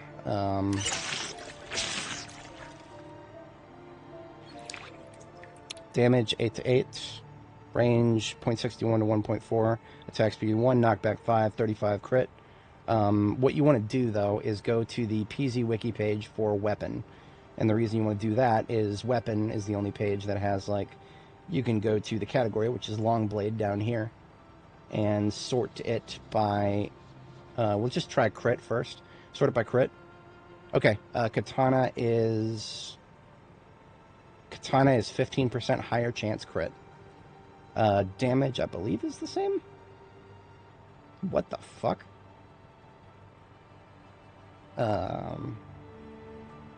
Okay. The min and max damage is, okay, yeah. That's a little absurd. This is not realistic. A standard Western-style two-handed bastard sword is not that inferior to a katana. If we're just talking about, you know, the noise we make when we one-shot a zombie, that sounds to me like a beheading. Katanas are great. Don't get me wrong. They're not that much different. This is like an arcade video game difference. Like the katanas are Thunder Fury, Blessed Blade of the Windseeker or some shit. I'm not particularly mad about it. It lines up with the rarity, but it's also, that's a little silly. If they're really going for realism, it should just be something that's a little bit better at swift beheading, because that's I think that particular aspect of it actually is realistic. But what do I know? I have not studied the blade.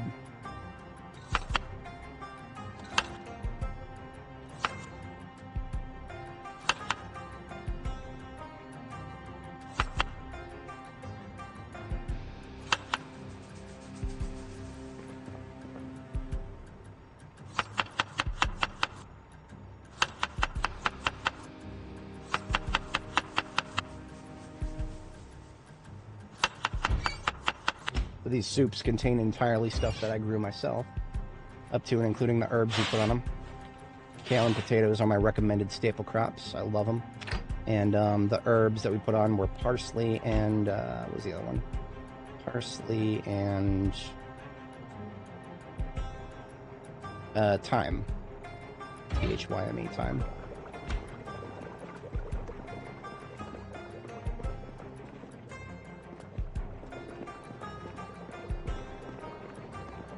You know, I would be willing for them to add significant roadblocks to the katana making process.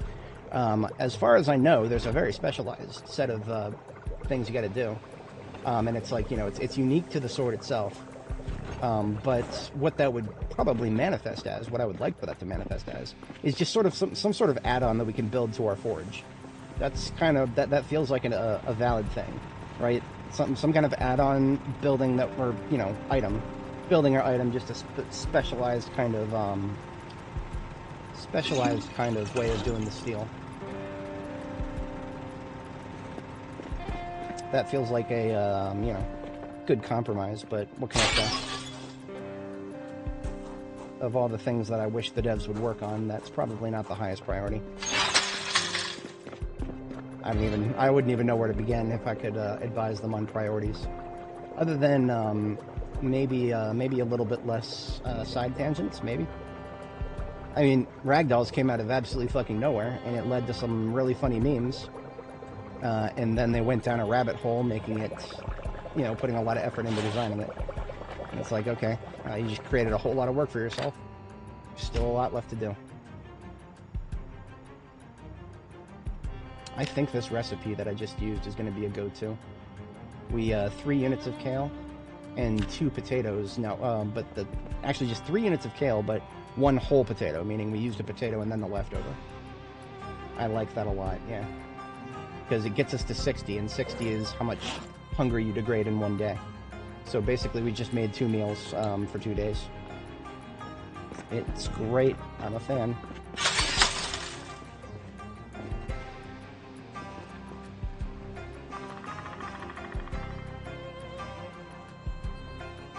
Yeah, I am a fan of machetes. It's one of the reasons I switch back and forth a lot.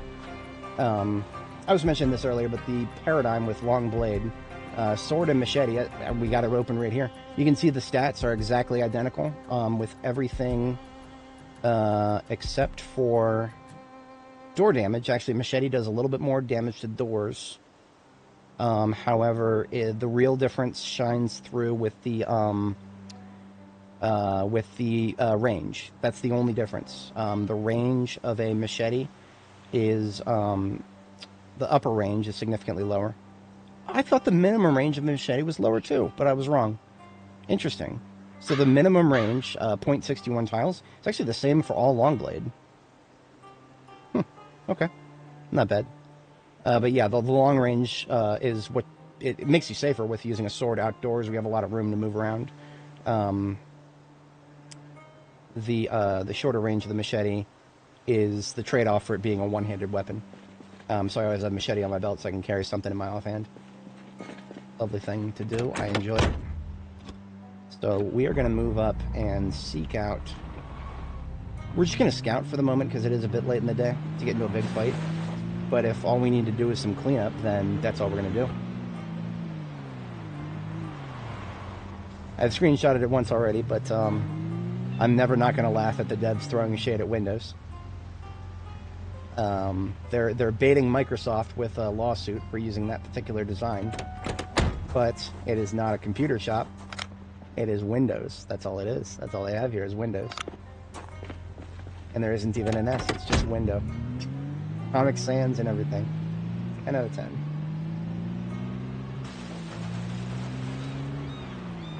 Yeah. Short. Oh, the jaw stab with short blade. Right now, my combat flow for short blade is finishers.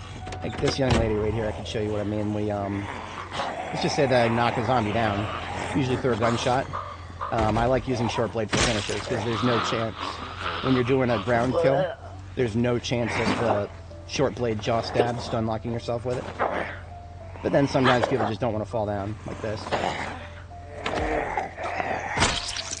And you get a really solid crit rate, but also an extremely low stamina cost. So if you're feathering your stamina, being able to carry a short blade on your webbing, I enjoy doing that.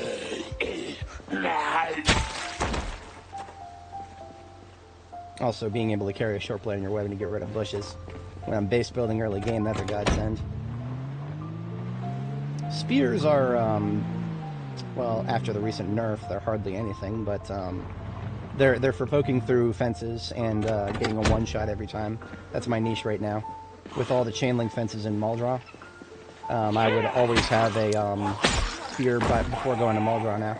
That's my preference. And there's been, now in Louisville, there's plenty of fences too. But there's so many zombies that those fences are going to be crawling with them. And just standing there poking it through the fence, one zombie at a time with like 1.5 seconds between kills. That's just too slow for me. I would sooner do something else. Like if I get a huge group of zombies on the other side of a chain link fence in Louisville, I'm liable to chuck a firebomb at them and just watch them cook. Because firebombs will go... They won't go like, the bomb itself won't go through a chain link fence, but the explosion will. So if you throw it at a chain link fence and make it explode on the fence, it will, the fire will go to the other side and burn everybody. You can just sit there and watch them cook. No, I'm trying to play the game on default settings in every way possible. In every way possible. Those are not on by default. I think one of the only compromises I'm making in that regard is I don't think auto drink is on by default, but that's like literally the first thing I always turn on in this game. It's stupid. It should be on by default. Auto eat should be... What the fuck is going on there? Did not realize that there would be like 5 of them in that one little corner. Now we just got fired, so we're not going to be like committing to a fight here. And we just made a lot of noise, so we need to... Mostly from the south, but we needed a perimeter check too. Yeah, see, look at that. She didn't know how to get to us, but... Could have.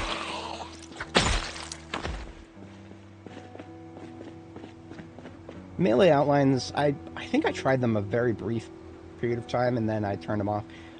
When it comes to melee combat in video games, I was trained by an obscure little title called Jedi Academy. The third in the Jedi Knight series is Jedi Outcast. Jedi Outcast was the first one I played, but Jedi Academy was the one where I went nuts with it. In multiplayer for that game, we all used single sabers in the red stance, which is a slow stance. This right here. This just gives me vibes of a crouch right from Jedi Academy, and I'm perfectly okay with that because all of my range management skills for melee, I got them from that game. I didn't learn anything from Zomboid in that regard. Not even from Darktide. Darktide is the other game that I credit with improving a lot of my general skills, but Darktide is mostly my auditory recognition. The fact that I could hear what direction zombies are coming from instantly. Darktide, and the fact that I use surround sound. Darktide is one of those games where you need to recognize the audio cues of the things that will disable you, and if you don't, you're going to have a bad time. So it kind of, because of how often you could die if you don't, you are very heavily incentivized to just recognize audio cues and, most importantly, pick them out of a whole bunch of background ambient noise. That trained my ears very significantly. Once I adapted it to Zomboid, I was like, wow, I'm never going to die again, am I? I have died again since then. Only due to overconfidence, though. It's like, overconfidence is the most insidious killer in this game, in my opinion. Yeah. No, that makes perfect sense. The, whatchamacallit, having some sort of, feedback with, especially with the isometric angle. I normally have no problem judging the distance of a melee swing from any direction except direct south. Watch this. Direct south, the zombie is actually layered in front of your character a little bit. And that's where the isometric angle actually works against you significantly. To such an extent that, without even thinking about it, I lead zombies in, even if they're coming at me from the south, like all these guys, I will go out of my way to lead them into a sideways angle before taking the swing so that I can actually judge the distance. I don't even think about that anymore, I just do it. Because it does not make sense to try to fight the isometric angle if you don't have to. I really shouldn't be using swords as much when I'm tired. When I'm tired, I don't hit as hard. Doesn't do nothing for my bullets, though.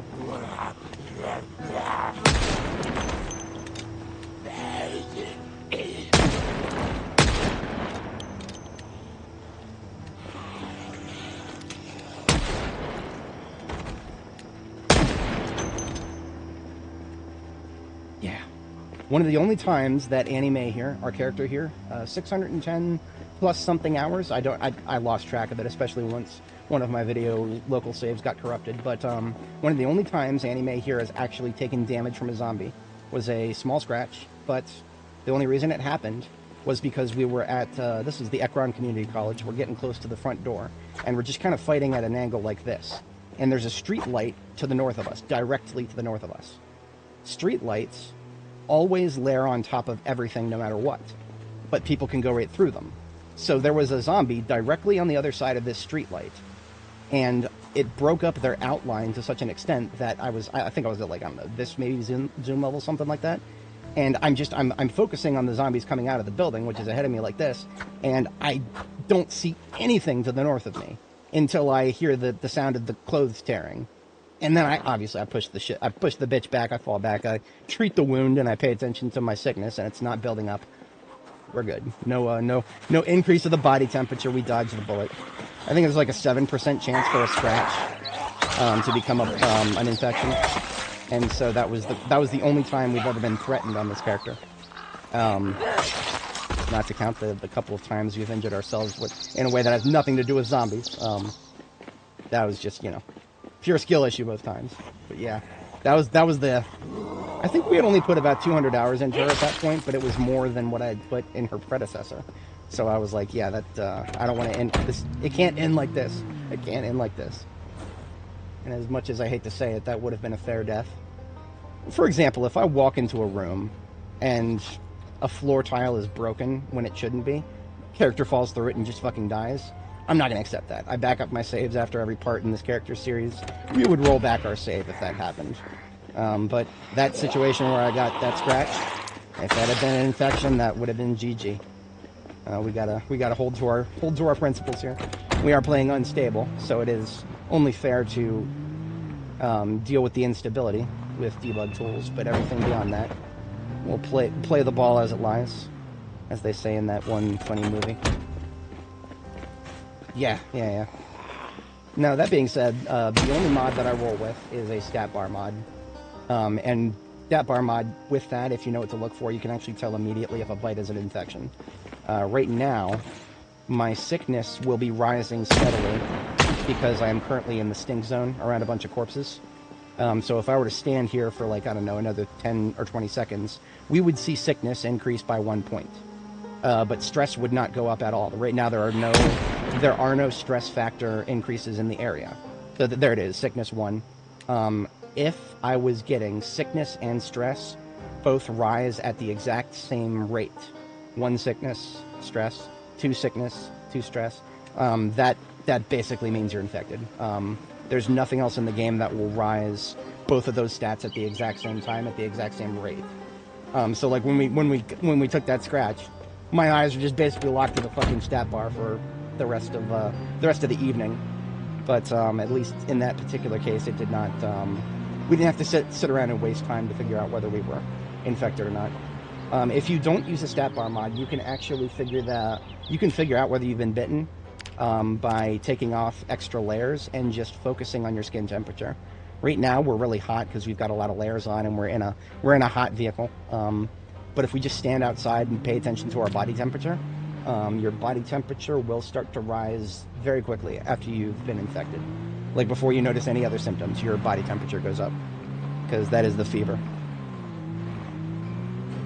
And that's one of my justifications for using a stat bar, because I mean, if they're going to show us all these fucking numbers right here, why not just show us the rest?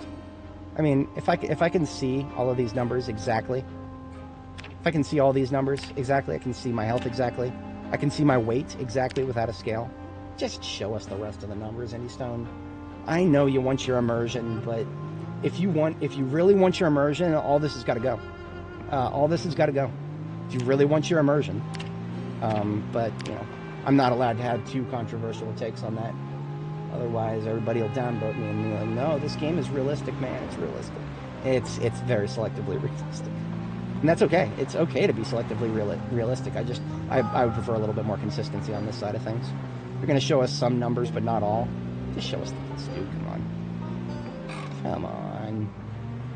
I'm perfectly okay with putting barriers in front of it. Like, you know, should we be able to just see our weight instantly all the time? Probably not.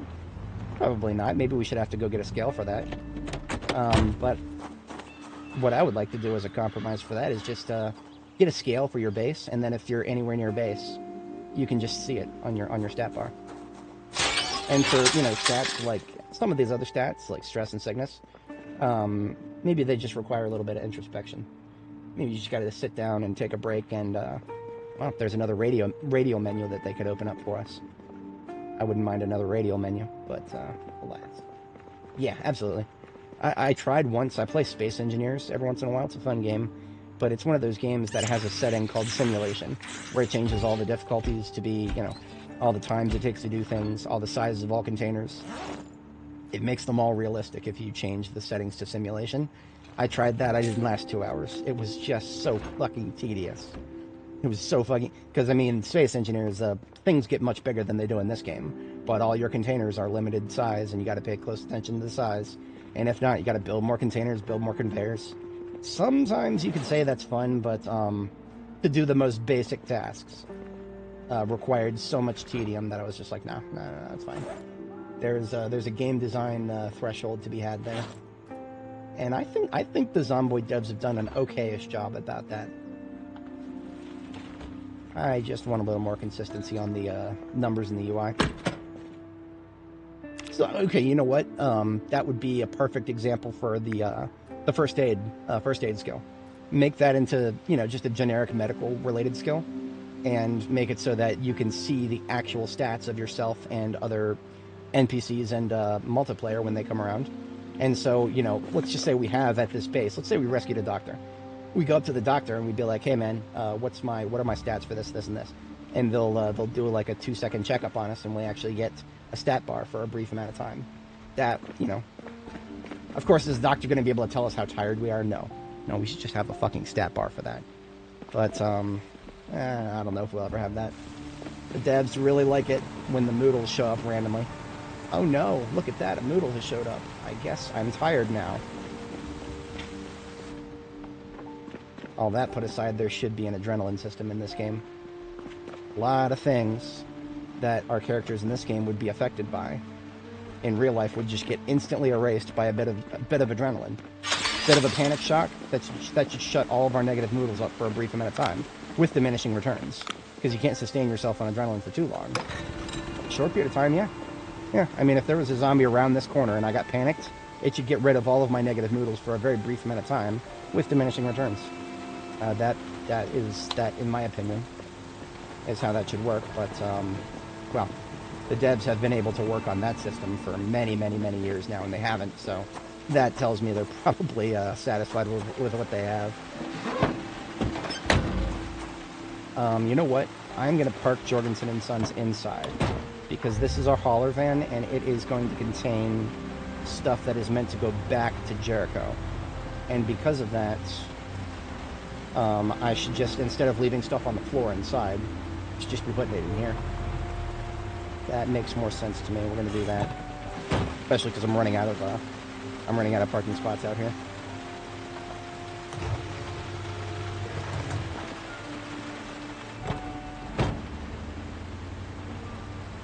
Yeah. That's how we gotta deal with him sometimes. I think going forward, this is absolutely going to be a permanent aspect of my base design ideas. The ability to just drive straight through a base. I have not gotten brave enough to sledgehammer out this last wall. That's okay. I haven't needed to yet. At some point, though, I'll do that. And then just be able to drive straight through it. I cannot overstate the convenience. It is fantastic to be able to just drive straight through your base. Just don't forget to close the gates. If you forget to close the gates, the Zeds will follow you inside and annoy you. Oh, I should have, before parking it. Instead of picking things up and moving them, we should just, okay, that shouldn't have happened. That shouldn't have happened. Those two fails to start. Our engine quality is 99. It should have been a less than 1% chance. I don't know. Maybe we just got insanely unlucky. Maybe 2 ashes of a large just dropped for us. I don't know, man. In any case, we just back the vehicle up, select everything on the floor, and dump it all straight in there, so we don't even have to go the extra step. Very convenient.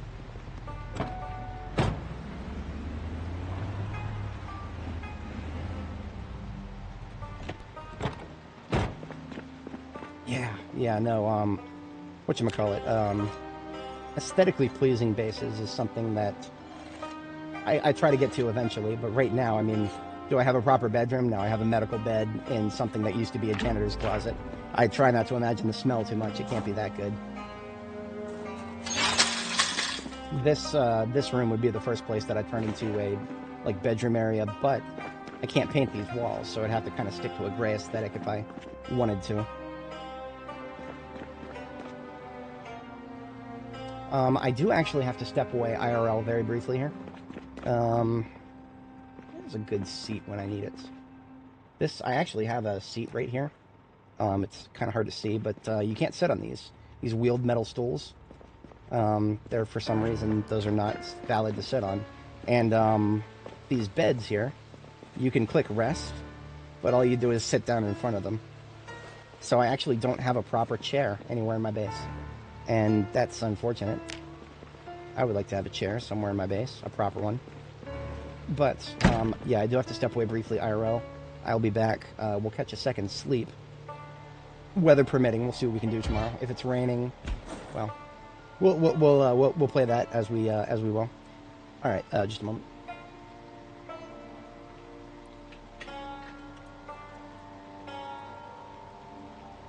Ooh.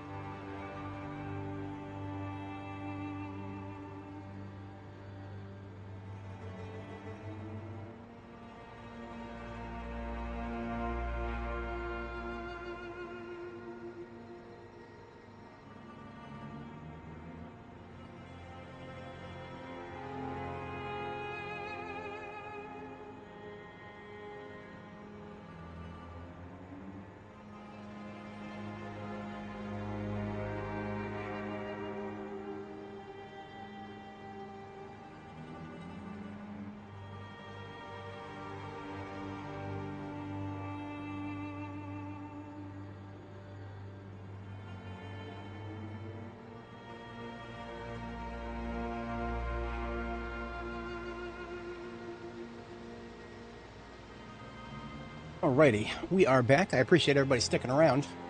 For anybody, if anybody just joined, a brief recap. We are outside of the Grand Ohio Mall, and it is currently July 3rd, 1995, that's 6 days away from our 2-year anniversary. Now, according to the UI, we've survived for 2 years, 5 days, 3 hours.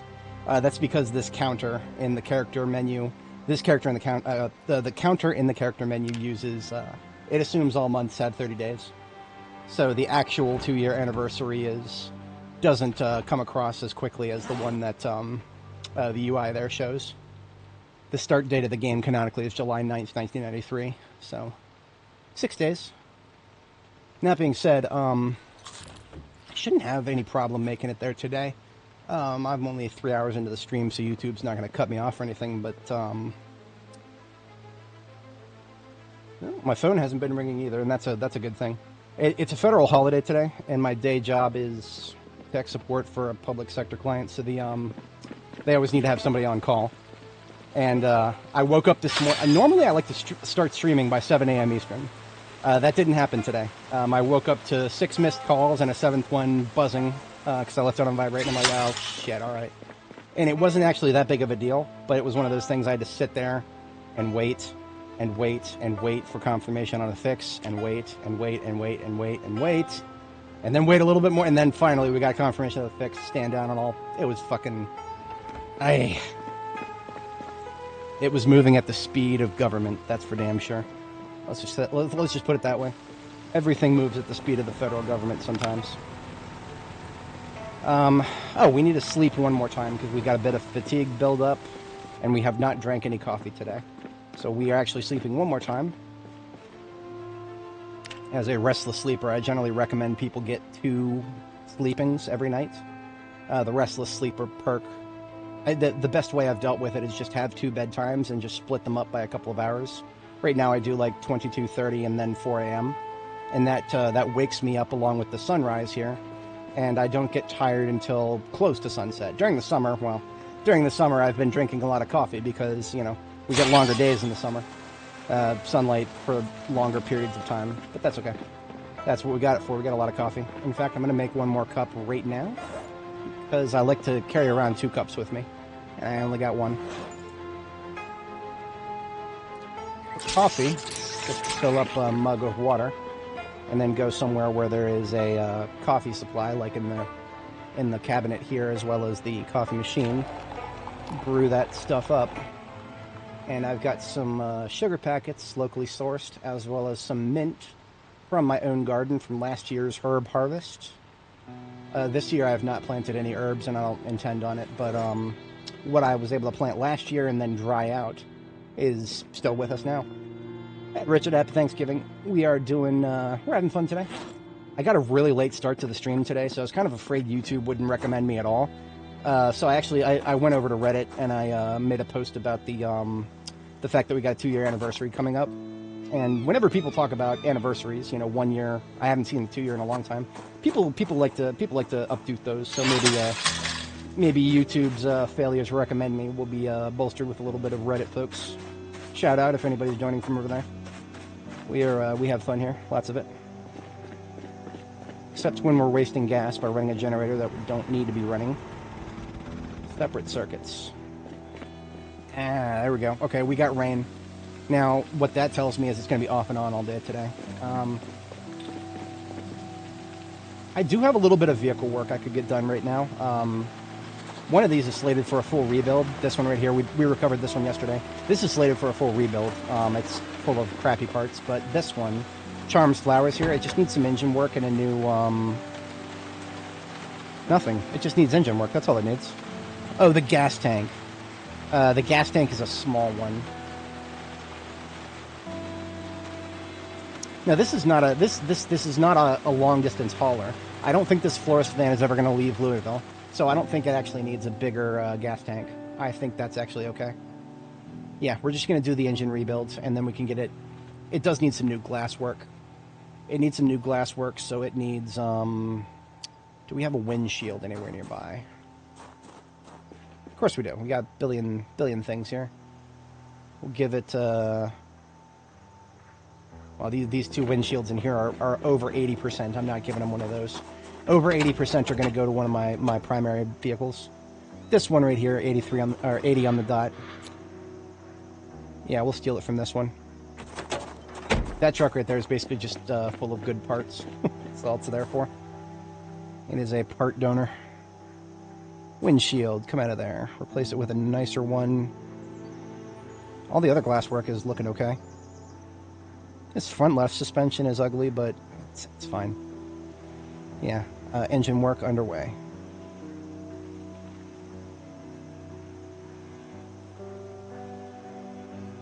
Being mechanics level 10, we're getting the most out of every repair we do, because the amount you repair with each engine part you put in, I do believe that increases with your mechanic skill.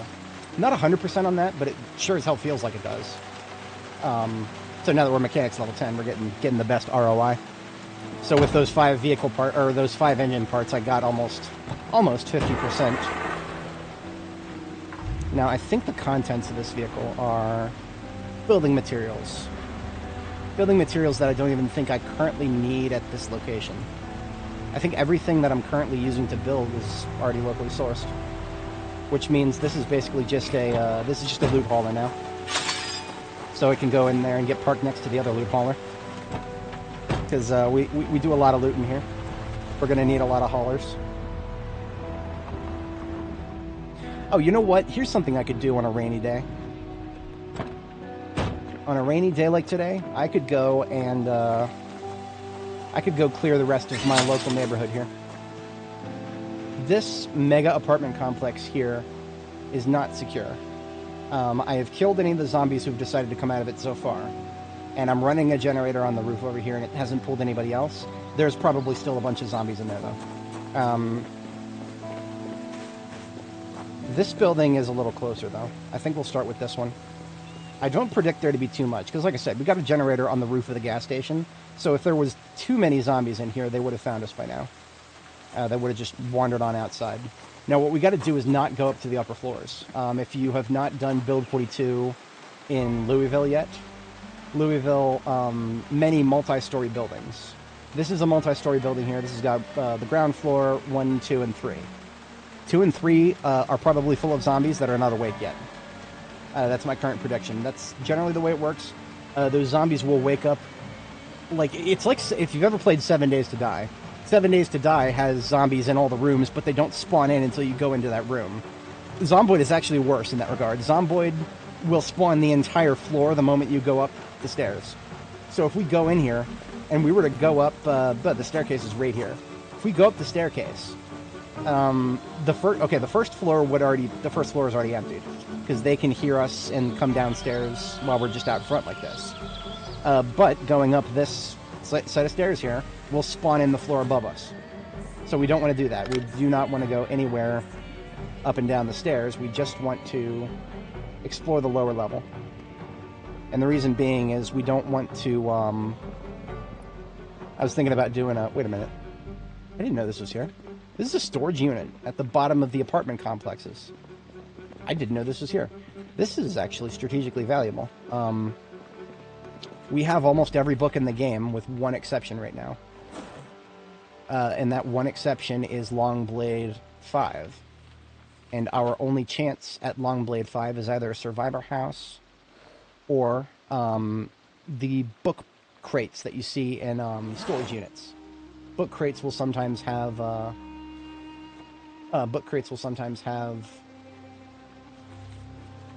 books that would not spawn on regular spawn tables. Right, so we looted the Louisville State University library, which gave us so many chances at regular bookshelf loot tables. We got every single thing you could possibly get, but aiming, reloading, long blade, and napping currently do not spawn on regular bookshelves. I don't know how much of that is intentional. But those 4 categories, the only way to get them is survivor houses or storage units. And a couple of other obscure things like survivor zombies. I think of those as the same as survivor houses. But yeah, that's one of the reasons I always check. Like, usually, if I know that they're... Fuck you. Fucking Indie Stone. Fucking... Yeah, that's right. Mannequin collectors. Very common things in this world. Fucking hell. There's my heart rate up to well over 100 for a couple minutes. Fucking... I'm mad about it. I'm a little mad about it. Just a little. Hey, look at that. We got some dye. Got an RPG manual. Some plates. Okay. No crates of books that I could tell. I think we went right past this first room, though. So we check this one. These are the ones I see most often have books in them. This is a sports box. This is a fishing box. If only there were places to fish nearby. Well, that's all of the containers then. On this side, there's another side. What do we got over here? Oh, pianos. We have a fun history with pianos on this channel. Pianos, you can pick them up and move them wherever you like. Just make sure that wherever you put them, they will stay there permanently and not even be movable by destroying them with a sledgehammer. Or debug mode. Not even regular debug mode can defeat the piano once you've moved it. So if you're going to move a piano into a custom base you're putting together, make sure you put it in the right spot, or you'll be doing some really wacky shit if you ever actually get rid of it. It's possible. I posted, when people were posting bug reports about it, I posted a little segment where I figured it out on stream how to handle it. It's a lot of dumb shit you gotta do.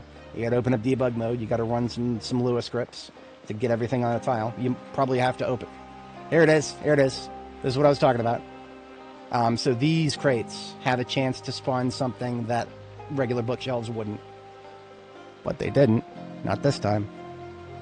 It's everything we've already read. So, chance of Longblade in one of these, but not this time.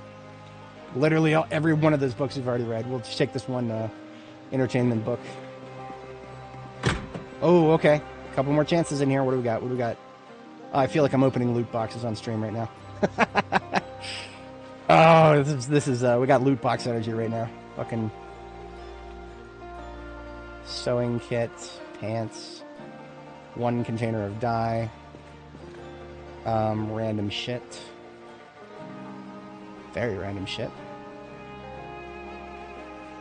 and magazines. Okay, well, hey, we noticed that's here and we did our due diligence. That's the best I could ask for. I had no idea that there were storage units inside of an apartment complex on the ground floor like this. There's also a garage here, with a freezer in it? Okay.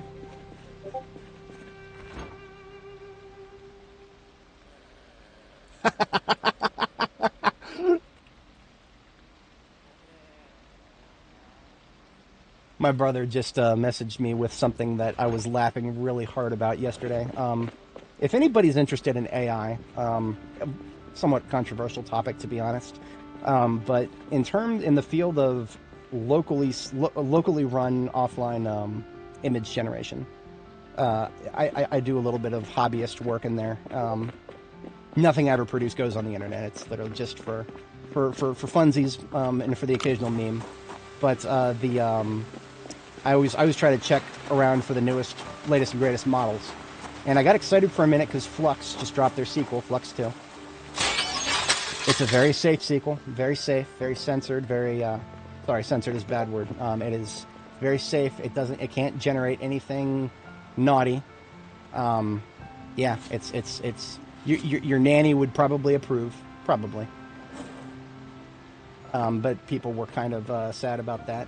But then, on the next day, a Chinese company released a competing version, a competing model that is more lightweight, better at prompt adherence, and puts in a hell of a lot more detail, and it doesn't have the distillation wash that the Flux models have. It's possible to get rid of that if you undistill them, but who the fuck's going to go out there and undistill a 64 gigabyte model on local hardware? No. They have turned into they might as well have turned into a data center baiting model. There's not a single GPU on the market right now that can fit 64 gigabytes of VRAM. We're rocking over here. The game you're watching right now is being rendered on an RTX 4090 with 24 gigabytes of VRAM. If I took it to some guy in a garage in China, he could turn that into 48 gigabytes of VRAM. With both of those put together, I might be able to split it. I might be able to tensor split it with a GGUF version. That's already what I'm doing. I'm tensor splitting. I downloaded Flux 2. Tensor split it 45% to the 2 GPUs and then overflow to the CPU. And I can get 5.6 seconds per iteration for a 1024 by 1024 image. That's fucking pathetic. For fucking dual RTX 4090s, that is fucking pathetic. I'm actually kind of mad about it, but the entire subreddit is now just laughing. Because just the next day somebody came out with something better. It's great. It's great. That is the market doing what it should be doing right there. Somebody gets way too big for their britches and starts releasing a subpar product. Somebody else comes along and just shows them the door. Shows them the door. It's great.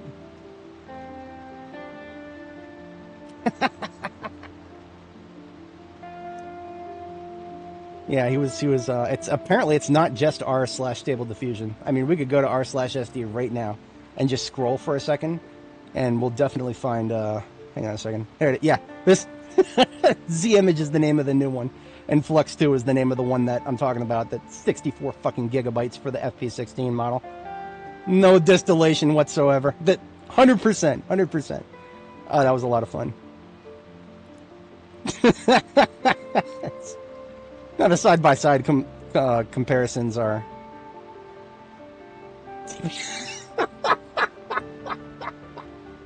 Sorry, I know it's obscure. It's obscure AI generation humor, but it's funny.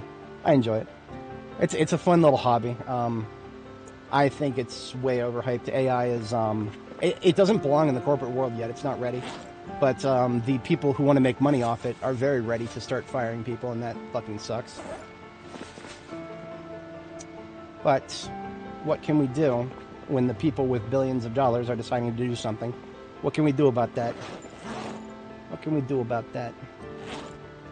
I don't have a Mario hat, but I would be putting it on right now if I had one. I'm not going to say anything further. What did I do with those soups? I put them in the fridge, didn't I? Yeah, let's have a bite of soup. We're actually really hungry. So I would say that we successfully verified that the first floor of this place is pretty clear. Or sorry, the ground floor. The ground floor is clear. I did hear some mouth breathing when I went through the building, and that sounded like it was on the second, or the second floor from our perspective here. But if we go up there, if we go up to the second floor, we'll wake up the third floor. So we're not going in there. I mostly just did that because now I am confident that if I actually do what I initially intended and make a way to drive straight through my own base, I won't have a billion zombies just, coming at the gates that I'm about to build. So, we can actually do that right now. We just need to grab a sledgehammer to remove the walls. Now, one of the reasons that, again, these walls right here, this entire wall, is completely invulnerable to zombies.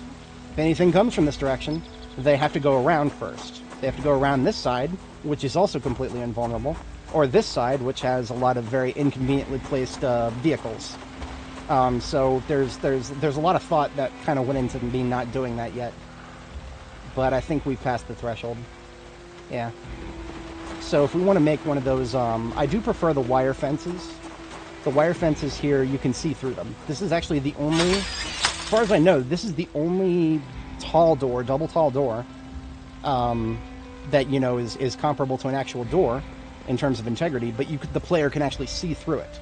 This is in the vanilla game, in its current state, this is the only player buildable door that the player can actually see through. Every other door that the player can build, of every other variety, is you can't see through it. So these are actually really valuable to me. I would level up welding just to get these doors, personally. As long as I had the magazine with the recipe, because you ain't gonna get it nowhere else, are you? Anyway, let's get ourselves the welding kit. I keep my welding kit in the blue trailer right here. Think of this as my welding trailer. The only thing we're going to be missing a few things. We're going to be missing get some wire, some welding rods, 2 scrap metal, and then we need to go find 8 iron pipes. And it has to be iron pipes. It cannot be bars. It cannot be steel rods. It can't be anything but iron pipes. as annoying as that is. So, in order to get some iron pipes, I'm going to go disassemble a few toilets or something. I can't remember what my ROI on that was, but we're going to check our neighbors real quick and see if I can dismantle something, and we'll see what kind of returns we get. Now, if the returns are really bad, we'll just go dismantle the car. In terms of propane usage, I would much sooner dismantle a car than smash my head against a bunch of toilets and hope that 1 or 2 pipes come out.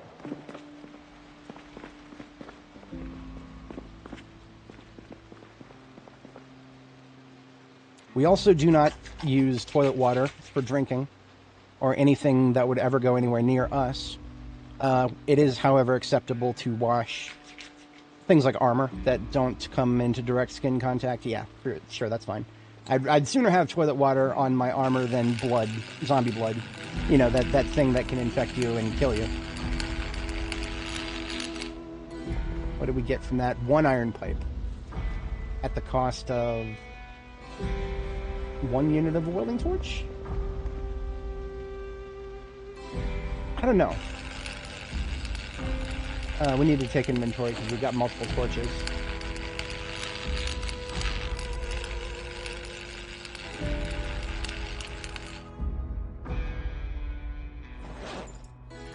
Okay, yeah, that was 1 unit of a welding torch for 1 iron pipe. That actually is not a bad ratio, even if you think about cars. Because if you dismantle the car, that's a full torch. That's 10 uses. But I don't recall the last time I ever got 10 iron pipes out of a car. A car, you get 1 billion of everything. But when it comes to, if you're specifically looking for iron pipes, which is one of the few things you cannot currently make, there's no way to make iron pipes right now. I can make steel bars, I can make swords, I can shape steel, but not basic iron into a cylinder. Okay, whatever. We're just gonna call welding incomplete. That's most likely what it is. Except that time we didn't get a pipe. Okay. So it's not even... Can't even get the most basic guarantee. Whatever. This is a sink, so we can use the water however we feel.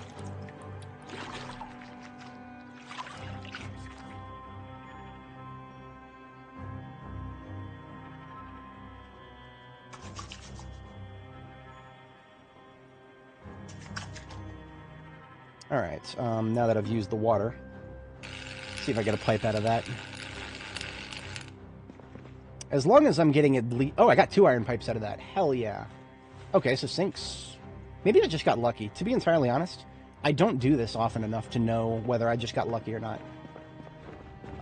We're actually, 2,300 hours in this game, and I'm learning things still, all the time. These toilets I've already emptied of their toilet water. So I don't even have to use my mental brain on that. Use my brain power, as it were. There we go.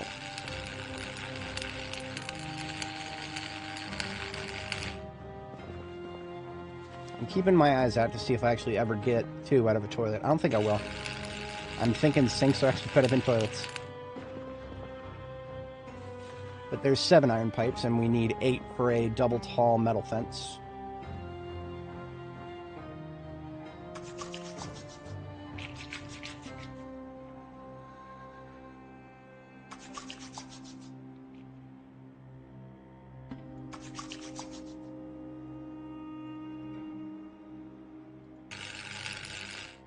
Oh, okay. So the first time we did a sink, we got 2 iron pipes. This time we got no iron pipes.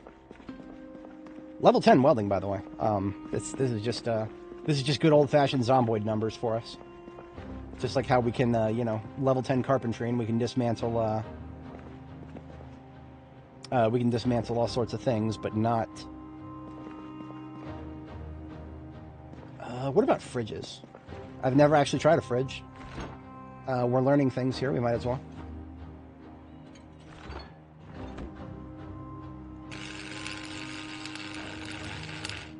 That's a lot of stuff. No pipes. No pipes. Okay. 4 steel sheets, though. That's not bad. Here we go. Here's a chrome industrial sink.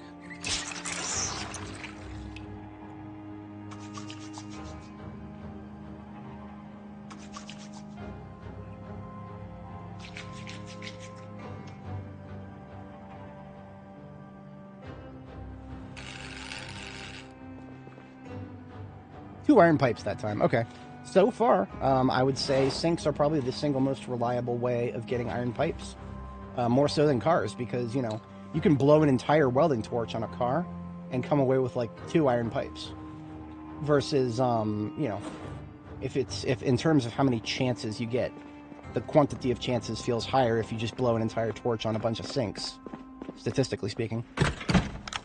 I'm sure in the long term, the numbers probably don't add up that way, but I ain't no stat major.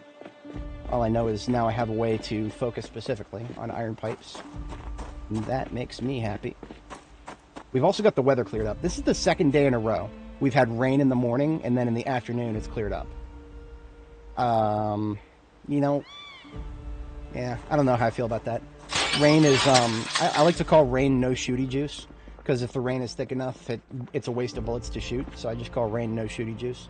But, if it's going to fall for 3/4 of the day, and then just leave us with a little bit of daylight at the end of the day, then maybe I'll just not go out and start fighting.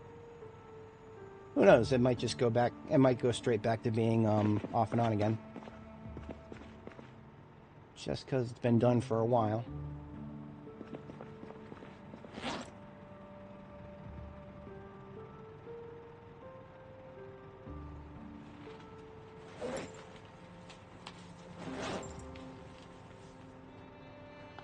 This extra iron pipe can go in here. And the torch that we have is ready to go. Okay, yeah. Now we just got to sledgehammer out the walls. Sledgehammer in the field kits of my primary vehicles.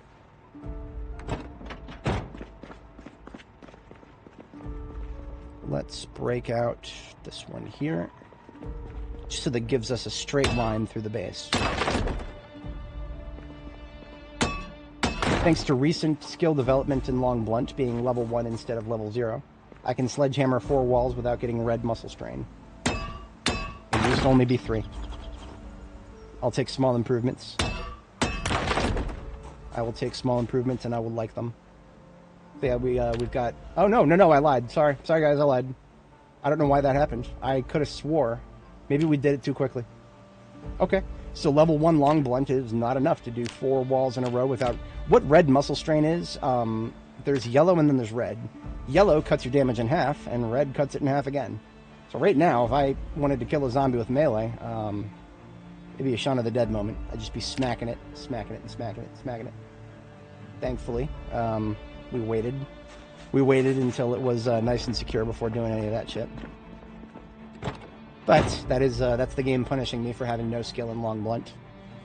That is the one situation where long blunt is actually a crafting skill almost, tool skill.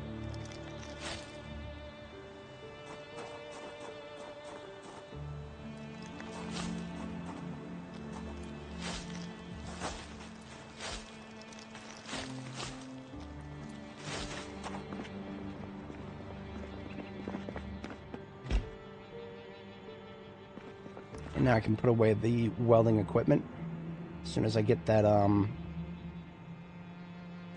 as I get the fence up here.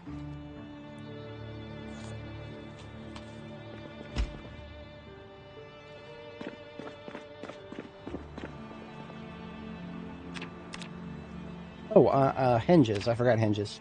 I'm unhinged at the moment. Bro's unhinged. Keep my hinges these days. You know what? I don't have hinges just laying around because I'm a doofus. But I know where to go to get hinges easily. Just step across the street to my neighbors. The double tall wire fence is the only fence currently in the game that I know, or only door currently in the game that I'm aware of that does not require doorknobs. So we can take these... I'll take doorknobs and hinges, because why not? I'm here. I'll take them both, but we only actually need 4 knobs. Or, sorry, 4 hinges. Knobs, we don't need any knobs. Only a couple of these doors were actually broken. So we came away with the correct number of hinges, but not enough knobs. That's fine. And this, I did see this. I didn't even mention it when I saw it. Blue generators, I have a lot of them, but now I have one more. Now, I did hear another zombie mouth breathing. It was probably upstairs based on the sound it made. Generator right there where I can see it. And we should now be able to do a double tall wire gate. Still no? What am I missing? Oh, I don't have enough fuel in the torch. Doofus moment.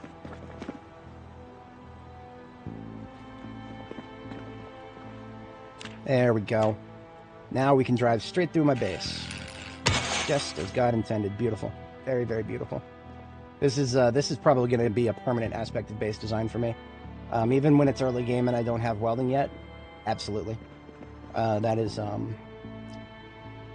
well, if the game is always going to be like welding is the only way to get a door you can see through, okay, yeah.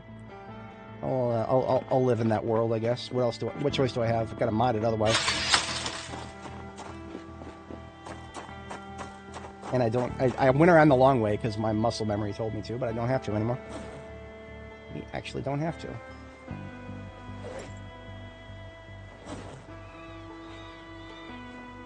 Welding kit is put away.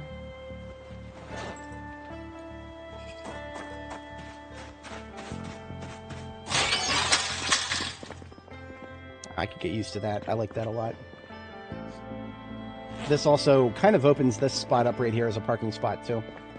It was kind of hard to use this area right here as a parking spot because in order to back out, I would need to use this area right here to back out. And being a dead end, it didn't feel like a good idea. But by doing so, I think we've got ourselves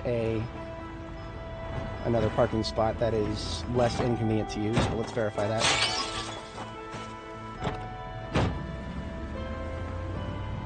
See, I remember being able to pull into it with no problem. That was never the issue. Okay, maybe it was the issue. Okay, now that I've pulled in, I don't have enough room to back up like that. But, okay, you know what? That's fine. That's fine. It is not the most convenient. Something I would do with my other bases is I just park in the middle. Because this is the van that I use most often, right? So it's fine to park it like that. If I need to bring another one in, then I'll move it. Generator check, I haven't done it in a few days. 60%, 87, we'll get some, bit on my long-term to-do list to get these cans filled up. They're all empty. We have a whole gas station, and we're not going to be here forever. When this gas station is done, we won't be coming back here, so might as well harvest some of the gas from it.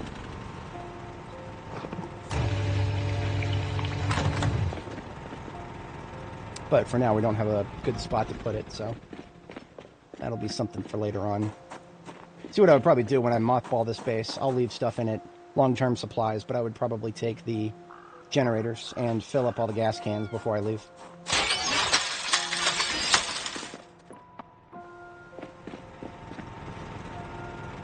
I have on at least one occasion had to go back to a base that I thought I was done with, so it always is a good thing to leave things for yourself. Oh, put away the parts. You should have a few down here.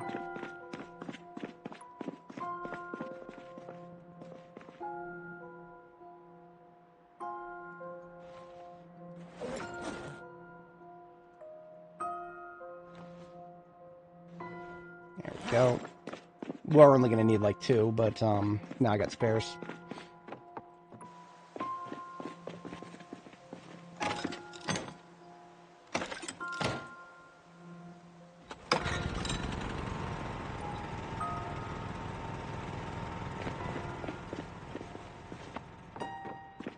Alright, it's 1700 hours and we just got stage 1 fatigue. So going out and fighting right now isn't the best of ideas unless we want to commit with a cup of coffee. And I don't want to get any long-term engagements because sunset will be upon us. Here we go. We're gonna do a little bit of scouting in our own backyard, as it were. Yeah, we're just gonna scout around in our own backyard here.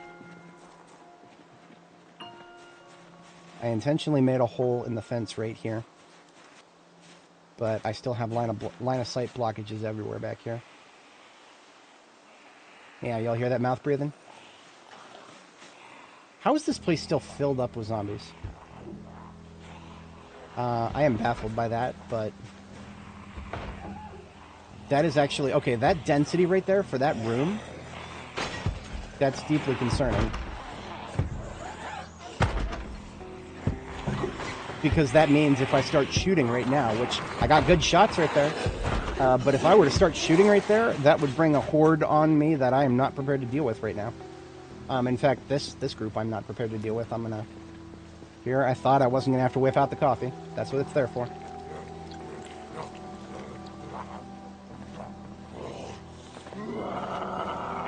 I prefer not to have corpses all over my base area.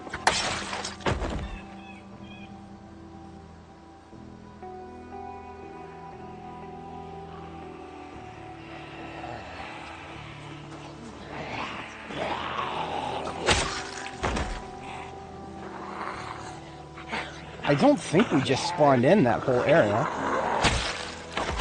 I don't think, but I don't know. That room looked very fresh. When I looked in that room, the sheer number of zombies that were in that one room, that looks like a place that just spawned in is what that looked like. That's not good. Because what that means now is that if I did just spawn in the first floor of that building, that means I just brought an entire group into existence right next to my base where I got a generator running. And nothing about that is good. I could have swore this building was already awake. Like, I was going in to survey it, not to wake it up, but... Well, mistakes have been made.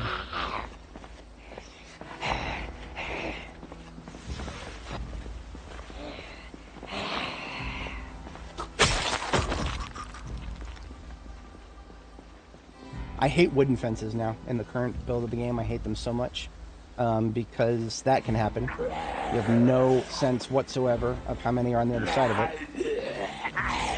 And I can disassemble them. I should have disassembled this entire fucking thing. I should have just disassembled this entire fucking fence. It was like something I was considering. I didn't. And then that happens. That happens. They get stuck on it. Those two zombies for just a couple seconds. I'm already at 4 points of stress. No, thankfully I've learned that if zombies don't know you're there anymore, if they lose track of you, they'll stop hitting fences, but they'll still follow noise. So if we wanted to, we could fall back to this distance and then shoot, and the zombies would not get stuck on the fence. We just have to be at a sufficiently long distance.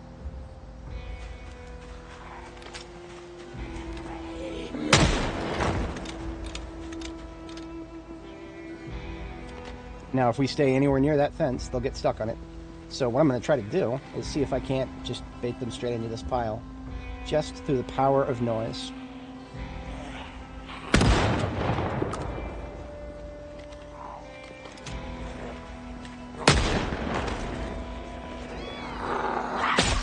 Now, again, if I get too close, that's the sound of fingernails scratching at a fence. We have to be far enough away that they will lose track of us and continue following the sound, but not know that we're there. And then they will go around the fence instead of attacking it. That is the goal right now. See, almost all these guys would otherwise just... Now, look at that, look at that, look at that. Oh, shit. I'm tempted to just go get my... I'm gonna go get my rifle. I'm gonna go get my rifle. We're gonna do some hunting. Oh, shit. Yep. That entire building was not spawned yet. We just spawned in about 1,000 zombies, most likely. Yep. Okay. Okay. We're gonna need some combat music. Welcome to Louisville, folks. We're playing the music ourselves. We've got a little playlist of the chill music. That's because in the current build of the game, music breaks after like 10 minutes of playing. Sometimes even less than that. It depends on how often you get into combat.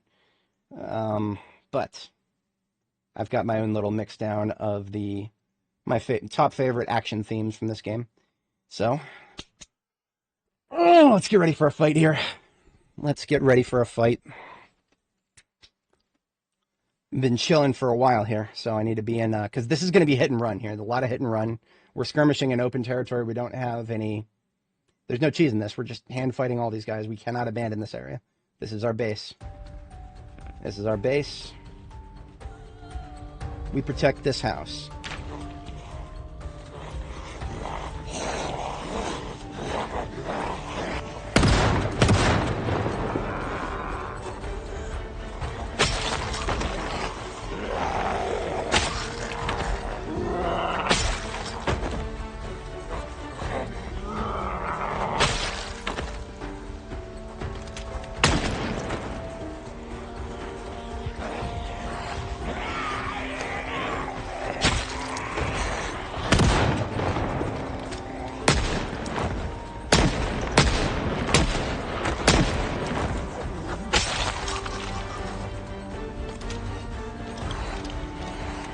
One coming around the bank, medium. This is why I wanted to go get my sniper rifle.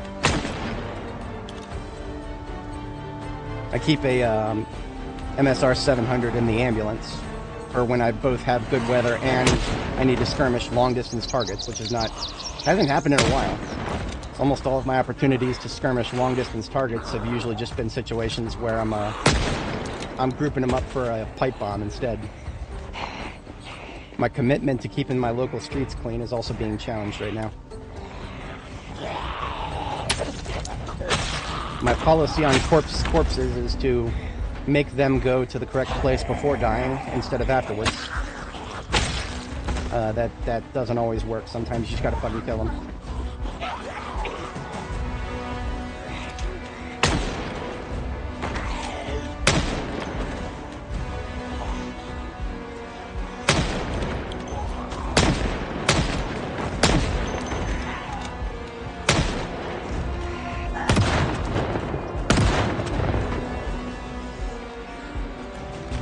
Yeah, see, there's an unknown number in and around the bank, so I was afraid of this.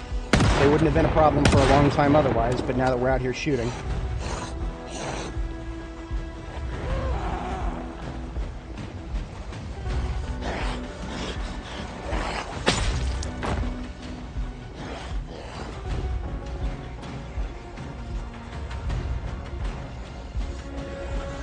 Clearing our 6. We did a good job of clearing the rest of this place, but...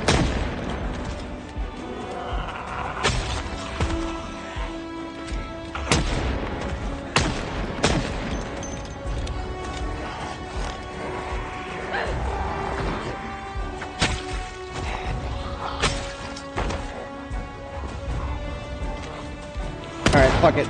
We're going loud in the streets. I don't care anymore.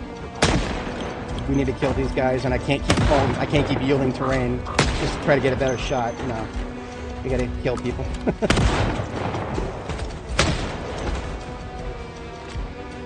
Usually I try to save the shotgun for multi-hits.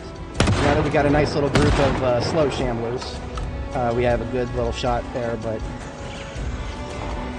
that's one of the reasons I keep falling back. Try to see if I can get them to group up, but if I can't, so be it.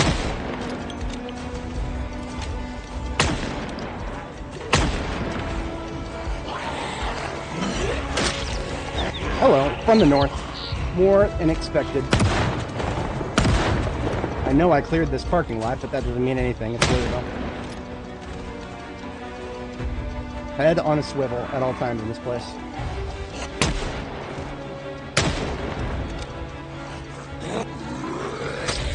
Oh.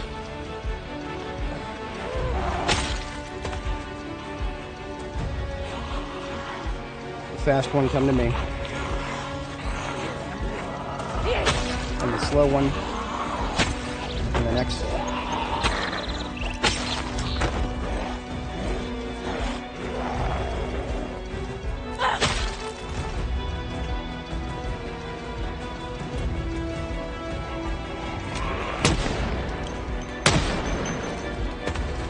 You need to keep the noise rolling, otherwise they'll start to disperse. The back line will start to disperse.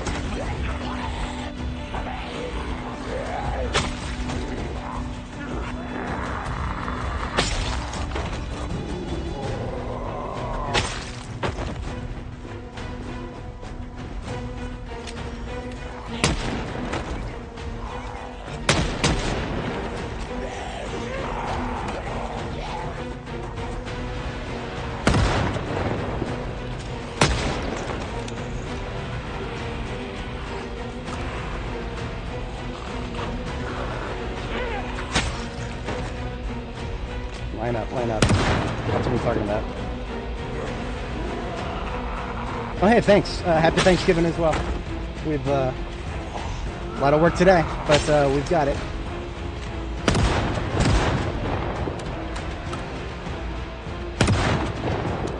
We'll be alright.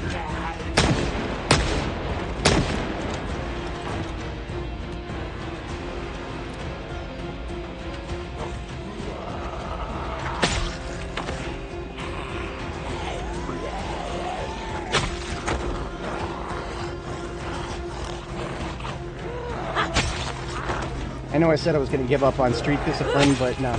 No, we've actually still got a drivable path there. This is salvageable. I don't have to give up on my streets yet. There's still a chance. There's still a chance. I'm under control here. You feel in charge.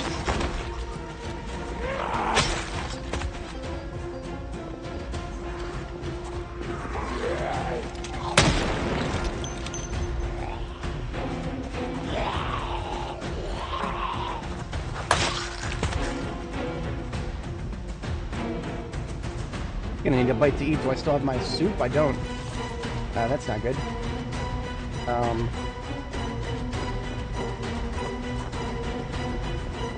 And then he heroically stopped fighting to look for something to eat. No, we don't actually have to, but I prefer not to get to tier 2 hunger. My passive kit would weigh too much if I got to tier 2 hunger. We also just got fatigued again, so we're going to finish off this coffee.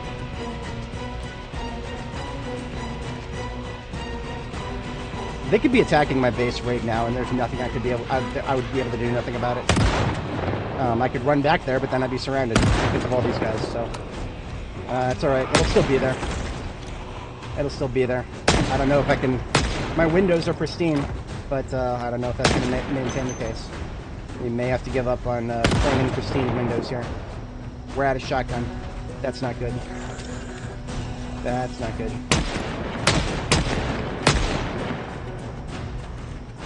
We're going to be out of everything if I keep wasting it like that. That was a bad shot. Okay, here's the deal. We're going to engage in noise discipline for a moment. And we are going to try to get back to my ambulance.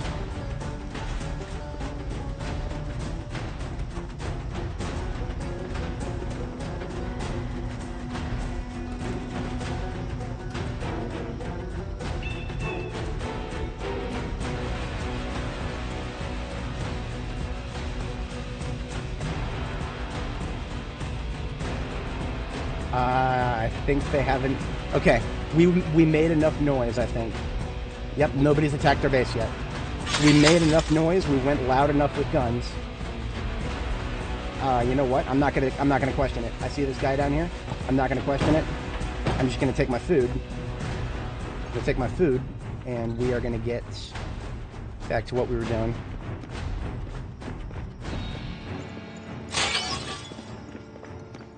Okay, combat vehicle recovered. We can now reload a shotgun and do whatever else we need to do.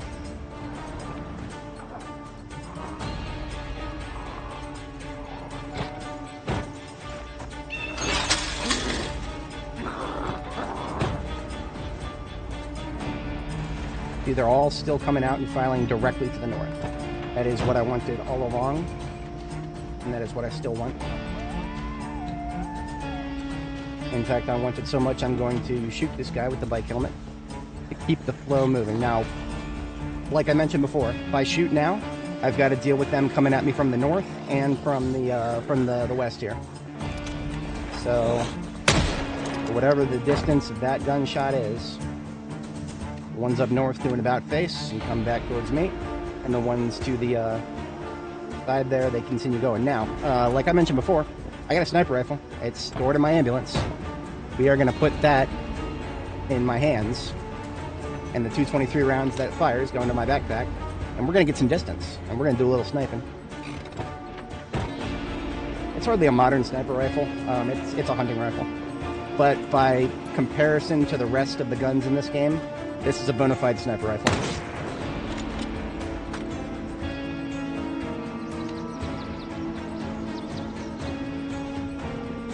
You know what I'm going to do? I know exactly what I'm going to do here. We're going to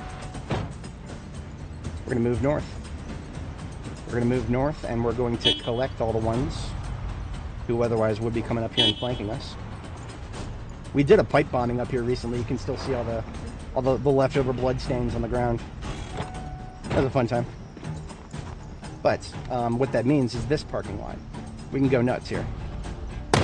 We can kill anybody we see, and it doesn't matter where they die, because we don't drive through this parking lot.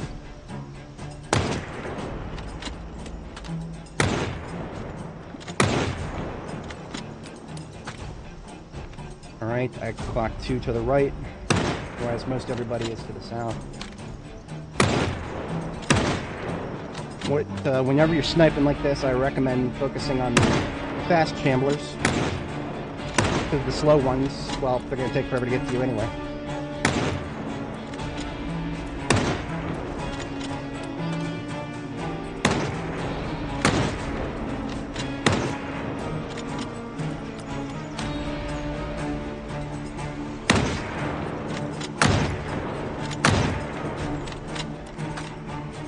Still one to the right.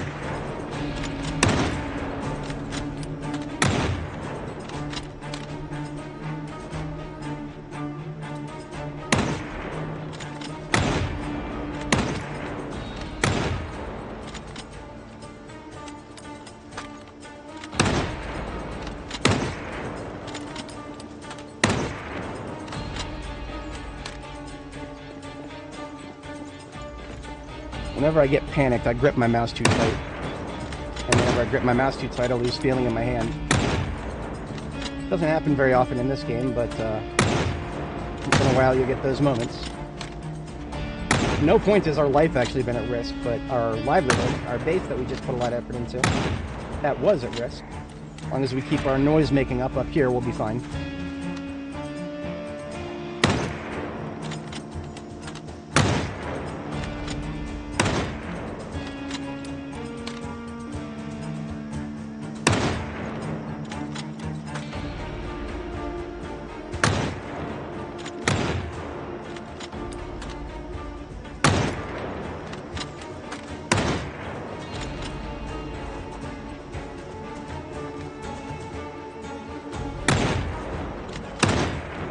Okay.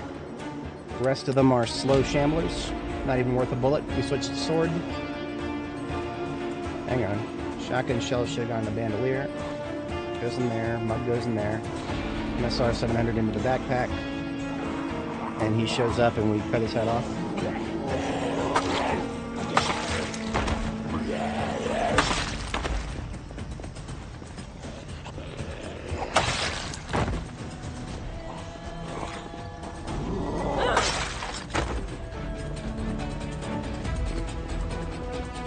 I want to say we're done with the tail end of this, but I have no idea. There's still fast ones coming out of there in large numbers. Look at that, look at that.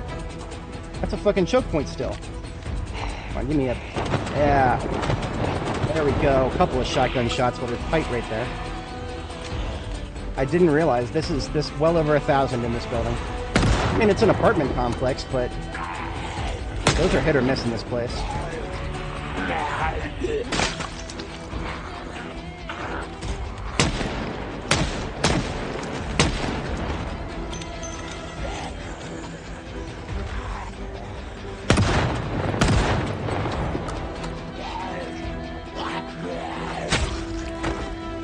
Oh man. Yep. We're geez Louise. Am I doing another pipe bomb here? Okay, you know what? You know what? We've got them. We've got the pipe bombs.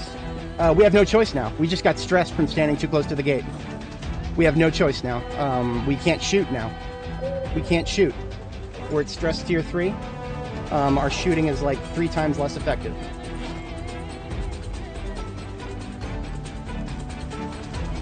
Remote pipe bomb is linked, armed and set on the same street lamp we used last time. So this street lamp right here is now our point of reference. For a little bit of fun. Now I do believe that if we blow the ambulance siren from this distance, I think we're going to be too far away for them to get stuck on the fence, so they'll come out of there instead. We've lost daylight. We can't do sniping anymore. I'm putting away the rifle.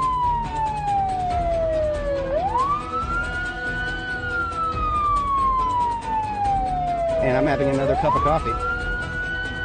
Because we're going to need it. We're about to get tired again. Man, I cannot believe that I hadn't woke that building up. I could have swore I had woken it up. Welcome to Louisville. It's alright, I've already optimized this particular area for pipe bombing. We just got to make use of the work I've already done. That's why there's a bunch of logs on the floor. I cleared a bunch of trees so that I can drive in circles around here and condense a large horde. Easier to do this at day when you can actually see. Alright, now the stress that we have, we can actually get rid of a fair chunk of it if we get a multi-kill with a shotgun. As oddly specific as that sounds, we're at 84 stress right now, and now we're down to 51.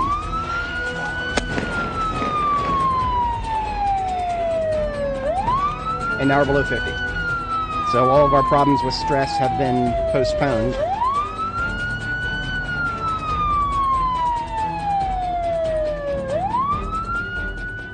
Jeez Louise.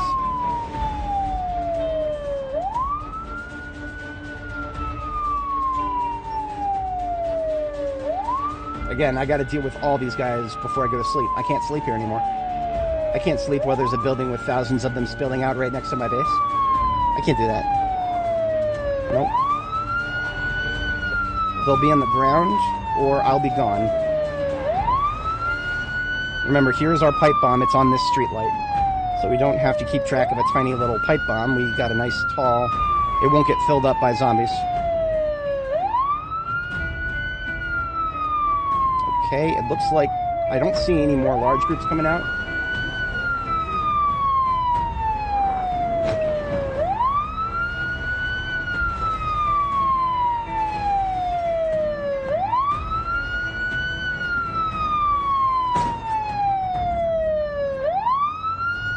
So now what we do is we condense them as best we can. It's going to take a little while for the slow shamblers to join the party. Pipe bombs have a very healthy attack radius.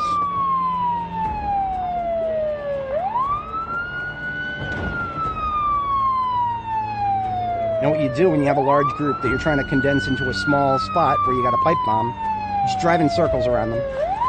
When you encircle them, you are making the fast ones walk in circles. So they kind of stay in the center, and then the slow ones, once they're in the center, they'll like kind of get stuck in there. As long as you keep up with your circles. Now, what I'm trying to do now is get a little bit more movement in this direction before I do my next pass. Blowing it right now would not be the worst of ideas, but we can do better than this, and we're going to.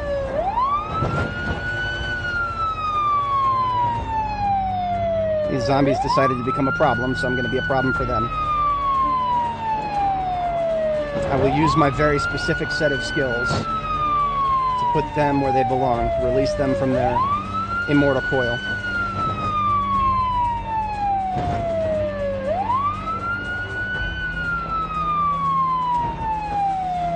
Once again, that would not have been a bad spot right there, but I've done better in the past, and alright, yeah, we got a good...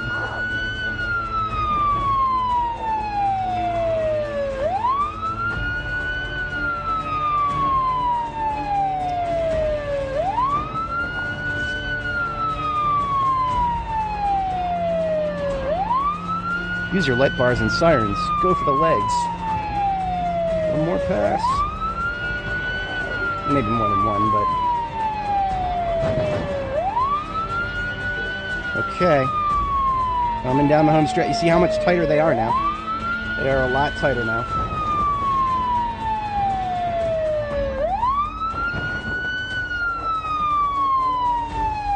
I almost hit the fucking stop sign. Again. Not a good idea to do this at night. I would never have done this at night if I didn't have a choice.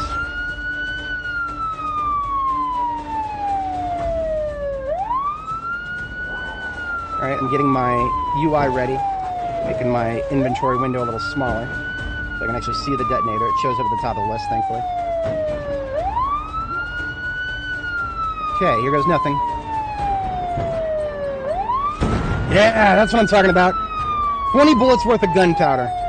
Well over 50 zombies dead. And now, let's finish the fight.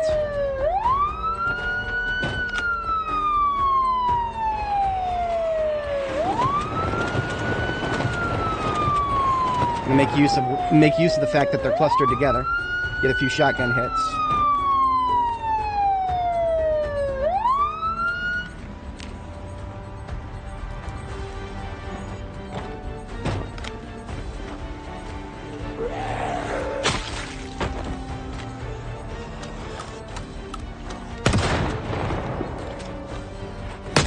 You got to be really careful if you're going to shoot near a vehicle that you care about. The targeting system can and will grab your window. I have blown out windows on my vehicles before, completely unintentionally. Shit.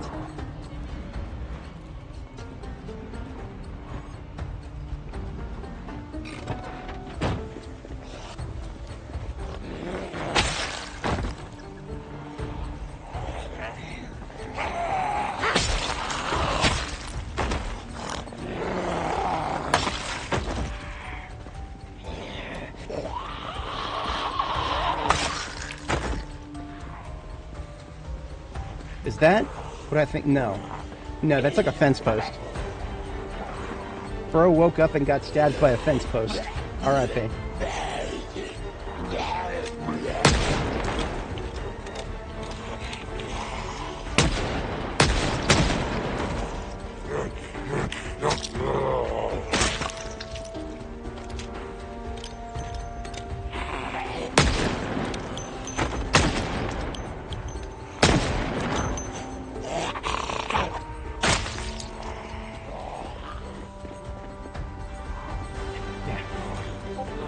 I think we're safe. Shit. God damn it. Was not the best. No, now is not the best time, Dad. Oh, my dad is DMing me. Hang on.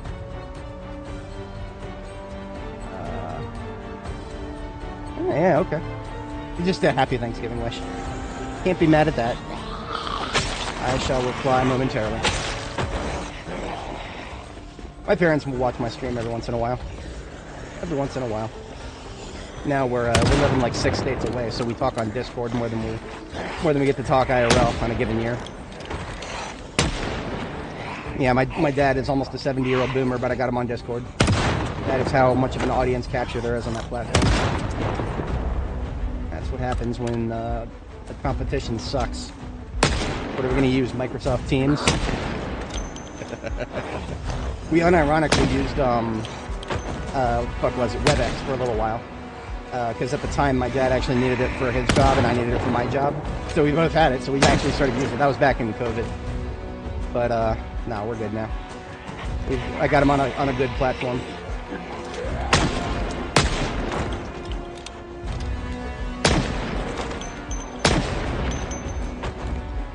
This guy had an axe in his back. Take that. Okay. We're getting close to cleanup mode. I feel like I saw the tail end. I feel like I saw the light at the end of the tunnel, but we need to do another pass by that opening in the fence to be certain of it. I didn't even get a chance. Usually when I start a big combat session like that, I'll usually get a mark, a timestamp. I like to call it a mark if you've ever read Mark of Kolth from Warhammer 30k. Fantastic book. Fantastic. Ultramarines are not as cringe in that particular volume. But no, I usually... What a mark is in the lore is every time the Ultras start a fight, they get a mark, a timestamp when the first shots are fired. I like to do that for my fights so that I can put a timestamp in the description for the people who are here for the fights. I know there's some folks who just kind of want to watch the fights and aren't here to watch 10 hours of logistics to prep for those fights. But yeah, we'll just have to subtract about 20 minutes, so hey, 4 hours and 20 minutes. Perfect. That works for me. See, we've actually gone through an entire loop with my combat music mix here. So I can tell it's about 20 minutes ago. Which I think we can now ease up on. Yeah. I mean, we did exactly what we set out to do here. We emptied the building. Just had a little bit more in it than I was expecting. Yeah, we're good.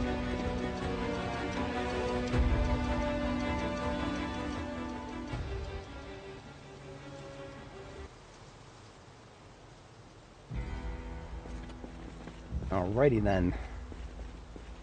I look forward to the day where I don't have to manually control the music. Nah, I still ain't going in there anytime soon. Fuck going in there. I ain't going in there anytime soon. But now what I can say very confidently is if there are more in there, they'll eventually find and cook a turkey. Oh man. Okay, so right now, if I could do that if I wanted to do some really silly things. Our best chances of finding a turkey right here in the middle of Louisville are not actually zero. They're actually not as low as one might think. What you have to do is you have to explore unexplored territory, lots of it, really quickly, and find one of those wrecked animal trailers. Because when you're exploring unexplored territory and it spawns in like a wreck or something, the animals in it will actually be alive right when they spawn in. So if we just go explore a bunch of unexplored territory, happen across an animal trailer, there's like a 1 in 7 chance for it to be full of turkeys, which is not bad, assuming we actually find one.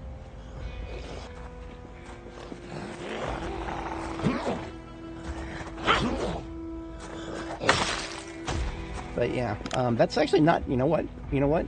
We need to explore residential anyway. It's one of our goals.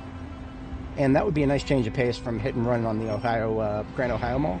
So it's not a bad idea at all. I think that's what we're going to do once we're secure in our current area. I would like to evaluate the damage to my ambulance. None! Holy crap, boys. We did a pipe bombing by the sound of our ambulance siren, and we did not take any trunk hits or side hits. I'm gonna pat myself on the back right there. Right now, I've been using these trucks.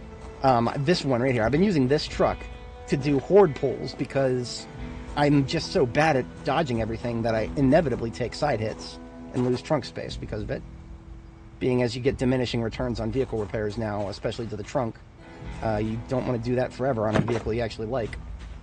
This thing here with a 100% chance to start ambulance, yeah, I ain't fucking with that anytime soon. But, well, I think we're actually good for the moment. Now, we did take a few front hits. That's okay. No, I think I also saw some dudes on the other side of this gate here. So we're actually going to do just a brief perimeter sweep of the immediate street. Look at that.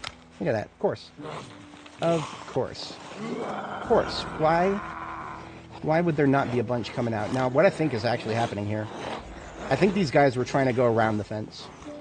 And then they heard the generator and or my van. So they were moving before they saw us. That's my current prediction. Based on my observations of zombie movement for right now. There are a lot of weird mechanics that, like this one right here. She's just trying to go around the fence. There's multiple reasons that could be compelling her to do that. Most likely culprit is that she's trying to group up with another group zombie leader. The zombies randomly establish group leaders and they group up together on the leader. So she just identified it. That's a 301 number. I'll take a VM from it. Anyway. Yeah, she was walking away, basically, is what happened to her. So I'm not too worried about that, but we do still need to do... Because I know I saw one to the south here. I don't know if I ever dealt with them.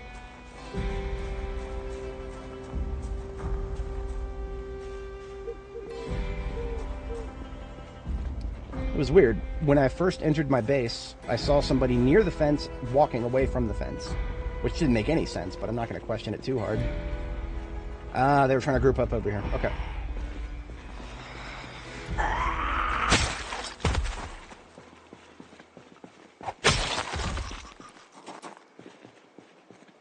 Okay, not bad. I think we can safely get one night's sleep.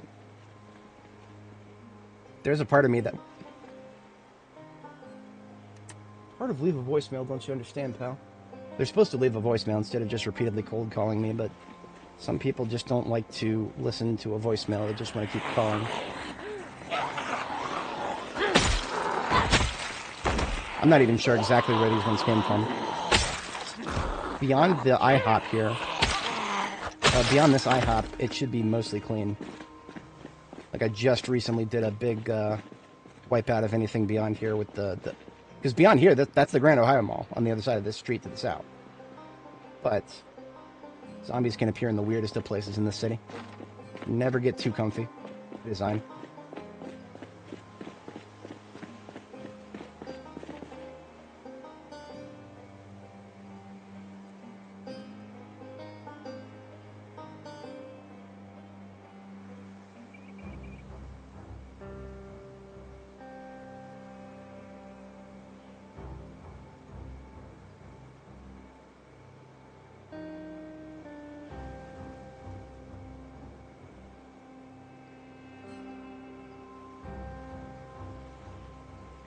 Alright.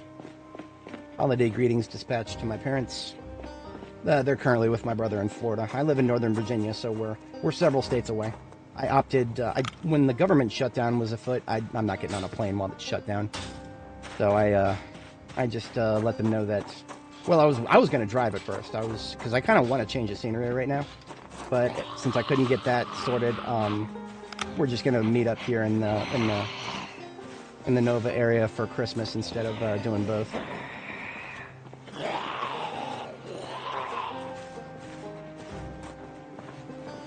Yeah, when the shutdown was getting a little wild there with the flights starting to get canceled and air traffic controllers not being able to come in because they're not getting paid, I'm not getting on a fucking plane like that. Normally it takes a lot of convincing to get me on a plane to begin with.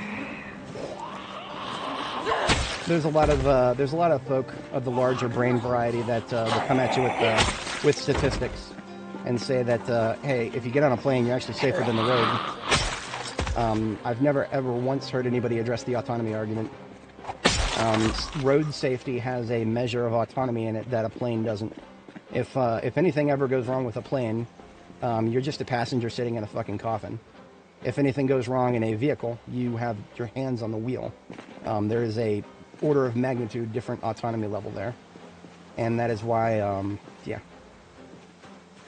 not like I'm one of those people who's like, oh, I'm never gonna fly. No, I'm just, you know, if there's certain situations that make flying seem like not a good idea, I'm not gonna fly.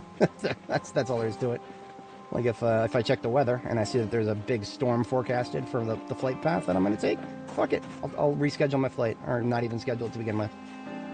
It's very, very small little things that you can do. Otherwise, because once you sit down in that plane, like I said, you're at 100% at the mercy of somebody else at that point, and it's not how I like to live my life. Even if it's the tiniest measure of autonomy, I'll take it.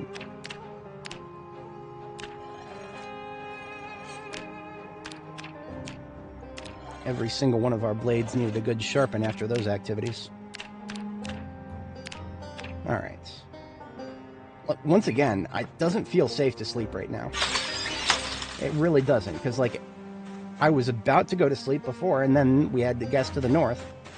It's probably only a matter of time before another group comes around this fence.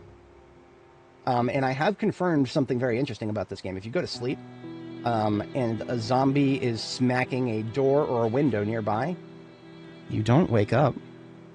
I learned that the hard way. I used to believe that the sound of shattering glass next to my bed would be enough to wake me up, and therefore my minimum level of security to be sure of a safe place to sleep was just an intact window. No. When we first made Beachhead in Louisville here, I went to Foxtrot Base, which is, you know, it's just a residential location, and I slept in the garage there. And while I was sleeping in the garage, some random zombie walked up, started smacking the window. I'm like, alright, shit, I can hear it smacking. Surely when the window breaks, I'm gonna wake up. No. The window broke, I heard it flip inside, and that stupid little clock kept ticking. And I'm like, what the fuck? Wake up! And I start smacking the space bar, and of course, I did not wake up until I'm pushing the fucking thing back. That was, I don't want to ever have to repeat that. I would sooner stay up all night and do 20 perimeter sweeps before having to deal with that. These whatchamacallit, these gates, they're tough. A single zombie with enough time will break through them. It's just, especially at fast forwarding speeds. So, that's why I was hesitant to build another one of these gates. You all got to see in real time what happens if you make your base less secure without 100% confirming your surroundings. I'm gonna risk it. I think I'm gonna be fine. It is very unfair. This game is very unfair right now. I'm gonna be real with you. This game is quite unfair. It is not one of those games that you want to play. Now, of course, there are settings, sandbox settings. Of course, you can go in there and change the sandbox settings. You can turn the Nox infection off. There will still be situations that come across as highly unfair. As long as zombies can damage you, there will be situations where you'll round a corner and there'll be like 4 of them, and they'll all grab you together and they'll pull you down. The new grapple mechanic, that's not in build 41, so if you play the default version of the game, I think the grapple mechanic in the default version of the game works a little differently. But right now, in the current version of the game that I'm playing, the unstable, the new one, if I were to just, let's just say hypothetically, I come in here and turn the corner, and there's just 3 zombies right around me. If one of them grabs me, I'll push her back probably really reliably. But while I'm pushing her back, the other 2 will grab me and stun lock me, and I'm just fucking dead. Even if the Nox virus is turned off, I'm not worried about infections at that point. There's 3 zombies grabbing me at the same time. I don't have the action economy to fight that off. So you can get mobbed very easily, and even if you turn off the infection, you're still going to die. What I would recommend a lot more sooner than that is learn your ranges. Learn your weapon types, learn your ranges, and practice swinging. Unfortunately, there's no tutorials that are really good at teaching that. That would be something that the devs should add to the game. Just, not a tutorial that shows you gameplay as much as it just lets you spawn zombies and test weapon ranges. That would be something that I would very highly recommend. You could do that, like if you turn on debug mode, for example. Debug mode's got a lot of cheats. You can, open the cheat menu and figure it out, and just kind of go in there, fight some zombies, and learn your ranges. Because if you just memorize the ranges of the various weapons you have on your person, and how far the swing goes, that will be amazing for you in the long term. That's the best advice I could give right now. Learn your ranges, and especially, learn when to fall back. If there's more than 3 zombies coming at you and you're still in early game, you don't have a lot of weapons on you, turn 360 degrees and walk away. Like the old Xbox 360 meme, just turn 360 degrees and walk away. And just let them, especially in build 42 now, you can let them split themselves up, because they all move at different speeds. And always use your movement to your advantage. That's one of the reasons we're talking about range. Movement is your momenta es vita. Momenta es vita. At this point, 2,300 hours of this game, about well over 1,000 using swords. So I've just completely memorized all the ranges. Probably the second most important thing is sound. I'm hearing the sound of a zombie smacking wood right now. That means they're on the inside of the fence, and it's coming from my left speaker. So probably somewhere right over here. If they were on this side of the fence, I wouldn't see it, because these trees block your line of sight now. Yeah, no, they're definitely on the other side of the fence, so I ain't going in there. That's way too tight corners. If you're going to fight zombies inside, bring them outside. Just bring them outside and have them fight you where you have the advantage. You can see everything around you much better than indoors. I hate fighting indoors. Even at this stage of the game, 2,300 hours of gameplay experience, I still fucking hate fighting indoors. Places like the Grand Ohio Mall here in Louisville, I have no choice. I got to do it. If I ever want to clear the building, I got to go through it on foot, or literally drive through it. That's how big it is. There are armor types in the game now. You can get armor. Armor has got so many trade-offs that I very, very rarely wear it. In fact, right now, like the scenario I just mentioned, going into a building that I have no choice and kind of have to clear out from the inside out, a scenario like that, I'll put on heavy armor. And the heavy armor will make me miserable to wear, and I'll get tired faster from combat while wearing it. But I will be a lot better protected if I just come around a corner and some dumb shit that I had no control over happens. Claustrophobic. Okay, so what that does is that increases panic. Panic makes it harder to shoot, and the longer you spend while panicked, the more stressed you get. Stress can make you depressed, and then depressed can make it so that you move slower. So you generally want to keep away from depression. But otherwise, panic is not going to kill you. It's just going to be annoying. The only problem with claustrophobic is you'll notice it affecting you in the weirdest of places, and you might get tired of it. I got tired of it just because of the noise, the sound of my own heartbeat. I couldn't make it like 1 hour with claustrophobic, but personal taste. I mean, if you're not as sensitive to repetitive noises, you can probably ignore it. Did you take any change? Did you take any traits to change your sleep schedule? Because traits that change your sleep schedule are had to use 2 tents. Yeah. If you have a tent and a sleeping bag and a pillow, that's the trifecta right there. Get a tent, put the sleeping bag and the pillow inside of it. That's the best you'll get out of a tent, really.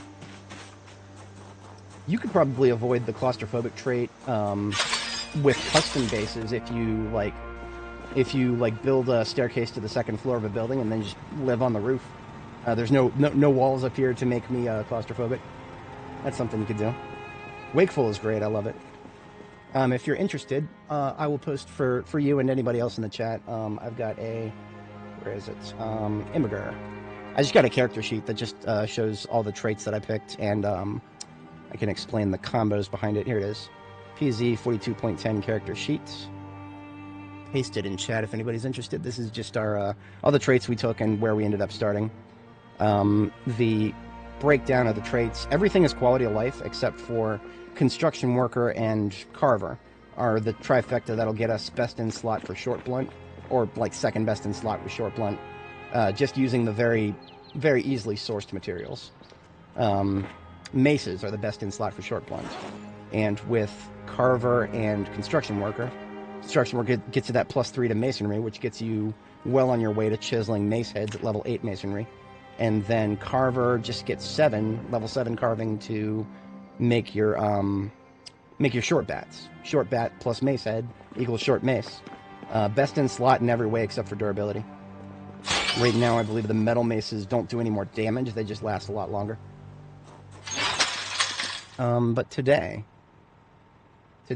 we are going to take another pass at the mall. Now that things feel more secure here, I think we're going to take another pass at the mall. We'll probably leave and then come back and realize that there are another bunch of zombies outside, but as far as I know, I don't think they will start attacking the fence while we're not here. I've never seen that happen before. That's not to say it doesn't happen, I'm just saying I've never seen it. I also have never really... I kind of go out of my way to avoid putting myself in situations like that, so not only have I not seen it, I haven't had a lot of chances to see it. Yeah.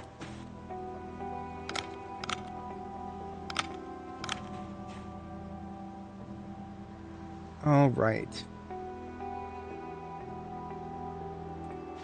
I wish more games had the depth of mechanics of this game. As much as I enjoy this game, and I do enjoy this game a lot, I would very much like for it to have... Okay.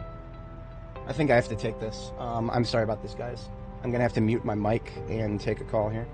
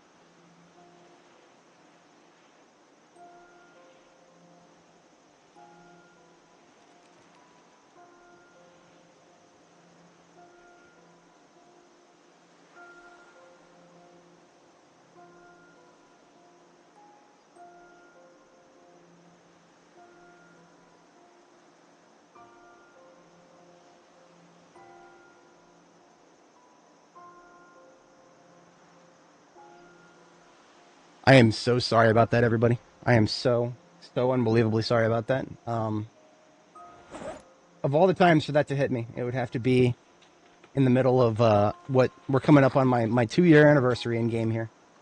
But yeah, sometimes shit happens. The individual who I was just on the phone with is one of our essential personnel. Very essential. If she's not up and running, then other people who are not on call for Thanksgiving start getting called, and big problems start coming. So I basically had no choice but to make sure that she was up and running. Now that she finally is, I only had to go pester some other folks to make sure that she was up and running, but now she is.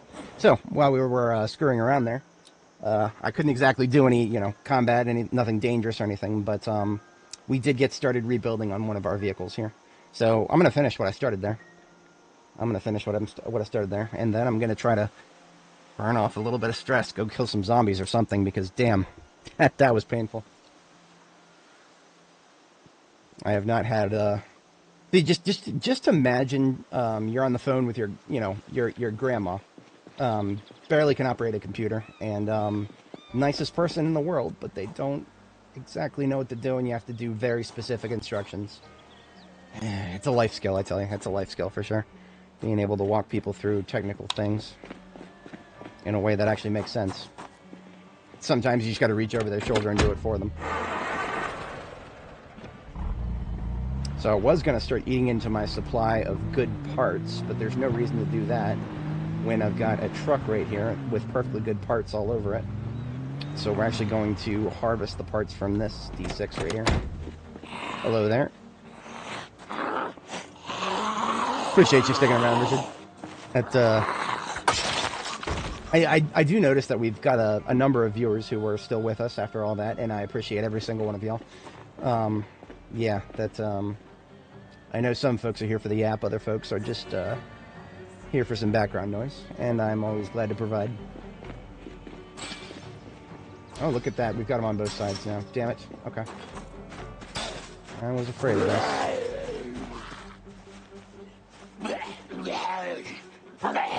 I wonder if I actually need to repair one of these gates at this point.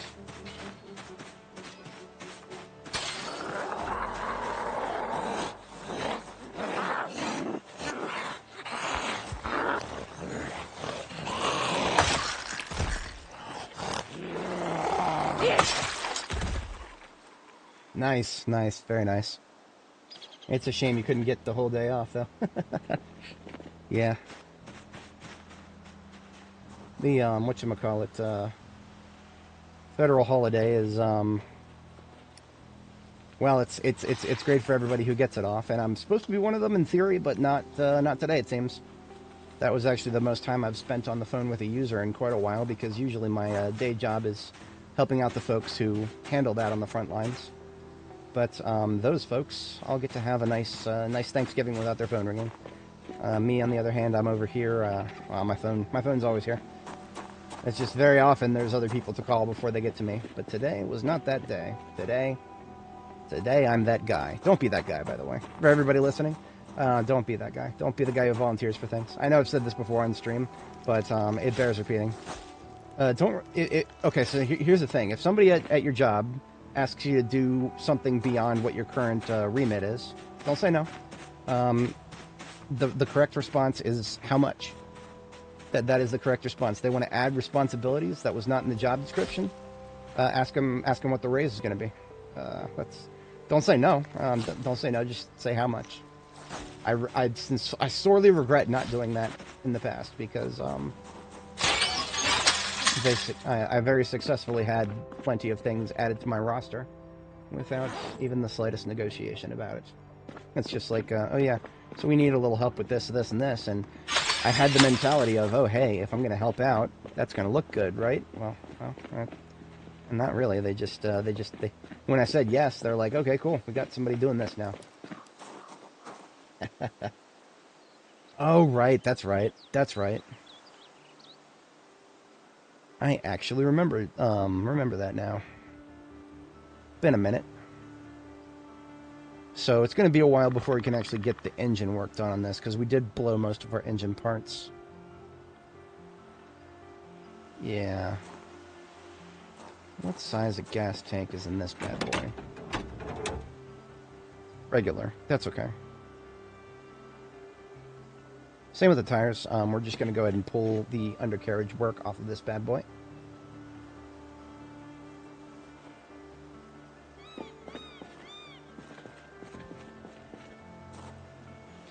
And instantaneous transfers of parts if you have high-level mechanics nowadays. I have a feeling that's going to get nerfed. This particular truck that we're harvesting all the good parts of, we found it like this. It was actually perfectly intact. One of those little rare vehicles that you come up to it even this late in the game, and you'll somehow find it in great condition. Very unreliable to expect to see that in Louisville after this long has passed.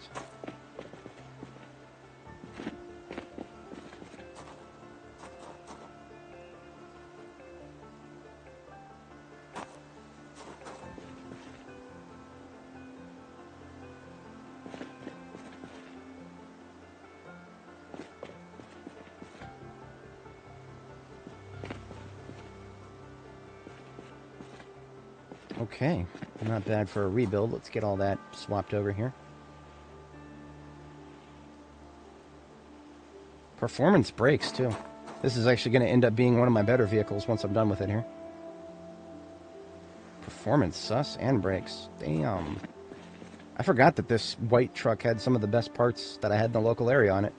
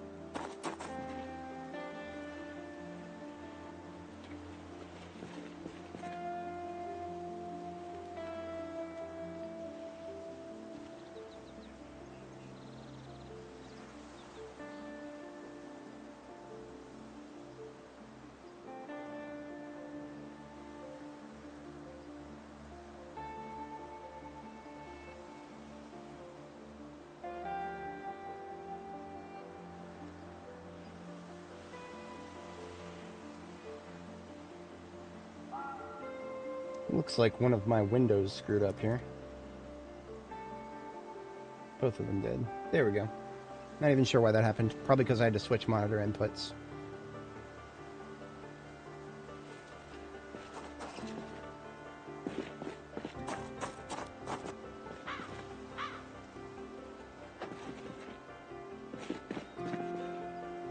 And the muffler.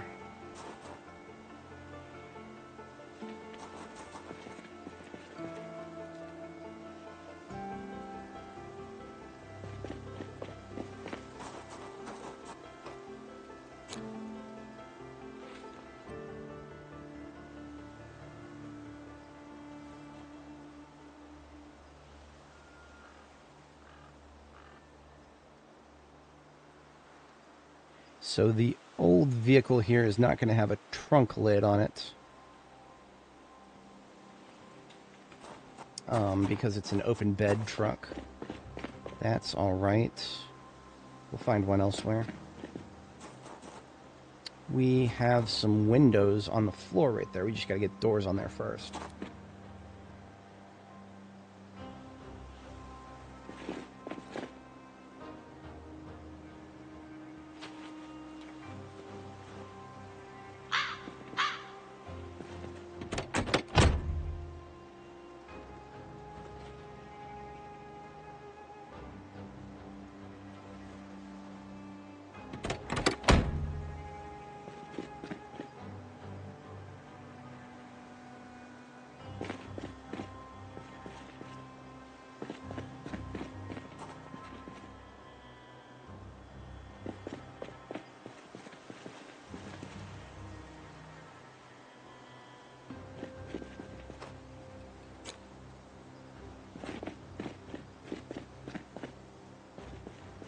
And that's everything but the gas tank, which is actually okay because the gas tank is smaller.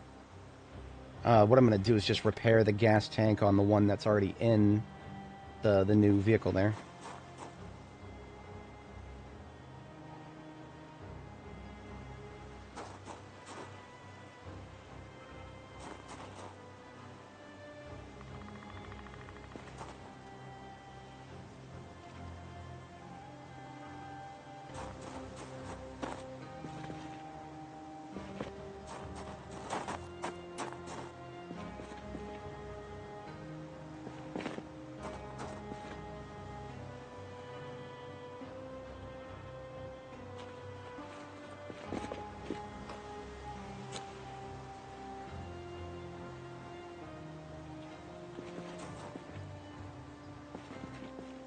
Okay, we've got ourselves a very well fixed up vehicle. It just is missing a couple of key parts.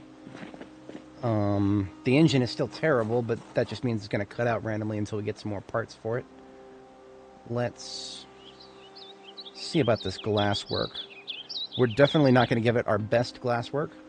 We always want the best side windows that we have to be on our combat van, because that's the one that's actually most likely to take any hits from zombies right now.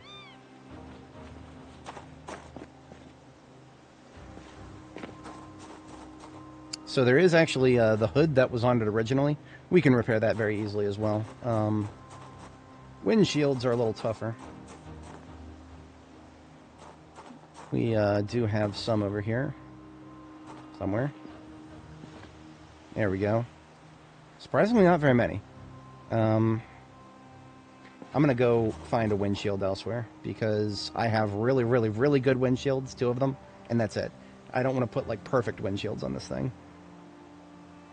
Yeah, we're not doing a 1-to-1 swap, so I need a trunk lid, 1 metal for the hood, 1 for the gas tank. Okay, let's siphon out the little bit of gas that's in there. That lets us actually pull the gas tank off.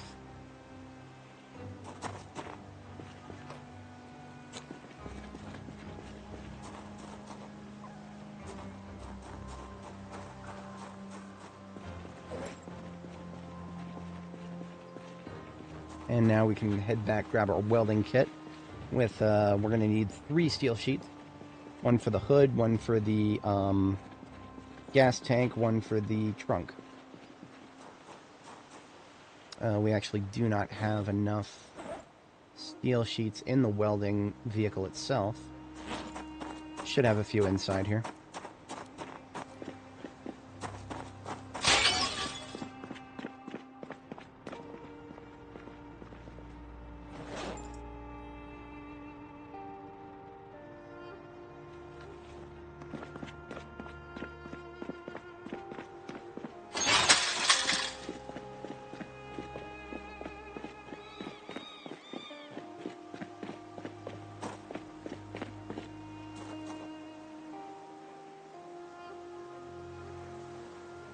So we'll bring that trunk from 14% all the way up to 100 here. Easy peasy. The hood on the floor right here that we pulled off of it is only 9% integrity. Pick that bad boy up, we'll slap a steel sheet on it. And look at that, up to 100%.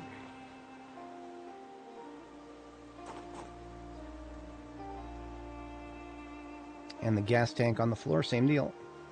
This is the privilege of being a level 10 mechanics and level 10 welding. I think both are probably contributing to our great success there.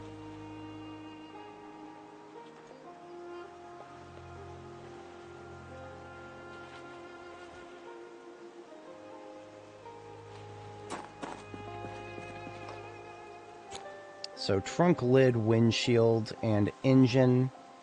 Radio as well. Now radio is interesting.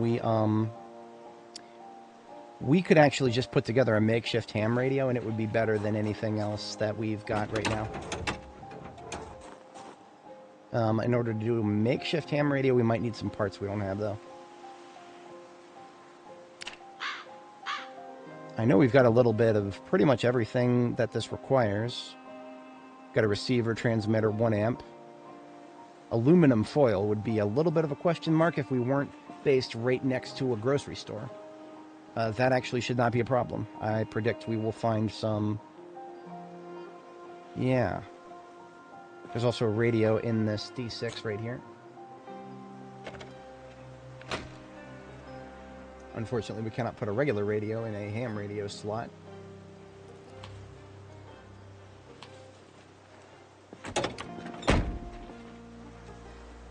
Now this ham radio right here that's on the floor that we pulled out of the truck we just recovered, it's not really going to be useful to us, but we can use it as a decoration.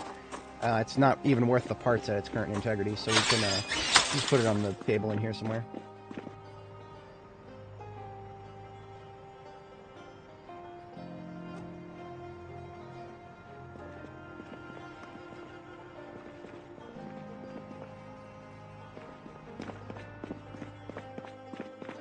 Sometimes it's hard to make a ham radio look good, because even on these kind of cabinets, the mic is kind of hanging off of the edge, but that's alright. It's not a bad match. I know we'll have at least one amp and one receiver and one transmitter here. Yeah, I remember finding that transmitter.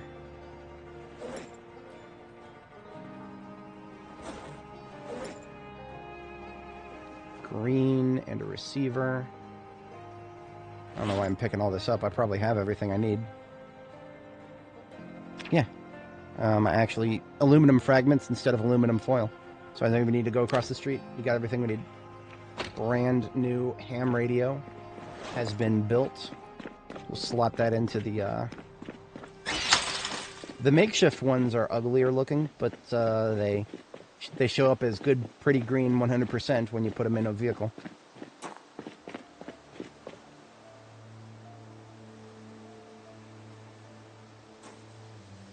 Oh, never mind. Okay. This makeshift ham radio that I just built, like I literally just fucking built it, 10% integrity for some reason. I have no idea why. That doesn't make any sense to me. I literally just built it. But you know what? It's a radio. I'm just mad that the, why? Why did that happen? That makes no sense. Anyway. We need gas. Gas inside this vehicle. For that, we're going to need to siphon some out of the donor truck there.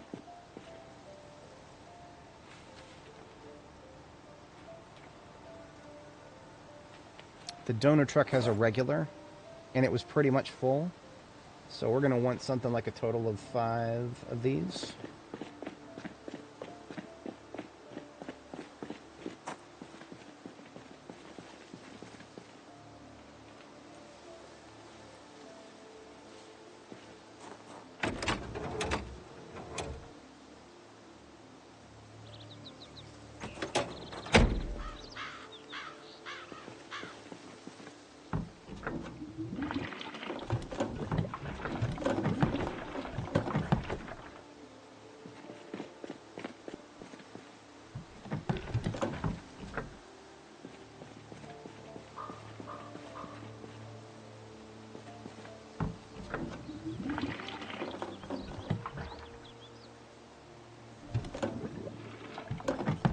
That's everything.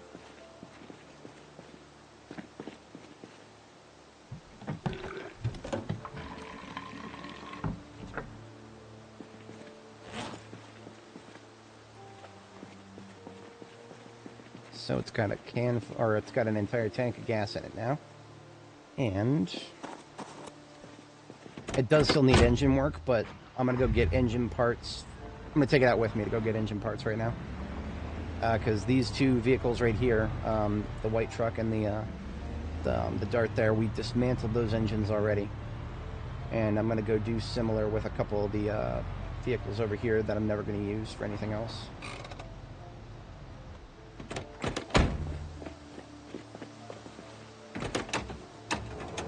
Look at this, another survivor vehicle.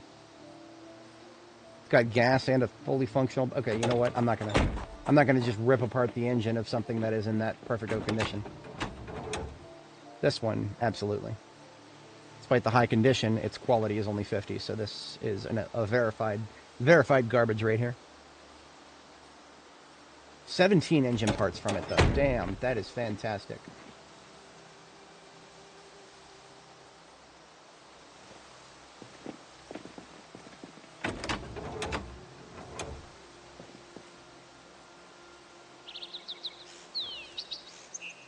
Perfect. Now it just needs a windshield, which is going to be a little tougher because we'll have to locate a heavy-duty vehicle somewhere nearby here. I have harvested most of the nearby heavy-duty vehicles, but we might have one in the actual lot of the... Okay, you know what? There's a Z right there. And are we out of coffee? I think we're out of coffee. You know what? It's already... You know what? Every once in a while, even I will do this. I don't normally like doing it, but...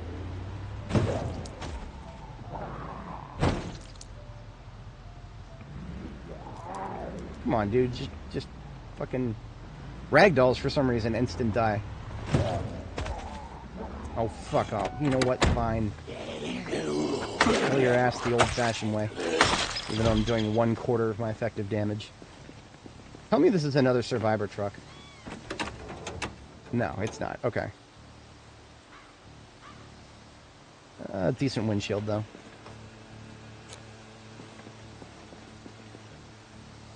What else did we need? Nothing that we can get from this thing.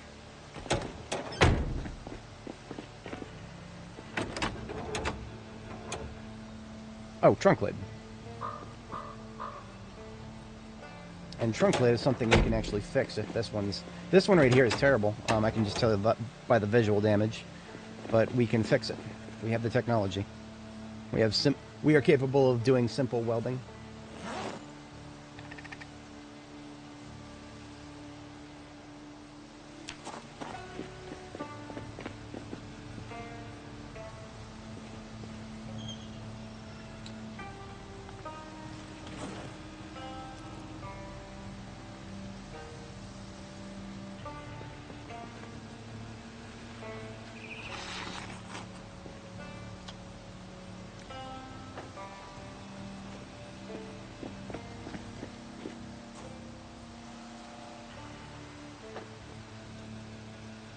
I don't suppose we have any steel sheets in the area. Most likely not. That's alright, we got what we were looking for.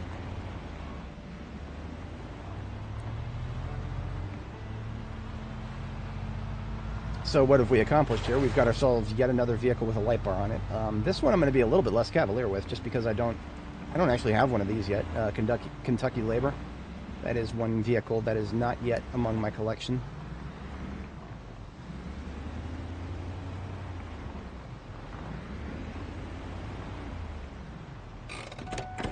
Am I blocking the... Okay, we're good. Should just have one more steel sheet in here.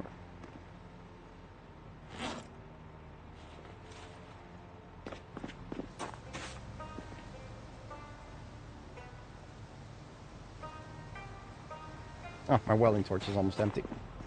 Let's fix that, shall we?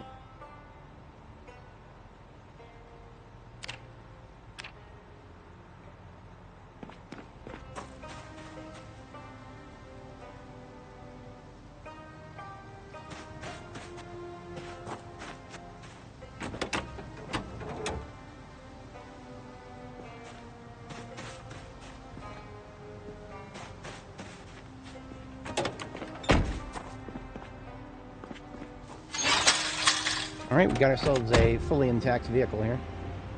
For some reason the ham radio is extremely weak. I wish I understood that, but that's just how it is, I guess. That's how we made it. Finishing touch, of course, is the car wash.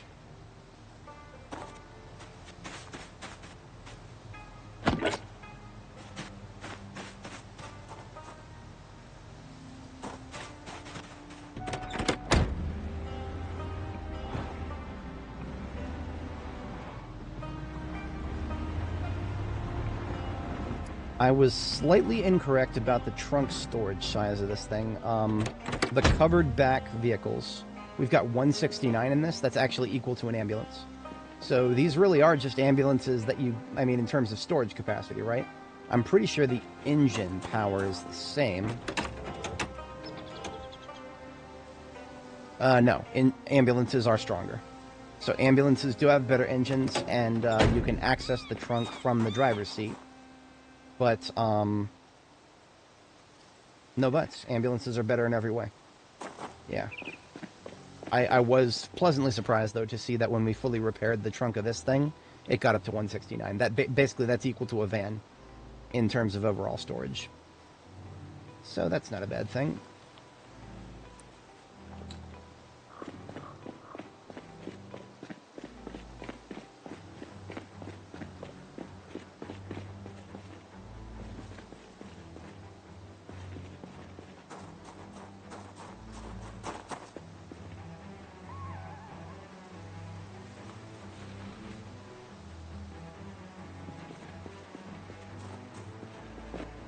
Now I just got to get rid of the leftover vehicle here.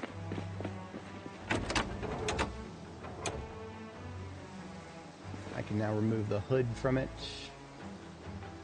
Didn't need it, but I can just drop it over here. Take that gas tank off of it.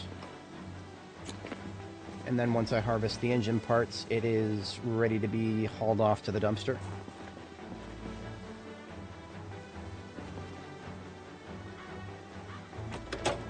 Got 12 engine parts out of that. Fantastic. I'm going to store them in the glove compartment of the brew van here. And I'm going to do the same with the other van because I actually picked up quite a few more spare engine parts.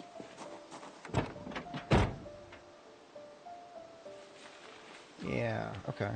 Excellent.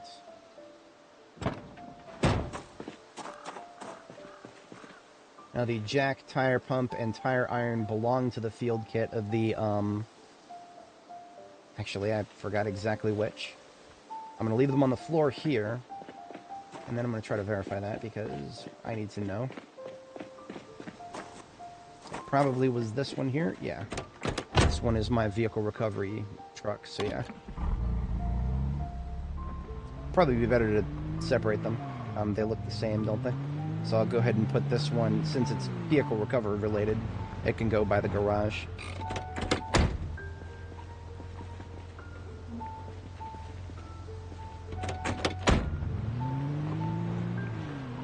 Now you may notice this thing is moving very, very fast, despite having no wheels on it.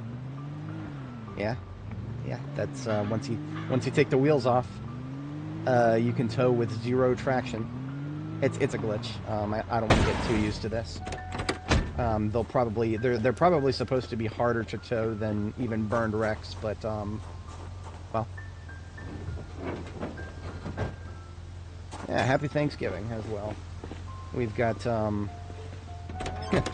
the irony here is that I've had to have my stream interrupted because of work on today being a holiday more than ever before. Only here on a holiday would I get interrupted that much, because I'm the only guy still working on holidays. At least in my enterprise. I have not forgotten what it's like in the world of retail. The grocery store that I used to work at is probably a zoo right now. Because it's 5 p.m. There are probably people who forgot, a whole bunch of people who forgot their Thanksgiving stuff. That's how it goes.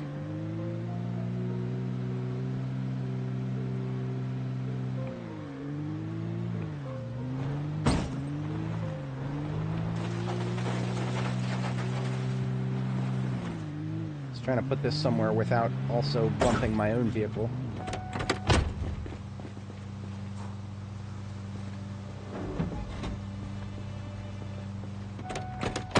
You know, in a perfect world, I would actually cook myself something nice for Thanksgiving. I don't store perishables in my fridge very much, despite the, almost 80% of the contents of my fridge is just condiments and leftovers. Like I'm either eating whatever perishables I have in my fridge, IRL, I'm usually eating them within a week. Everything else that I own, food related, is non-perishable. I am a enjoyer of non-perishables. That's supposed to be the best way to phrase it. I very much enjoy my non-perishables because I don't have to keep track of whether they're going to expire anytime soon. I trust myself so little sometimes about making sure that I use things within their, their freshness period. That, like for example, when I buy hot dogs, I do occasionally buy hot dogs and then buns, and I'll buy them both in twos, like they want you to, because they give you the mismatched numbers and whatnot. But what I'll do is I'll put the buns straight into the freezer. Calendar-wise, so okay, it is currently July 5th, 1995. The start date of the game is July 9th, 1993. So we are 4 days, in-game days, away from our 2-year anniversary. Now, that being said, if you click on the info tab, it says we've survived 2 years, 7 days, and 17 hours. And that means, well, that just because this says, this just counts months as 30 days. So it's like a little over 2 weeks behind the actual time that has passed.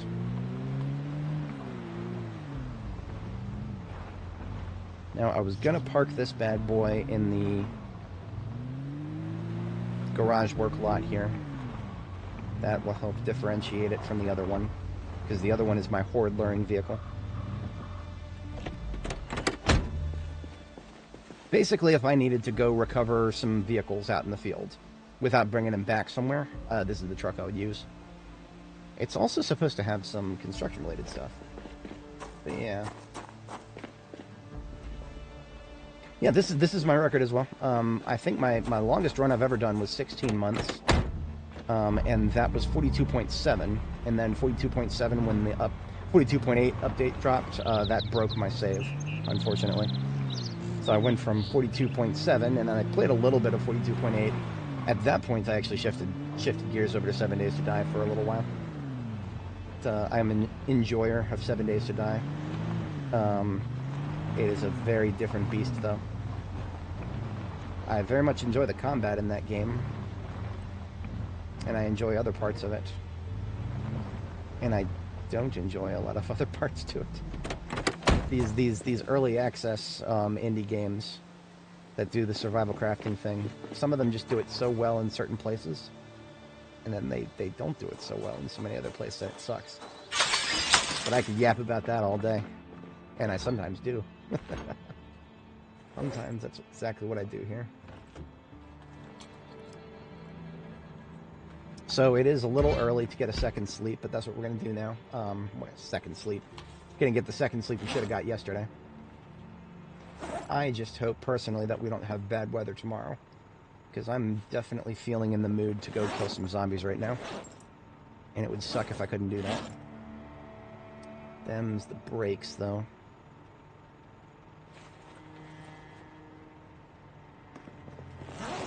Yeah, we're at 90 fatigue right now. That is stage 3 fatigue. If a zombie were to come up to us right now, we'd be in a pretty bad spot. So we're just going to go ahead and start sleeping that off. I probably will augment this with a coffee. We'll see how things look overnight here.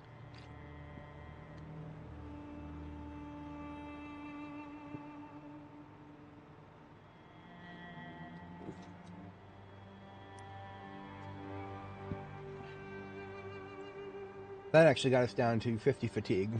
So we'll be able to screw around a little bit overnight. We'll want to do another sleep maybe around 2 a.m. or so.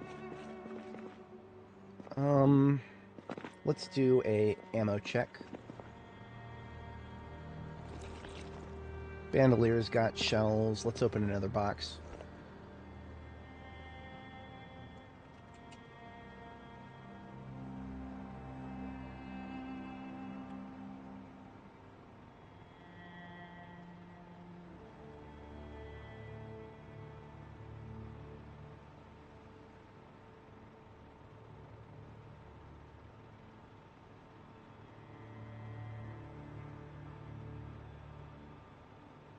I think these are the last 2 boxes of shotgun shells that we have in the ambulance. Oh yeah, no, you gotta have goals. Goals are important.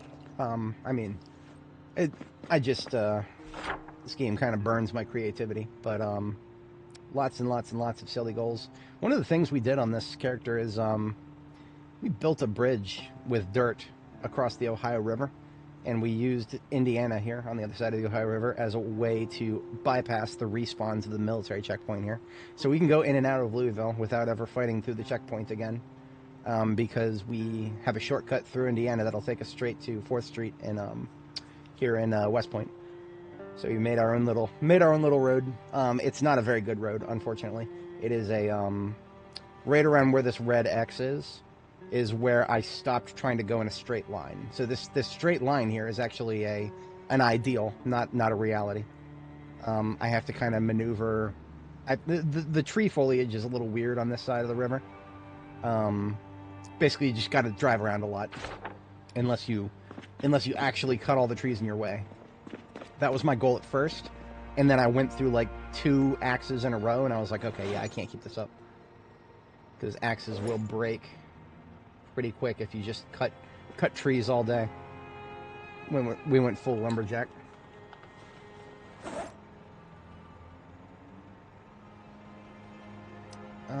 Other ammo calibers. We are on our last shot of 45 auto. Good thing we have tons and tons of that. We could use one more box of 38 special. So that's a quick breakdown for anybody, if anybody watching is unfamiliar. My primary, if there are multiple targets to hit, I will go straight for the shotgun, of course. It's on my back. The primary gun that I'll whip out first is the big iron. The M625 shoots 45 auto. Okay, medium iron, but it's pretty big by my standards. Secondary is this is for short range kills only, but when I need to diversify my ammo expenditure. If I'm getting, kills within 3 or 4 tiles away, I will switch to the backup revolver, which shoots 38 special, just to diversify ammo expenditure. Now, situationally, if I have a lot of zombies coming at me, but they're way too spread out to nail any good multi-hits with the shotgun, then I will switch to 9mm and click heads. The 9mm is actually the best, generally speaking, the best gun for anything coming at me right now. Like, let's just say that I opened this gate, and there were just, like, 10 of them to the north, but they were all, like, all over the place, spread out. I wouldn't want to waste shotgun shells on that. I'd probably just use my sword. But let's just say for some reason I couldn't. I needed to kill them all real quick. That's what we switched to the 9mm for, because we got 15 shots in it. It's actually it's more accurate than anything but the shotgun. And, yeah, I can drop 15 zombies really fast with this. And if I have to keep going, then it's got multiple reloads. I always carry multiple backup magazines for it. So that's the breakdown of my guns. Now I do have other guns. One of the ones I like to use when the situation calls for it is this MSR 700. I call it the sniper rifle. It's got an 8x scope on it and the recoil pad and whatnot. And it's basically just I used it a little earlier in stream if anybody was not there. It's for hitting targets, like, way farther beyond where I would shoot at night. Like, where this pile is in the top center of the screen. That's a pretty decent range for the 8x scope for 223 during the day. At night, if I was desperate to use 223, which I no longer am. At one point, I had a lot of it, and I was like, alright, let's use it. I would take the scope off, and if you have no scope on it, you can actually use your flashlight as a rangefinder. And that actually works pretty well. For the 223 at night, you can use your flashlight as a rangefinder. But when I started doing that, I started pissing through the 223, and I realized it is way more valuable to save your 223 for long distance shots. I kind of almost regret blowing as much as I did on short range shots when I didn't have to. So that's the breakdown on that. But I don't always carry the 223 with me because of how situational it is. Got to be during the day with good weather, which. Sometimes when you really want it, that's not what you get. Yeah, the dirt bridge was only 3 tiles wide. So it was actually kind of hard to drive over. 3 tiles is like the bare minimum if you want to drive over something that you build. And you can't drive around. So 3 tiles was our target. But we have to be very careful not to veer, because remember, water in this game is might as well be a steel wall. A shoreline in this game is a steel wall as far as vehicles are concerned. If you accidentally bump into it, you're gonna damage your vehicle. So we couldn't go very fast. We had to make sure that we didn't, there we go. Using some of this seltzer water.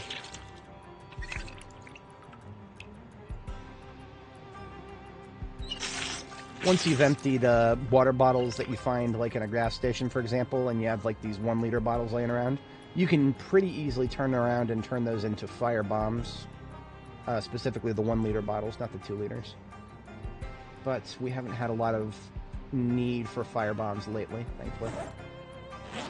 I say thankfully. Fire bombs are not bad, but you have to sit there and wait for the zombies to burn.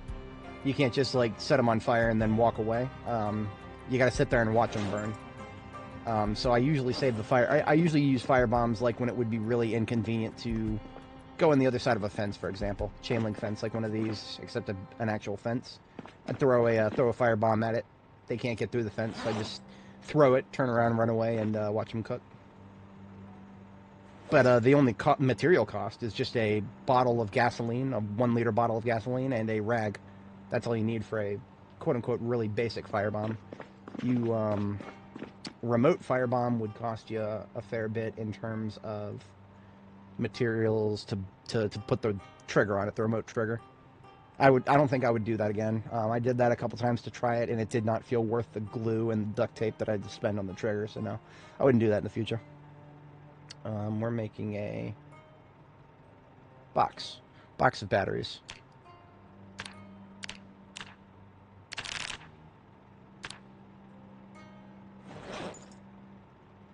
And of course, the game decided to use the battery that I had in my Alice belt. I'm glad I caught that.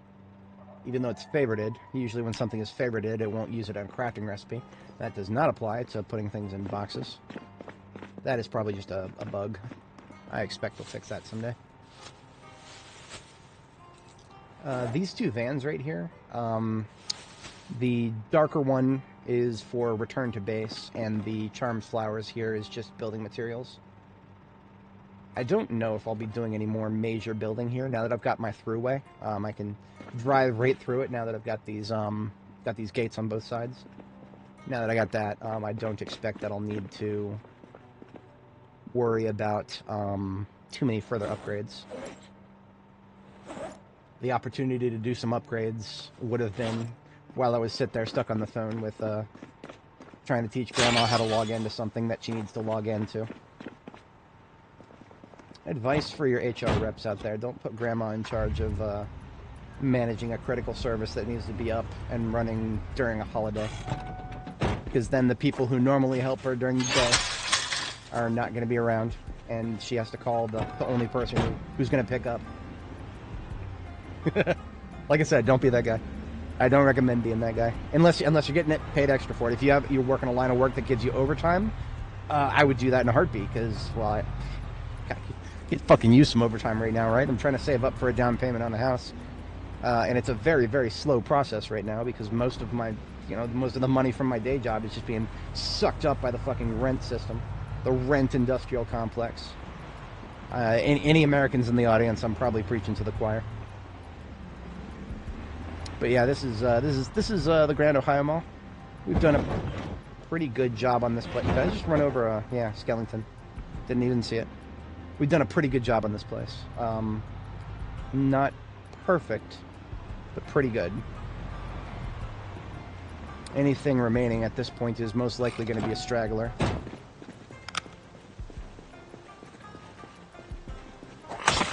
He didn't even have a group. Cursory check of marine bites here. I'm always on the lookout for a step van with a good engine. This one has got an engine quality of 70, so garbage. Engine quality is your... Engine quality 70. That means 30% chance to fail to start. No good.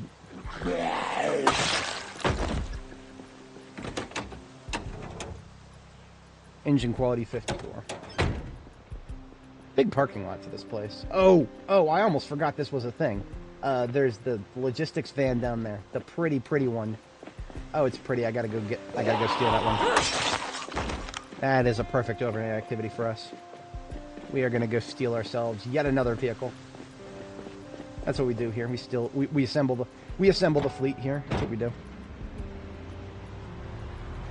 Especially when it's a pretty vehicle like this one. There it is. United Shipping Logistics. Might even actually have something in the trunk. Delivery packages, maybe. Key check. Doesn't look like nothing on the floor. What's this up here? Hey, look at that. We got the key to this one. Hell yeah.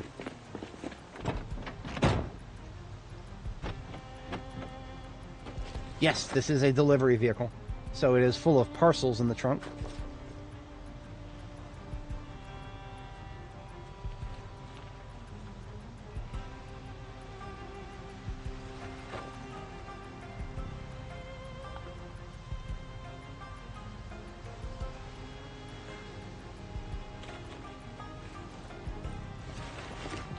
$182 encumbrance in the trunk by default, so it didn't even need any repairs. It's already got a lot of storage space in it.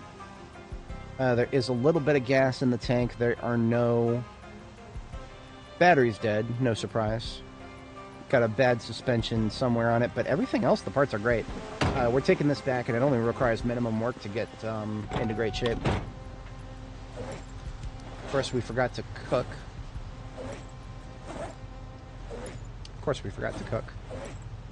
When that happens, I do carry around food. I leave some chips on my driver's seat because I know I'm gonna. I've done it many times before. I'll do it many times again. Oh, lag spike. I'm not even sure exactly why that happened. Whenever I see a lag spike in Louisville, my brain immediately just zooms out. I need to zoom out and check my surroundings. Did I just wake up a bunch of zombies somewhere? I don't think I did, but. We're not close enough to any buildings right now, right? There's this building to the south, but it's very far away in terms of whether it would wake up zombies. I'm going to do something a little risky. I'm going to try to tow this van forward. And B42 towing forward is pretty weak. The benchmark to try to get is if you can make it to second gear and not bottom out. So there's second gear. We are not... we're bottoming out. Yeah, we're bottoming out.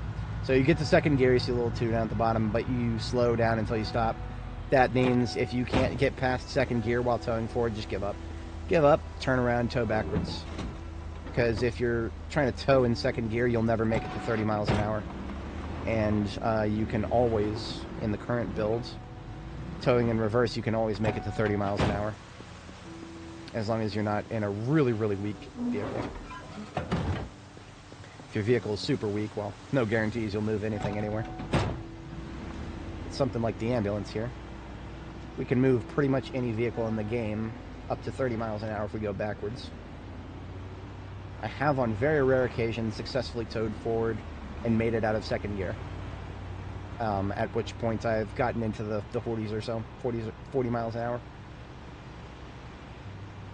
Still not a very good long distance thing. I would never want to tow a full-on vehicle long distance.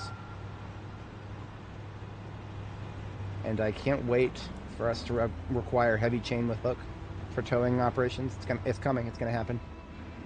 Any day now, we're going to have to carry around something that weighs 12.5 encumbrance, and we're going to have to get it out and put it on both vehicles whenever we want to tow something.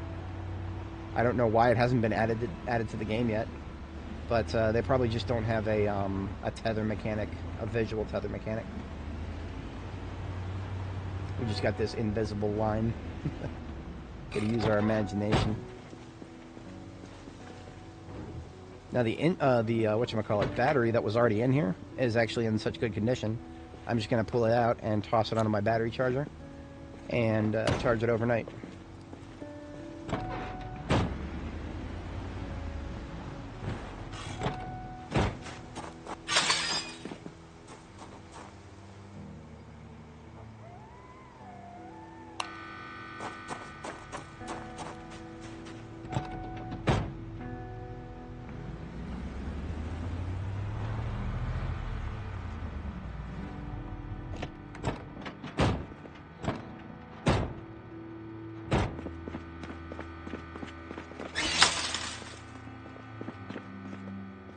Alright, so we're going to get our second sleep here. It's a little early. I usually like to wait till 4 a.m. But we're going to get our second sleep, and then we're going to probably need to augment that with a little bit of coffee.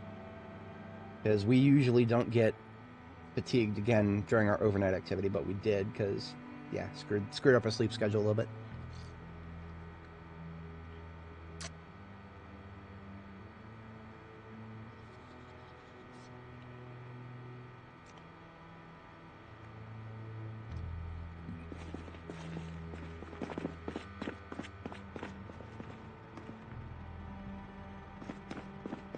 Oh, great. Fog today.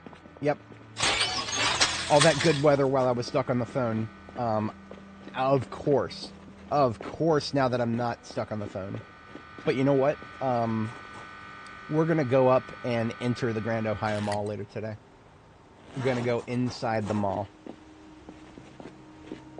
And if you're fighting inside, bad weather can't affect you. There's other things that'll affect you if you're fighting inside, but bad weather is among it.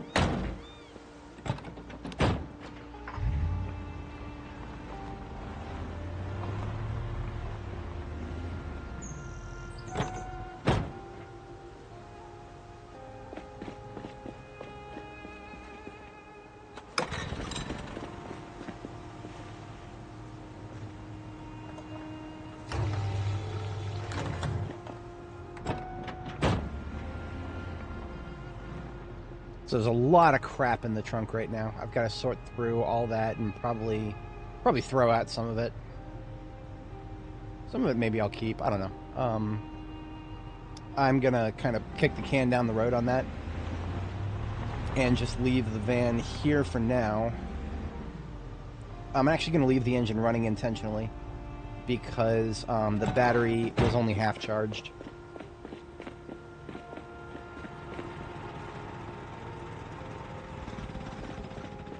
So that does it for vehicular maintenance stuff. Gonna do one more ammo check and get some food made, and then we're going to deploy with the this fire truck right here. This fire truck right here. This is the one we've been using so far for the horde activities.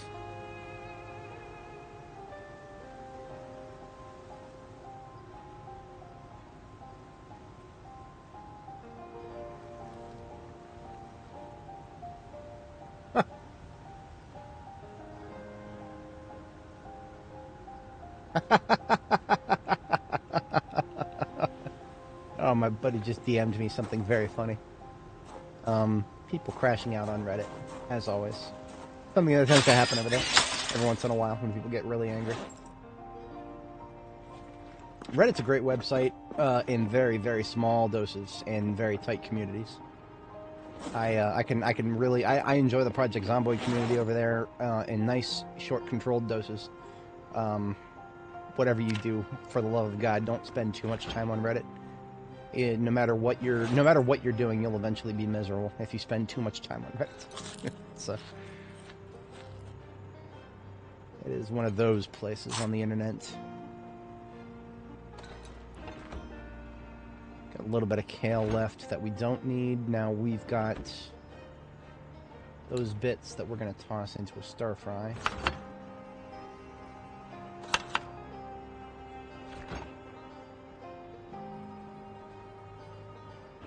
Two stir fries, as it were.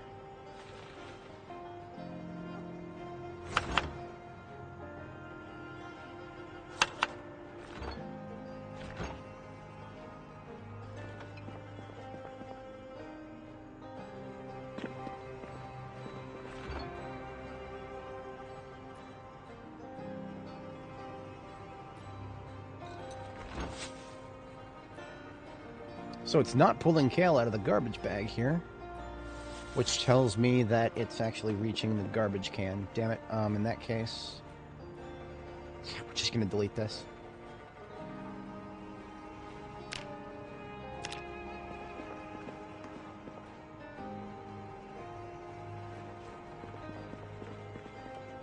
I can't stand the way this game handles leftovers when you get to really high level cooking.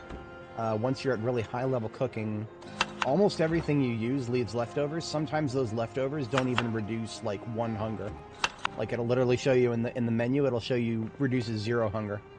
And it's like, literally, what is the point? There is literally no point. That is just some silly little floating point math error that should not even be in the game. But I suppose I could say that I appreciate the attempt to make high-level cooking really, really, really useful. It's just kind of falling flat, and it's resulting in things getting really disorganized sometimes. We're not at a point where we need to, like, you know, I don't need to get that extra minus one hunger reduction from a piece of kale when it uses an entire slot in one of my recipes. Nah, we're good. We're good. We're good. This is making me a little hungry, IRL. I think after the anniversary, we'll call it, I do want to at least live up to the title of this stream.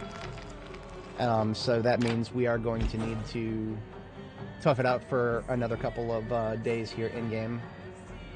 But I am actually getting quite hungry, so I need to eat.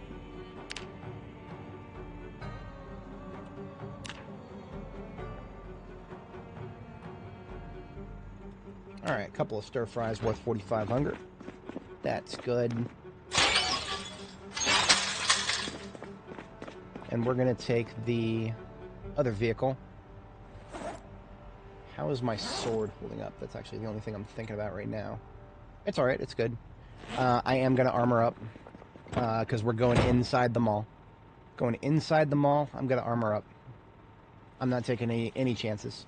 I have already had a close call in there once already, and there's nothing to suggest that I couldn't have another one. I was a little bit guilty of overextending myself ever so slightly. But it also kind of, you know, it escalated quickly. Anyway, worst case scenario, we just take off the armor and put it in our backpack. But otherwise, with our heavy armor, our protection levels are 70% for every part, except for the 70% or above on every part. Most 100. With the bandana on, we are now at 50% bite for the head and the groin, and 100% scratch for everything but the head and the hands. Now, that being said, what we are losing out on here, by putting on the chest piece, that has...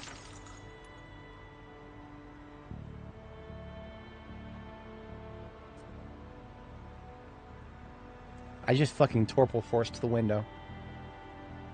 From where I'm standing right now, I just swung and broke a fucking window. All the effort that I put into making sure these windows didn't get broken.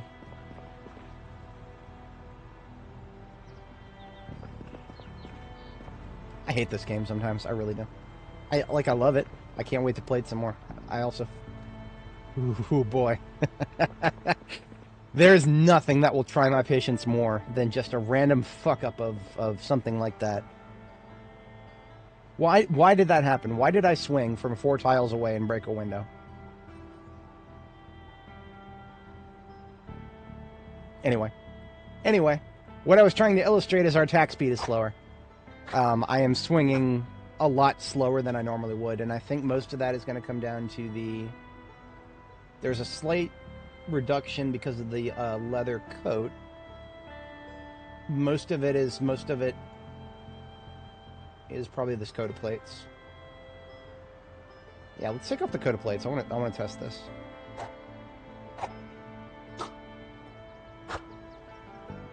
That is... One more time.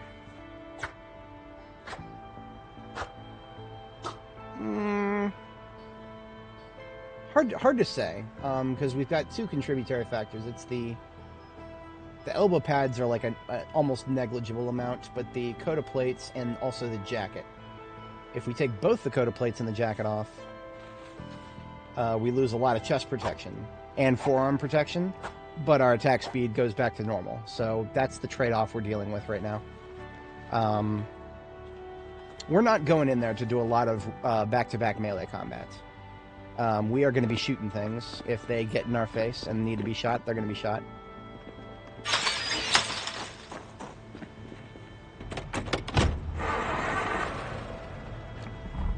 Oh, you know what? I almost forgot the sleep situation here. Yeah, you know what? There is no reason at all not to just sleep once right now, because we are behind on our sleep schedule.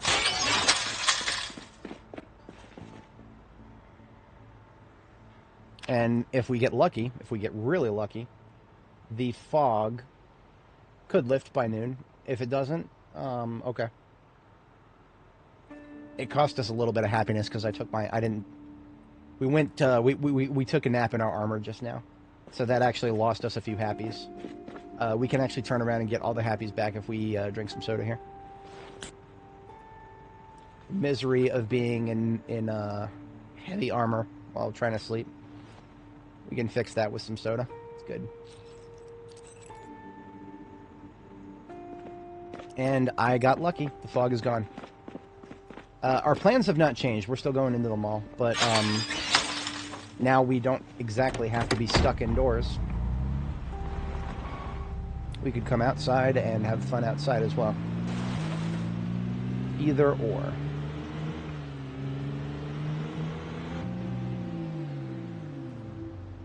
The last major group that we dealt with was inside all the way to the back. So we're just going to go inside all the way to the back and see if there's anything still there. And we don't even need to get out of the truck to do that, because this is not our ambulance and we don't have to worry about running over things. We can literally just do this.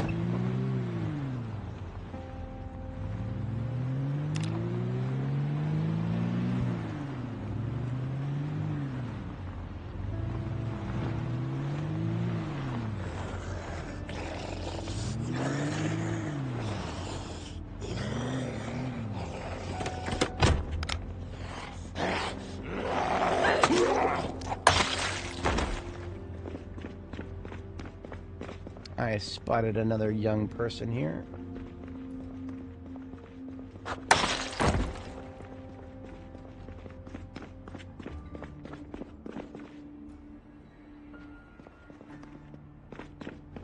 The bulk of anything that would be remaining would be all the way up in here in the corner.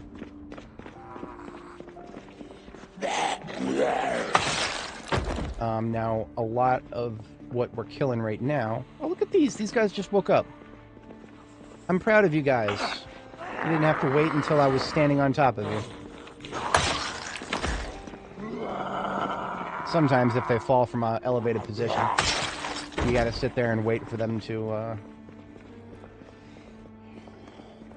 I'm hearing one that's upstairs right now. This one right here, I think it's gonna get up. Yep. Nope. And that's because it was, yeah, somebody who flipped over a wall.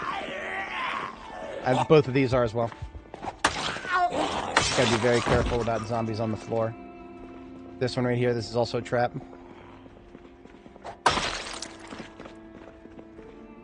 I think just one of these two.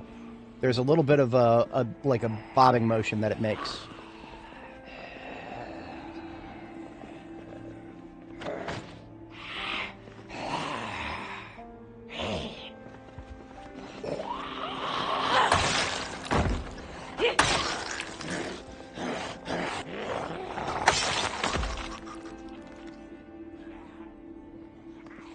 Somebody in this direction somewhere. Possibly upstairs. In fact, most likely upstairs. Because, like I said, a lot of the pocket that we were gathering before came from the upper levels. And that's why there's a lot of stragglers here. Some of them lost track of us before we extracted. There's no reason not to use my sword. I got a lot of room in here.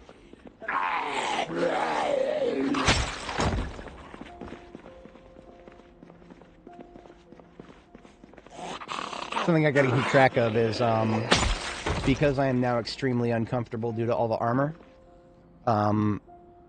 unhappiness is one thing. That always increases when you're uncomfortable. More pertinent is the fact that it increases the stamina cost of everything I'm doing right now. All this running around and swinging of the sword, it's not just increasing the stamina cost, it's reducing my passive stamina recovery. right? So normally I would never even have to think about stamina. Fitness level 9, strength level 10. I'm a fighter. I don't get weak easily, but the fact that we can so easily get... we don't recover our stamina when we're this uncomfortable. That can add up quickly, and we can find ourselves exerted when we're not expecting to be.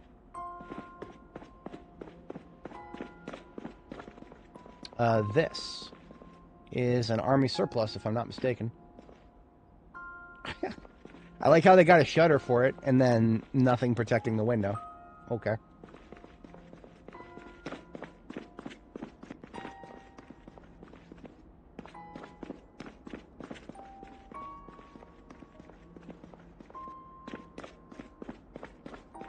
Oh, hello. I need... Gotta keep a closer eye on that shit. I did not notice any motion bobbing for her. This one, yeah, this one's gonna get up too. These, if you have ragdolls enabled, you won't see these. So if you're just turning on B42 and you have all the settings, you know, as by default, ragdolls will be turned on by default. And ragdolls, when they're on, they behave very differently. Instead of these ones that fall on the ground and just stay there, you'll get ragdolls that just stay permanently ragdolled, but they make a lot of noise, so they're really obvious. And then you'll get ragdolls that try to divide by 0 and turn into flying zombies, and just they turn into spaghetti sometimes. Sometimes they turn into pendulums. Sometimes they turn into quantum Zeds that are simultaneously in 2 different positions.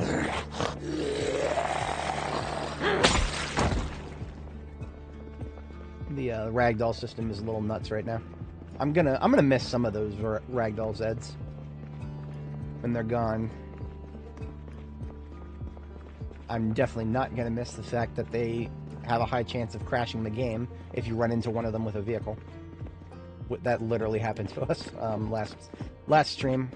Pretty late in the stream, we were trying to do another pipe bomb. We gathered a huge group of zombies, and well, one of those zombies that fell off of a higher level decided to become a flippity-floppity ragdoll and just zoom across the screen, and we had no chance of dodging it. It just slammed right into us, and the game crashed. And when the game crashes around a bunch of zombies, this is probably a good thing for most other people. The game will actually delete zombies around your character if you crash while there's a bunch of zombies.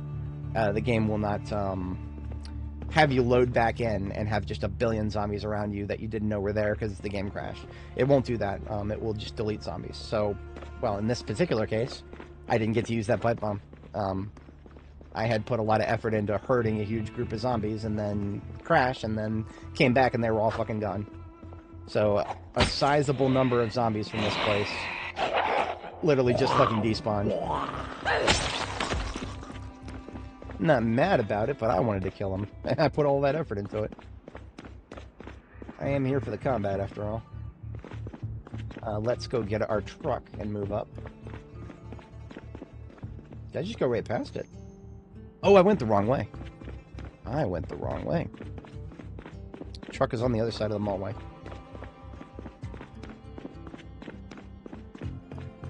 So we are now stage 2 wetness here because of how sweaty we are. That is because we've been running around indoors wearing a leather jacket. And I don't have any bath towels on me right now. That's actually not good. If you let your character stay wet for too long, whether it's, you know, wet from the rain or wet from the cold or wet, or, you know, wet from sweat, regardless. If you just stand around wet for too long, you'll actually get sick. So, let's turn on the AC. Let's turn on the AC, shall we?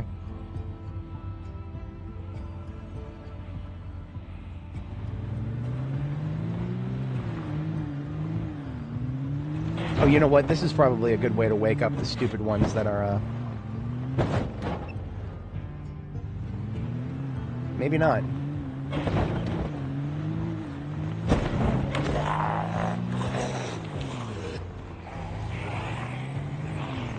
Okay, looks like we still got a fair few back here.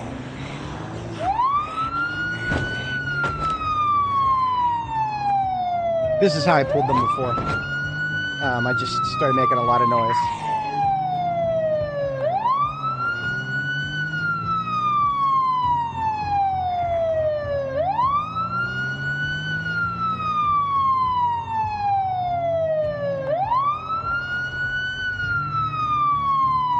Still a fair few.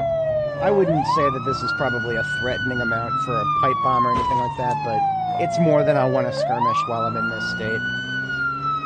I would much prefer to drag them outside, so that's what I'm going to go for.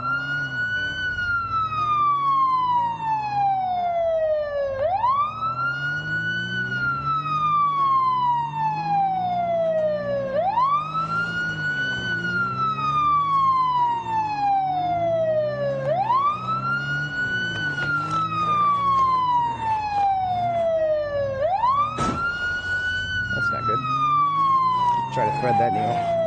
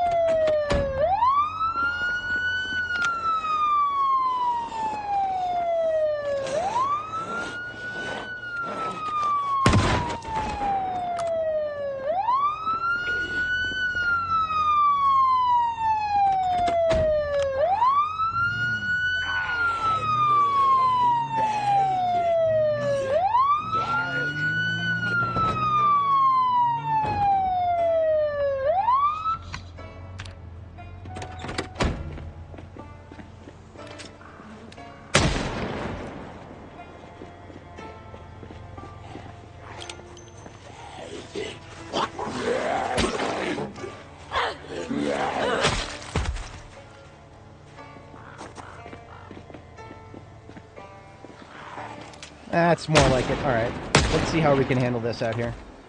We've got a nice little lineup for the shotgun.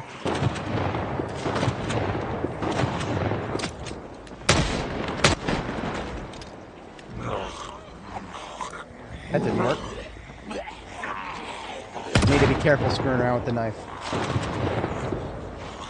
Damn it. Screwing around too much.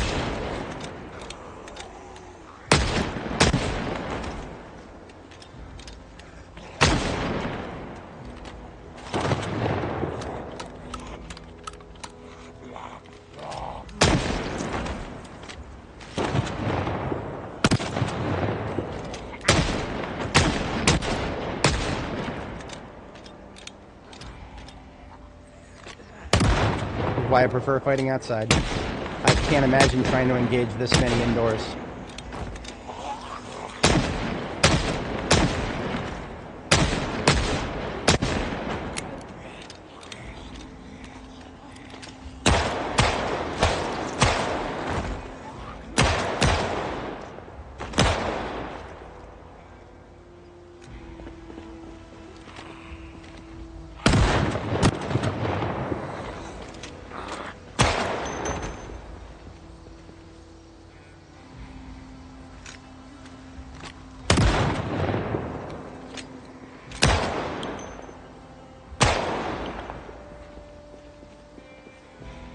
Perfect. Just a little straggler cleanup here. Oh, we even got the Jay's chicken hat guy.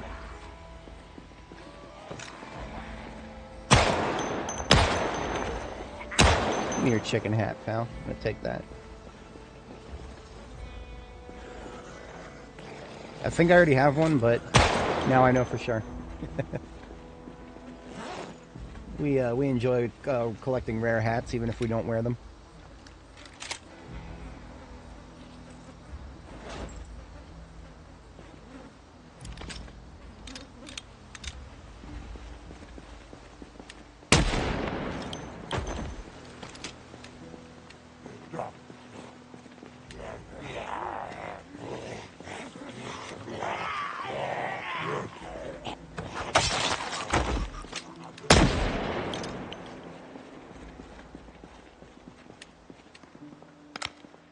Easy peasy. No sweat. That was literally the leftovers of a pocket in here. Hardly anything significant. Most of what's left now will be either slow shamblers or fast ones that got stuck on something. You can hear Darren the door dammer. Sorry, Darren the door dumper over here, or Diana the door dumper.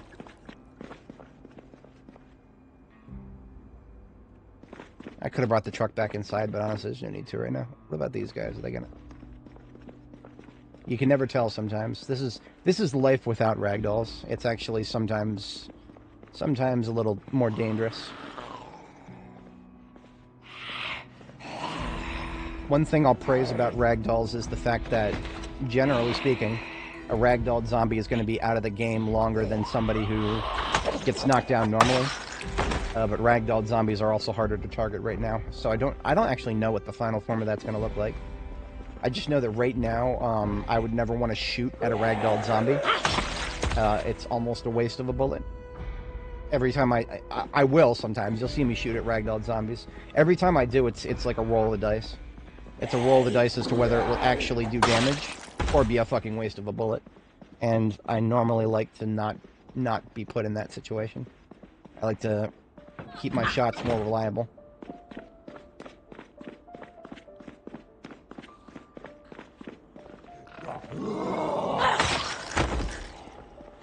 One around the corner there.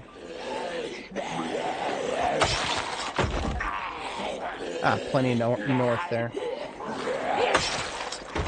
Been thinking about using this. I've been thinking about using this low fence here, but I've always got to be very careful about discharging in here. Yeah, because we just got Jumper Jerry over here. Got a little jump off of the fell from the ceiling. He's not going to be the only one, I predict.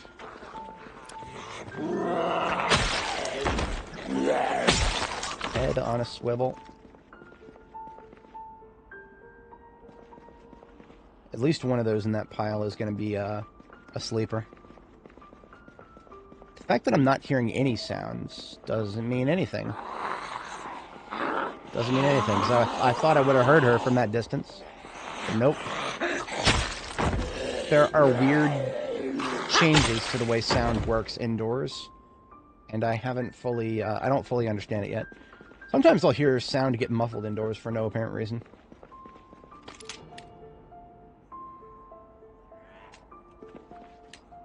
See, she was on the same level as me.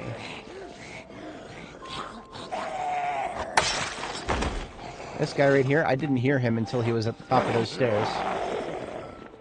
And then he was suddenly very loud.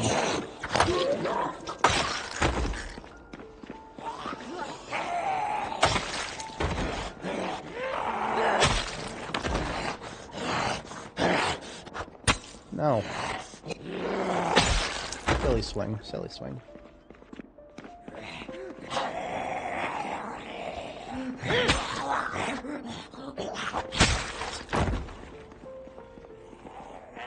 This one on the floor, where my targeter is there. And there's a trap.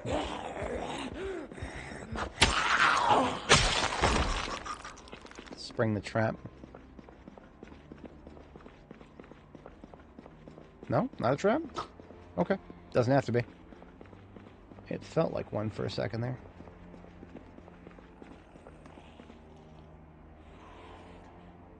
Now you'll hear that. That sounds like it's to the right of me. But it's not. That's not. Reverb is doing weird things sometimes. Generally, if they get closer to me, I can tell exactly where they are. But it's when they're at a distance that it gets a little fucky.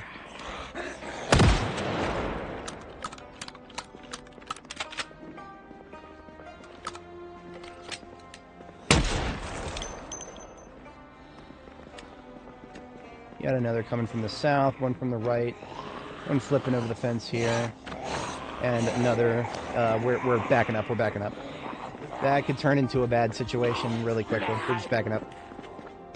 Don't be a hero. Yeah, there's no need to. There is no need to commit to that particular position.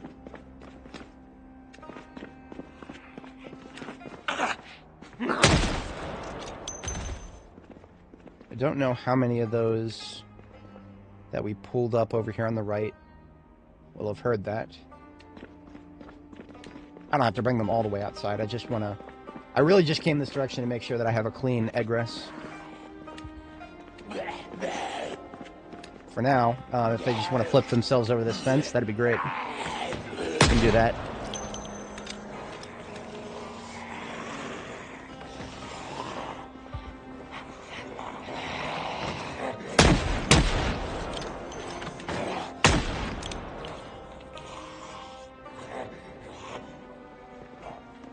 And we are hot once again.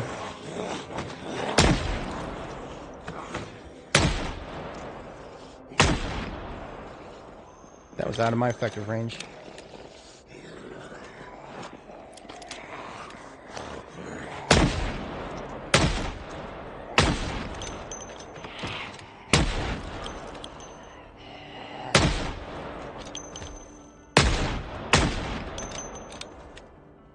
Okay. Yeah, we gotta... Well, actually, we were only extra sweaty for a second there. Thanks to the less moving around. Standing still and shooting.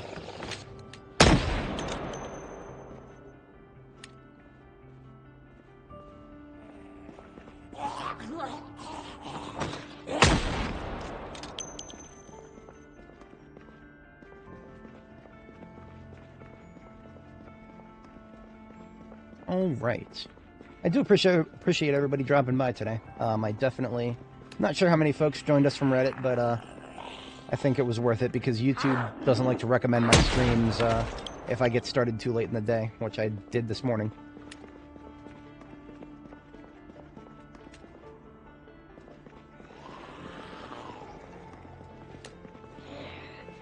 To be entirely honest, I probably would be playing even if nobody was watching, because, I mean, well, that's what I was doing for... That's what I was doing for 1,200 hours before I started streaming, but it's fun to stream and chat with folks while we play. Helps pass the time. And that's what I'm here to do, pass the time and have some fun. What I'm not here to do is get surrounded, so we make some noise, but then we fall back. Nice and fast. If I was in a rush of any sort, I would go get the truck and make a lot of noise. Just leave the siren running like in the atrium here. I'm not that desperate. I think the guns will do fine. We'll get those stragglers with the low attention spans who will hear the gunshot, walk a few steps, and then give up.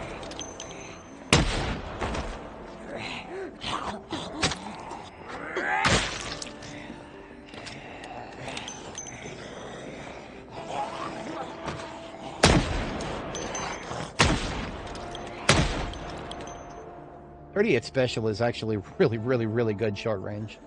It seems to snap the quickest. Probably just because it's a really small, lightweight gun. The 45 auto here snaps a little slower, but range is better.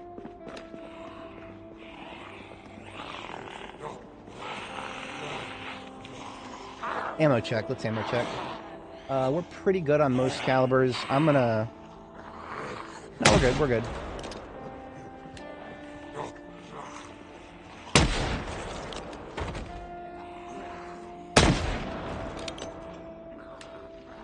I lost track of the lady here. Oh, she went into this... Got her. I couldn't even see her. She went into this little shed here and started scratching the door from the inside. Biggest derp moment I've seen in a while, but... Nobody ever accuses zombies of being smart. Alright, after all that noise, to only have one left over here, I feel good about that. I may or may not actually chance going upstairs once I'm able to shoot in this area and not see too many more. Anymore. So right now, upstairs is where they're all coming from, because I made enough noise downstairs to... The downstairs groups have already decayed. We killed them a long time ago. Everybody we're killing now came from upstairs.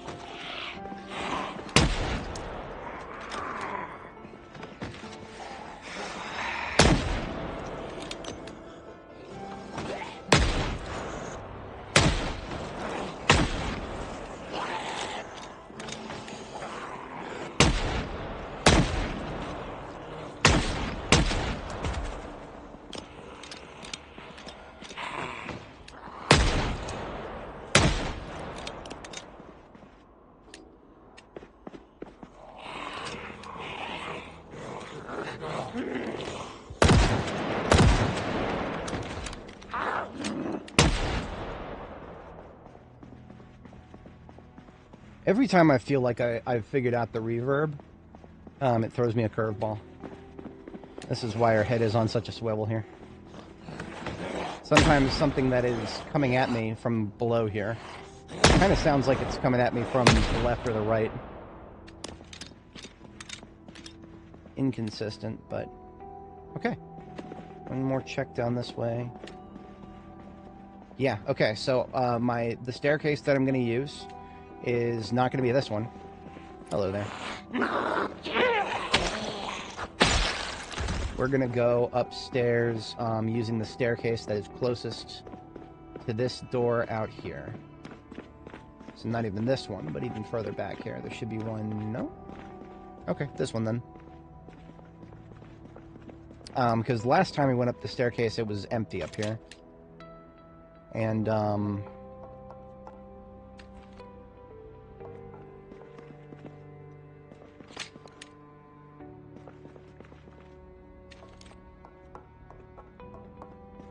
okay, we're good up here. Yeah, it's still empty this time. The only thing that's changed is all the Zeds that we just killed were mostly from a pocket that was in the far corner in this direction. Keep going in the... Yeah, see, we got the straggler here. She's most likely not the only one. He, it, whatever.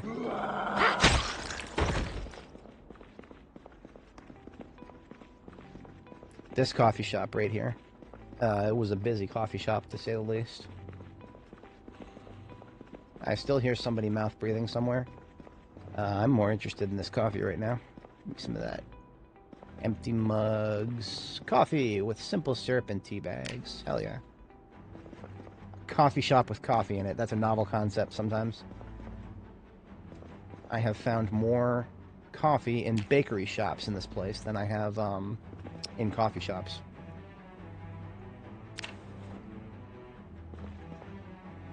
Now, just because there are certain things in these display cases that don't go bad, the things that do go bad will spawn things that will make the other things go bad. I know from personal experience. I worked at a coffee shop. You can never trust anything that's been in a display case too long at a Starbucks. Let me put it that way. Even if it looks good and it seems good, the stuff that's around it that goes bad much quicker. The things that spawn in from that will spread around quickly.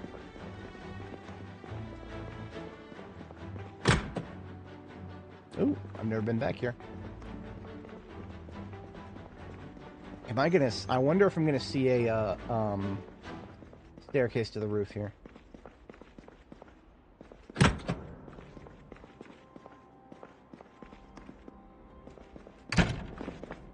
And I wonder that because if I do, does that mean going up those stairs would wake up even more?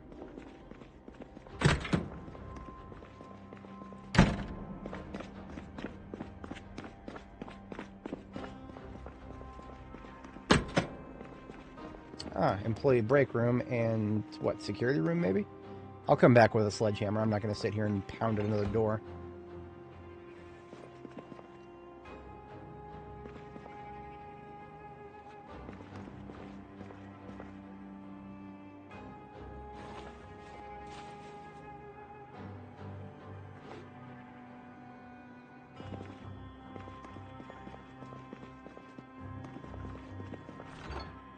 Kind of a weak break room. Sometimes when you come to a break room, you can find coffee. I'm always down for the coffee. Looks like most of my live viewers are dropping off for the day. Appreciate you folks sticking around. The dinner time is around the corner for most of us. I am looking forward to it myself as well.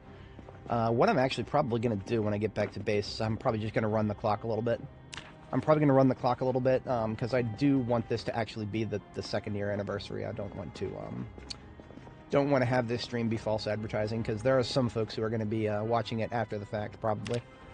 And I must make sure that I live up to what I said would be in this one.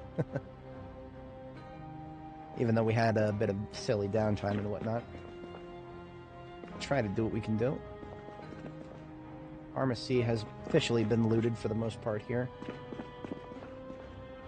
Now, we haven't even been doing any fighting recently. all the running around we've been doing, though. Look at this. Our endurance has fallen already down to 75 here. That is just the sheer lack of passive recovery for our endurance, thanks to us being in a state of extreme discomfort. And our girl is now annoyed about it. She's already tolerated way more than I could in this place. I would have collapsed into a pile of butter and hope dreams. I did not, Richard, unfortunately. There is very little incentive right now to try that. I kind of wanted to complete most of what we were going to do in Louisville before we start going in that direction, because one of the incentives I have is to see if there's anything I can do on the other side of that river that takes me in a direction away from zombies. Because right now, on the other side of the river, there is just nothing but infinite forest and infinite zombie spawns. So my goal would be to cross the river and see if there's an end to the spawns, and if there's not, try a couple of directions. Because if I can veer over into Indiana here, and maybe link up with the footbridge that I built myself, that would be a way of avoiding the inner city spawns. Theoretically, that is something that I could do. It would just take some... Well, that would be a lot of time expenditure to do all that. Lots of time.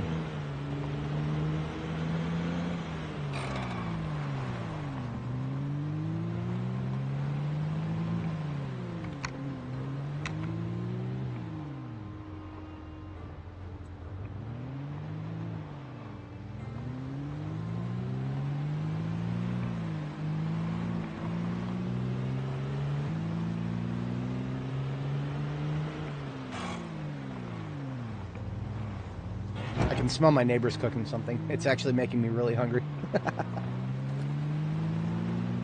Whatever they're cooking, that's definitely downstairs. Yeah. It smells like, it could be some kind of seasoning on the turkey. It smells a little off. Doesn't quite smell like turkey that I would know, but it could be seasoned turkey. We're going to take off my heavy armor here. Actually, we're going to wash my heavy armor. We are going to stick everything in the wash here. I don't think I have enough water for that. We're going to dump the buckets that I have in the area. We'll dump all those upstairs.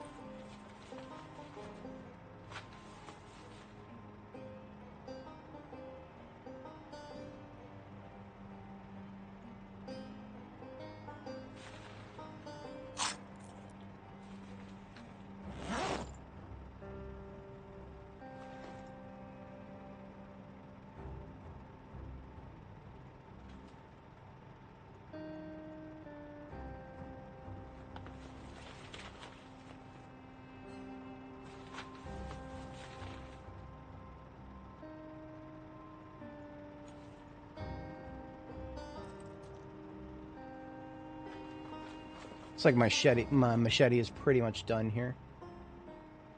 Everything else that I'm currently rocking did not get too bad. Yeah. Everything else is looking okay. Even the leather jacket didn't get that bad. Just gotta take it off, because otherwise I will cook myself here. Now, before we turn it on, we're gonna put some more water into it. Then we'll turn it on and we'll catch an early sleep and see how that plays out.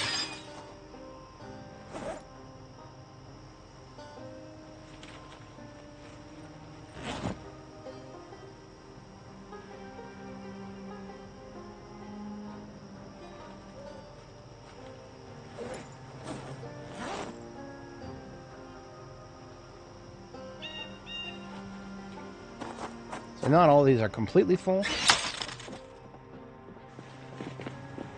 but mostly.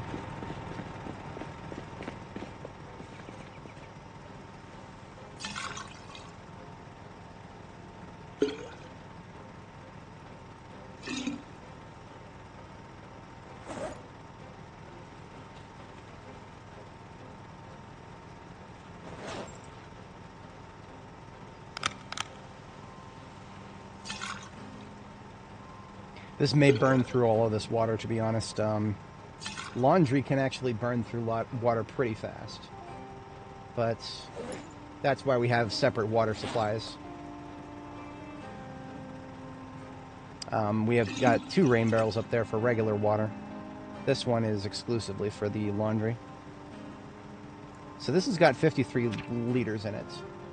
That would probably not be enough normally. But I'm under the impression that these are whatchamacallit, that the laundry system uses less water. I could be wrong though.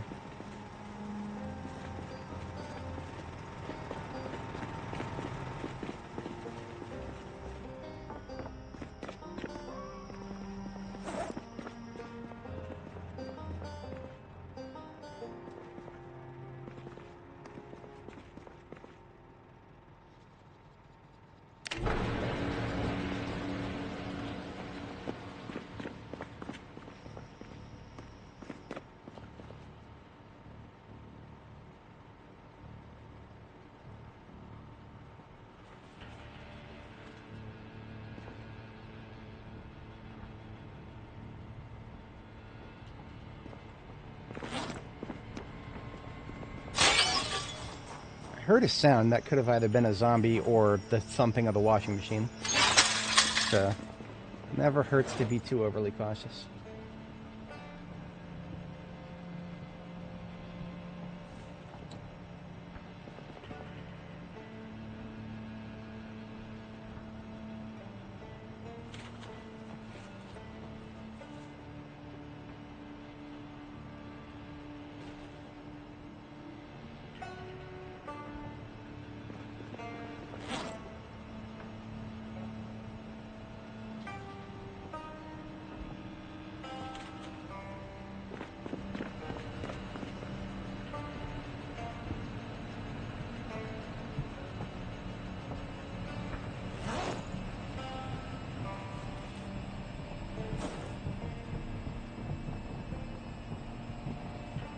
Another fresh machete was laying around here.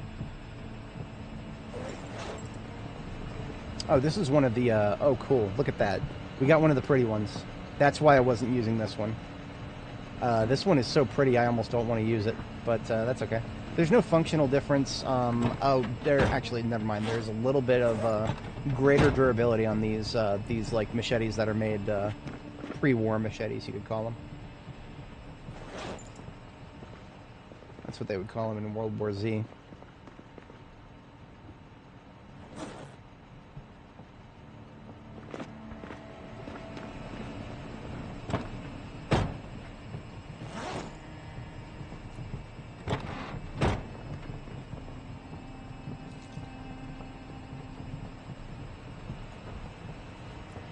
A little late getting to bed, actually. We can go ahead and hit the sack. 22:30 is usually when I like to hit the sack here.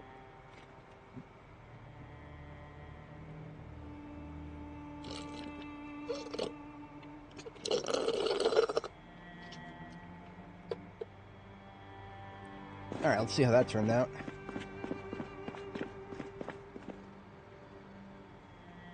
Nothing is still bloody or wet. So 51 liters was enough to wash all this? Yeah, just looking at the sheer number of things. That, yep, definitely. Okay. I can say 100% for sure now that,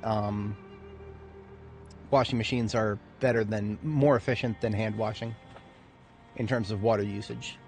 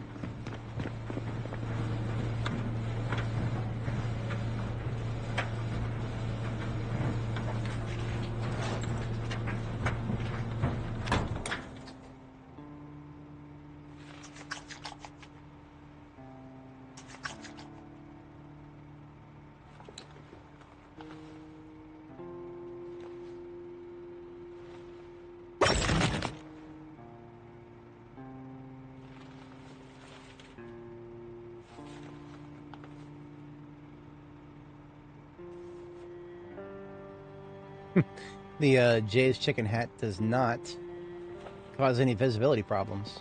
It looks goofy, but it doesn't cause any problems. And unfortunately, it is not a match for my set. Unironically, if I was wearing a white set, I'd wear it. Yeah. 100%. But I don't have a white set. There is no white set that I know of that I could wear that would not look weird. It would have to be a mix of white and black, because I can get away with, there's knee pads and there's elbow pads that look nice and white. There are no... I could just do another recolor of the,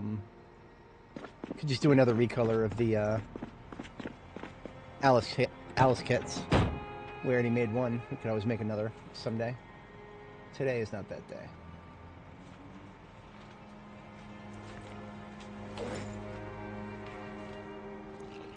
Looking good on shotgun. We didn't expend as much as I thought. We could use a new magazine of M9. Toss the old one into alpha here. Let's get one box of 45 auto cracked open.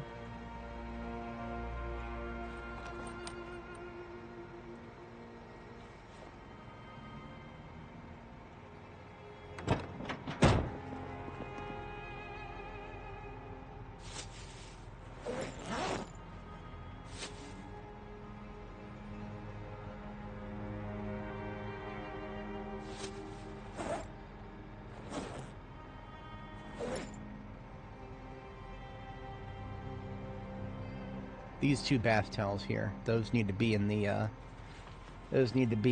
horde truck over here.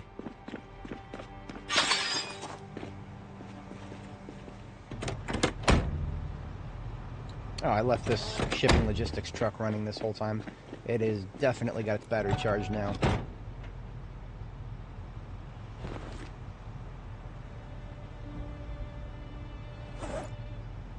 Let's start tossing out some of the garbage that's in here.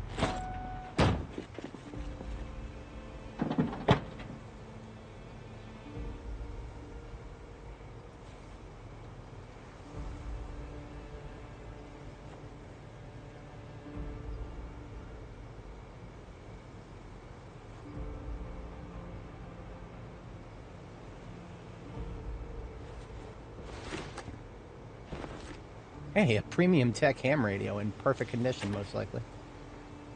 Multi-tool.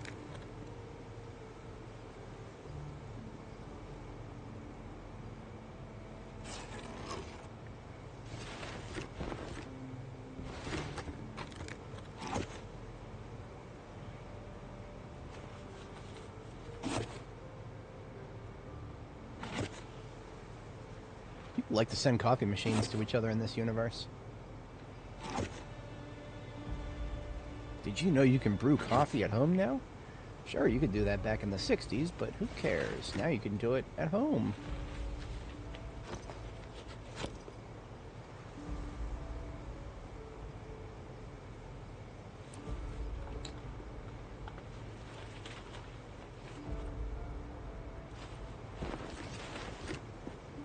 There's the trunk mostly emptied.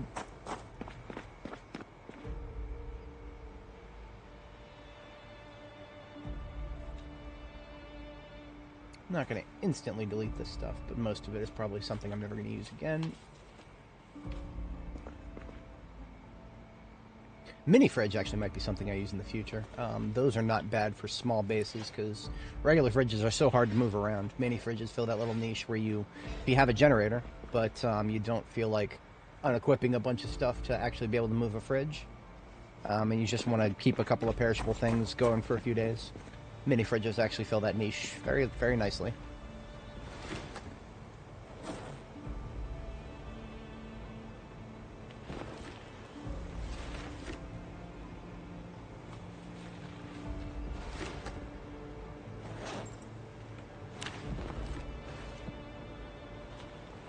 There be an empty shipping vehicle there.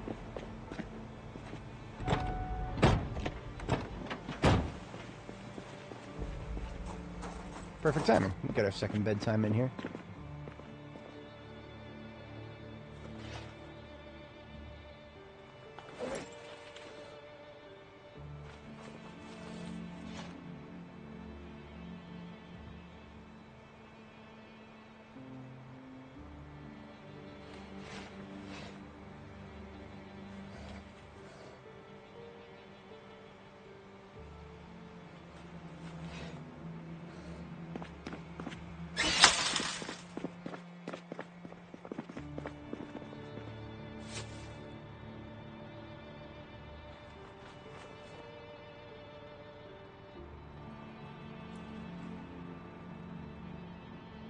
The bath towels I'm carrying around right now are 2 more that I've found. We'll add those to the collection in here. It is, officially the summer now. It is July 7th now, 1995. That is, it's going to be nice and hot outside. Extra bath towels is more sweat removal. That's less chance of getting sick. That is okay by me. Bite a stir fry, and then we'll hit the sack.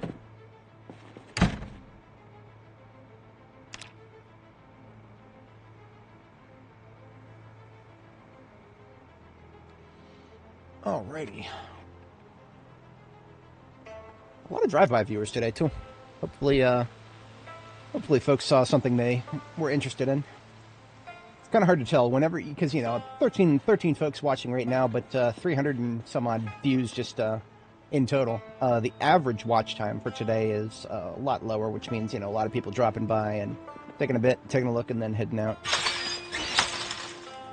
Which, yeah, that makes sense for today. I mean, it's Thanksgiving, so not a lot of people are going to have time to put on background noise all day. But if you got friends and family coming over, mine are currently, my friends and family are kind of distributed around everywhere, all over the place right now. We've got, there's like 3 or 4 of us in the Northern Virginia area where I currently live, but then most of the rest of us are kind of scattered to the wind, actually. Like, when my buddy CA, for example, he lives all the way, he lives like 3 states away, even though he's one of the guys I game with most often these days.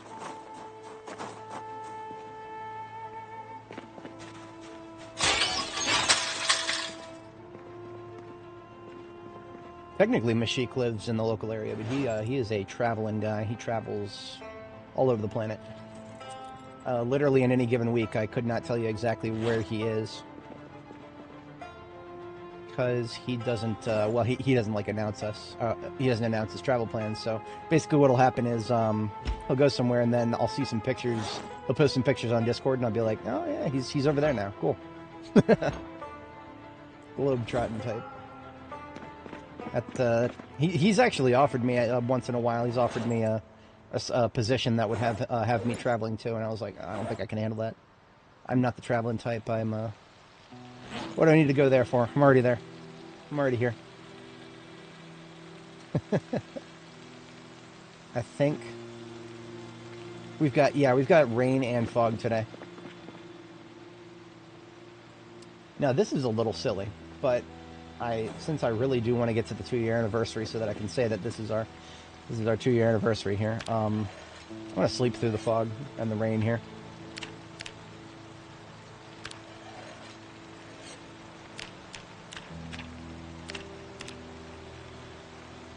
And how can I sleep through the fog and rain if I can't sleep as a restless sleeper? Well, we've got some sleeping pills right here. This is actually one of the very, very few times I'll use sleeping pills, is if I just want to burn the clock a little bit, which is especially when I have bad weather like this. I don't have a lot of base work that I can do right now. There is some logistics I can do, but I can't fast forward through that. Being as I can't fast forward through that, that's no good.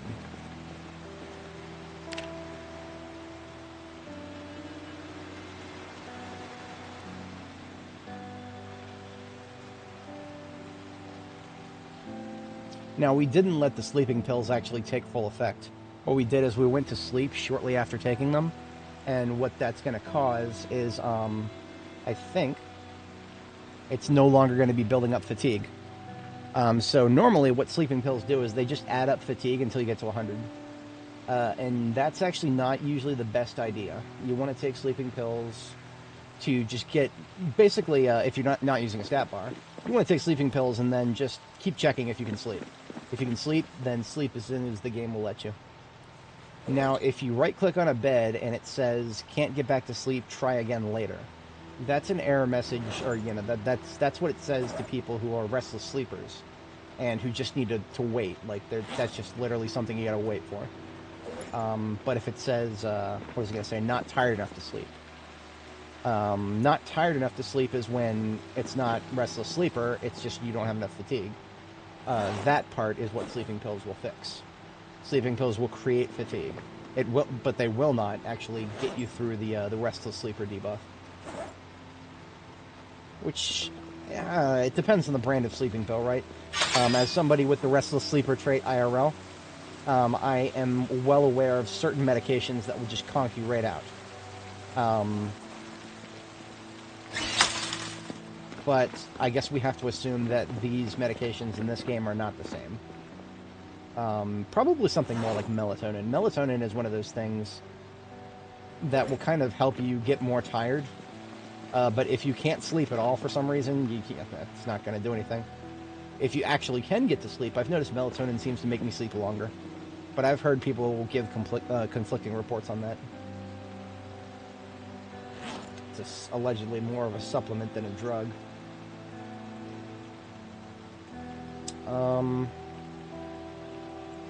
We managed to get rid of the fog. That's nice. It's about noon and the fog's gone.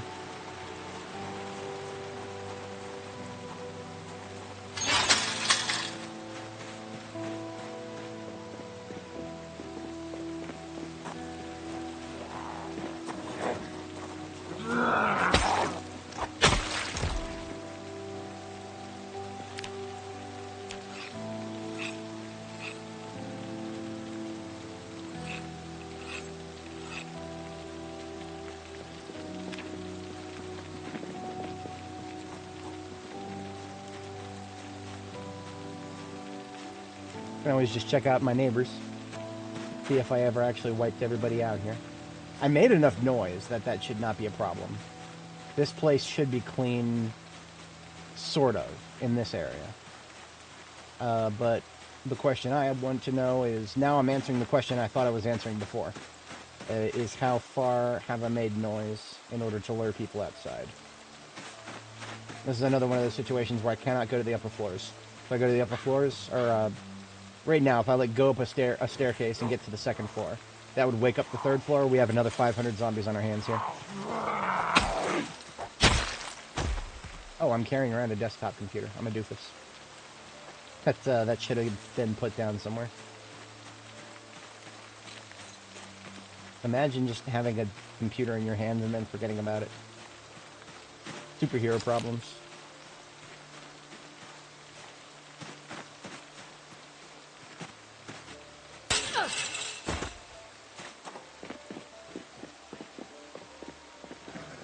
Oh, okay.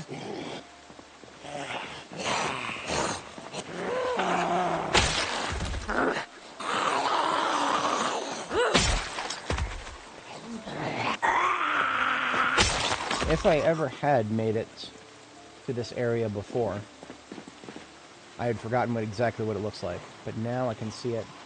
These houses have their own little garages. Look at that. That's interesting. Wait a minute, is that... No, that's not a garage. That's not a garage. I thought that was a garage of some kind, but it's just shutters. Or that's just normal siding. It's just switching from bricks to siding for no apparent reason. Okay. Okay. Weird flex, but okay, from an architectural perspective. Usually you're going to pick brickwork or you're going to pick siding and you're going to stick with it. Oh, you know what? I've seen a few single-family homes that defy that tradition. But it's usually like they'll do like masonry at like closer to ground level and then kind of transition to siding above that. It wouldn't usually be like on the horizontal axis that you'll just go back and forth.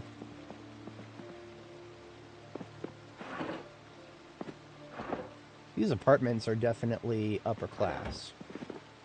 Or I suppose these are these closer to townhomes? No, they're apartments. Yeah, they're apartments because this is a public staircase here. This is the staircase that I can't go up. If I go up, the third floor will wake up. And there will be another 500 zombies just pop into existence. I'm not interested in that this close to my base. Not right now. Not right now.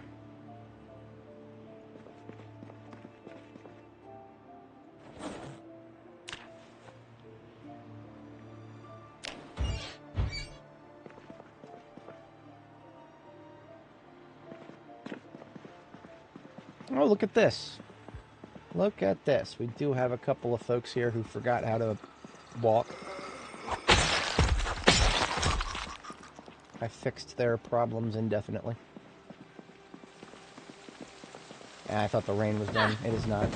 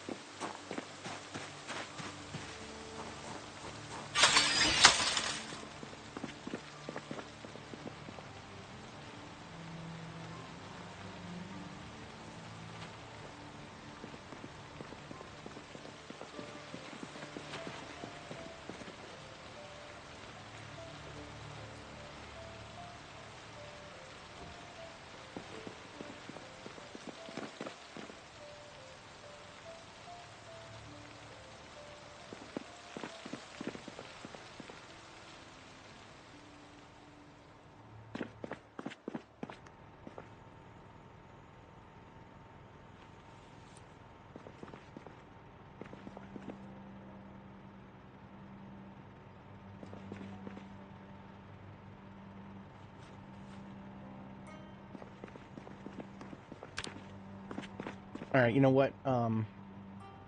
Yeah, we are going to fast forward a little bit. I think I am going to start moving towards wrapping things up here. Like I said, I do want to get to our 2-year anniversary, but there's not a lot of things I want to get committed to right now in game. It is really hard to continue focusing when there's just that really good smell of turkey wafting up from downstairs.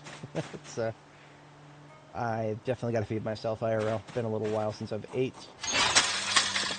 We're going to let those sleeping pills kick in here, and we are going to sleep through the rest of today and then part of tomorrow. We will end the stream on the morning of July 9th so that we can actually say that we got there.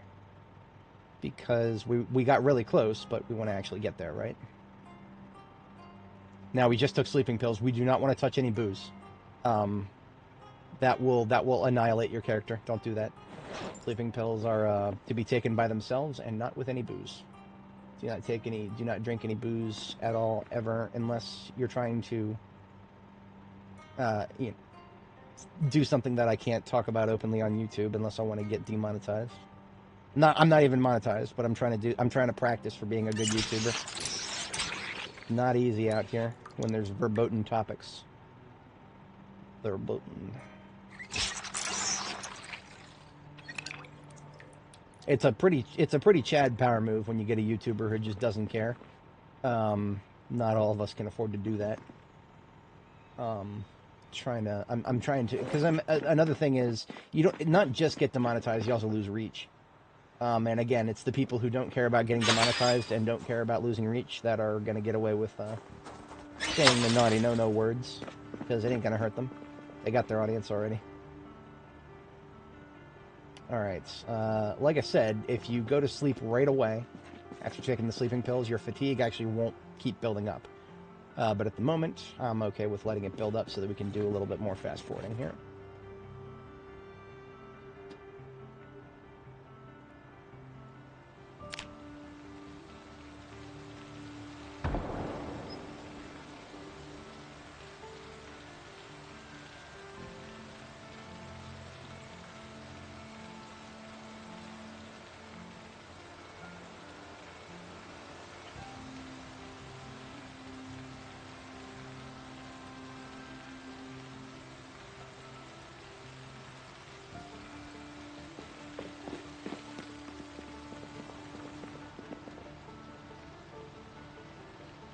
Read a couple of magazines while we pass the time here. Fucking goddamn it. Looks like we're gonna have some guests. And one coming up north, too. I thought I heard the pitter-patter. I'm just glad they didn't show up while I was sleeping, because then they probably would have broken their way through the fence.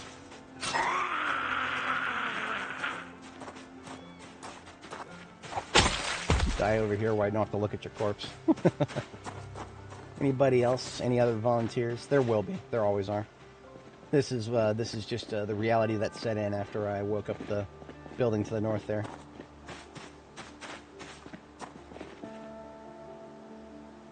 All right, where were we? Reading a cookbook. even more relevant. Reading a cookbook and a smithing book.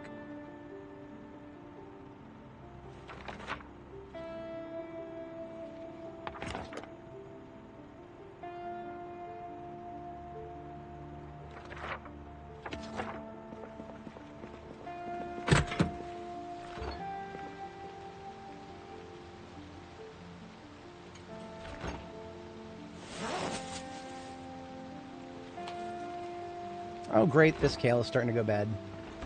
I should have known. Honestly, I couldn't fit it in the freezer. So that means it's going to start going bad. We're going to put it in a salad. And if we make a few kale salads right now, that will actually reset the ugly timer.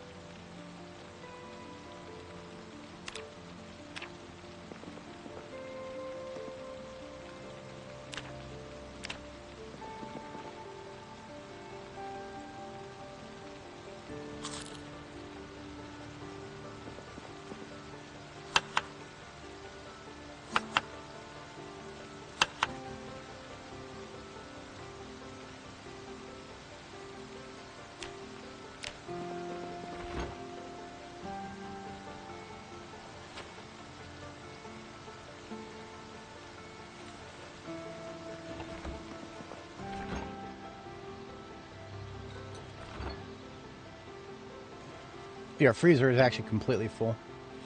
So nothing that we have in our fridge right now can be moved to the freezer. And I'm not deploying another fridge just for, 34 units of kale. That's fine. We don't need to worry about that.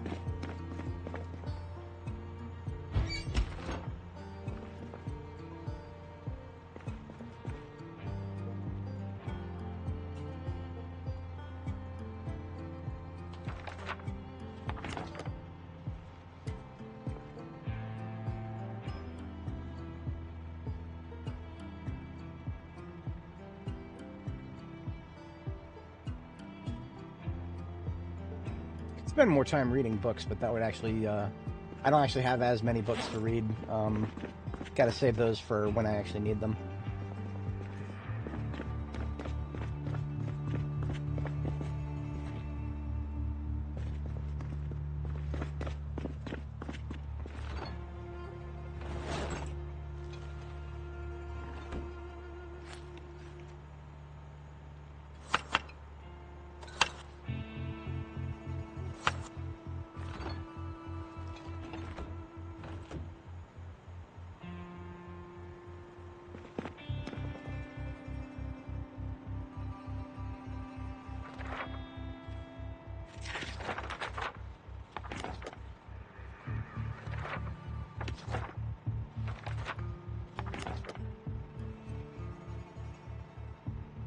Rereading magazines actually keeps the boredom at bay. I'm kind of surprised to see that's the case.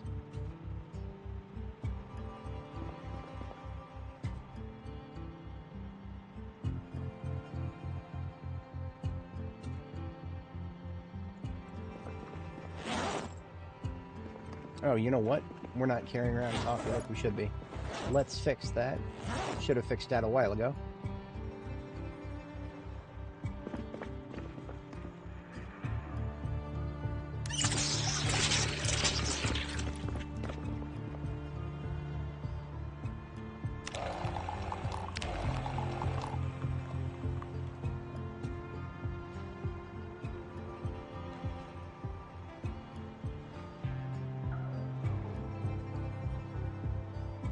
Yeah, sugar and mint, usually good enough for my taste.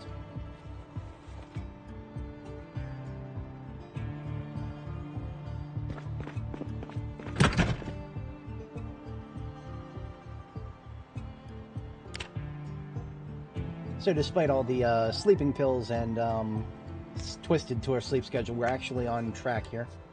We went to bed back at 4 a.m. there. That's our second sleep for the night. And we are now back on track. You know what? It's July 8th, 1995. One day before the actual. I don't think it's. No. You know what? We're not going to waste. We're not going to burn the clock anymore. We've got a beautiful day ahead of us. I think it's actually a great time to call it here. I have to go get something to eat. I am super hungry, and that lovely smell of turkey from downstairs is just going to make. It's only going to make me hungrier. So we're going to clean up our neighborhood really quick, and then we're going to go ahead and bail out of here.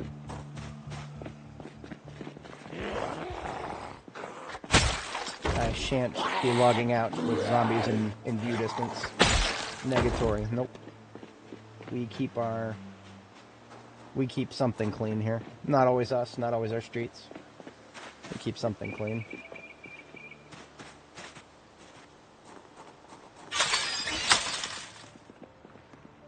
I definitely got to get another base shot for this place, because I have made some notable progress on it. Now that we've got our, we can drive straight through it. That's a very notable improvement.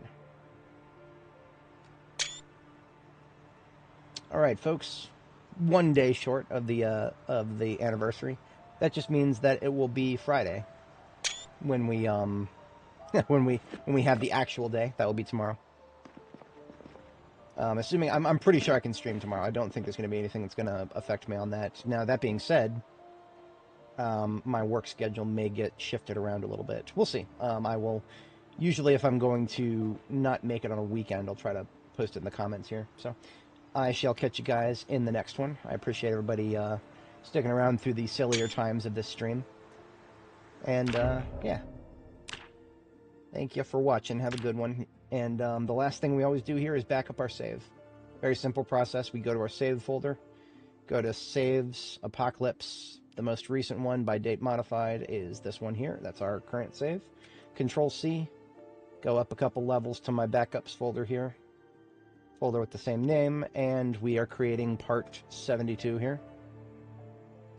And I paste it there, and that's gonna take like almost 10 minutes. It is massive. Saves get bigger the more you explore. We're up to almost 400,000 items in the save across well over a gigabyte. So I shall catch you guys in the next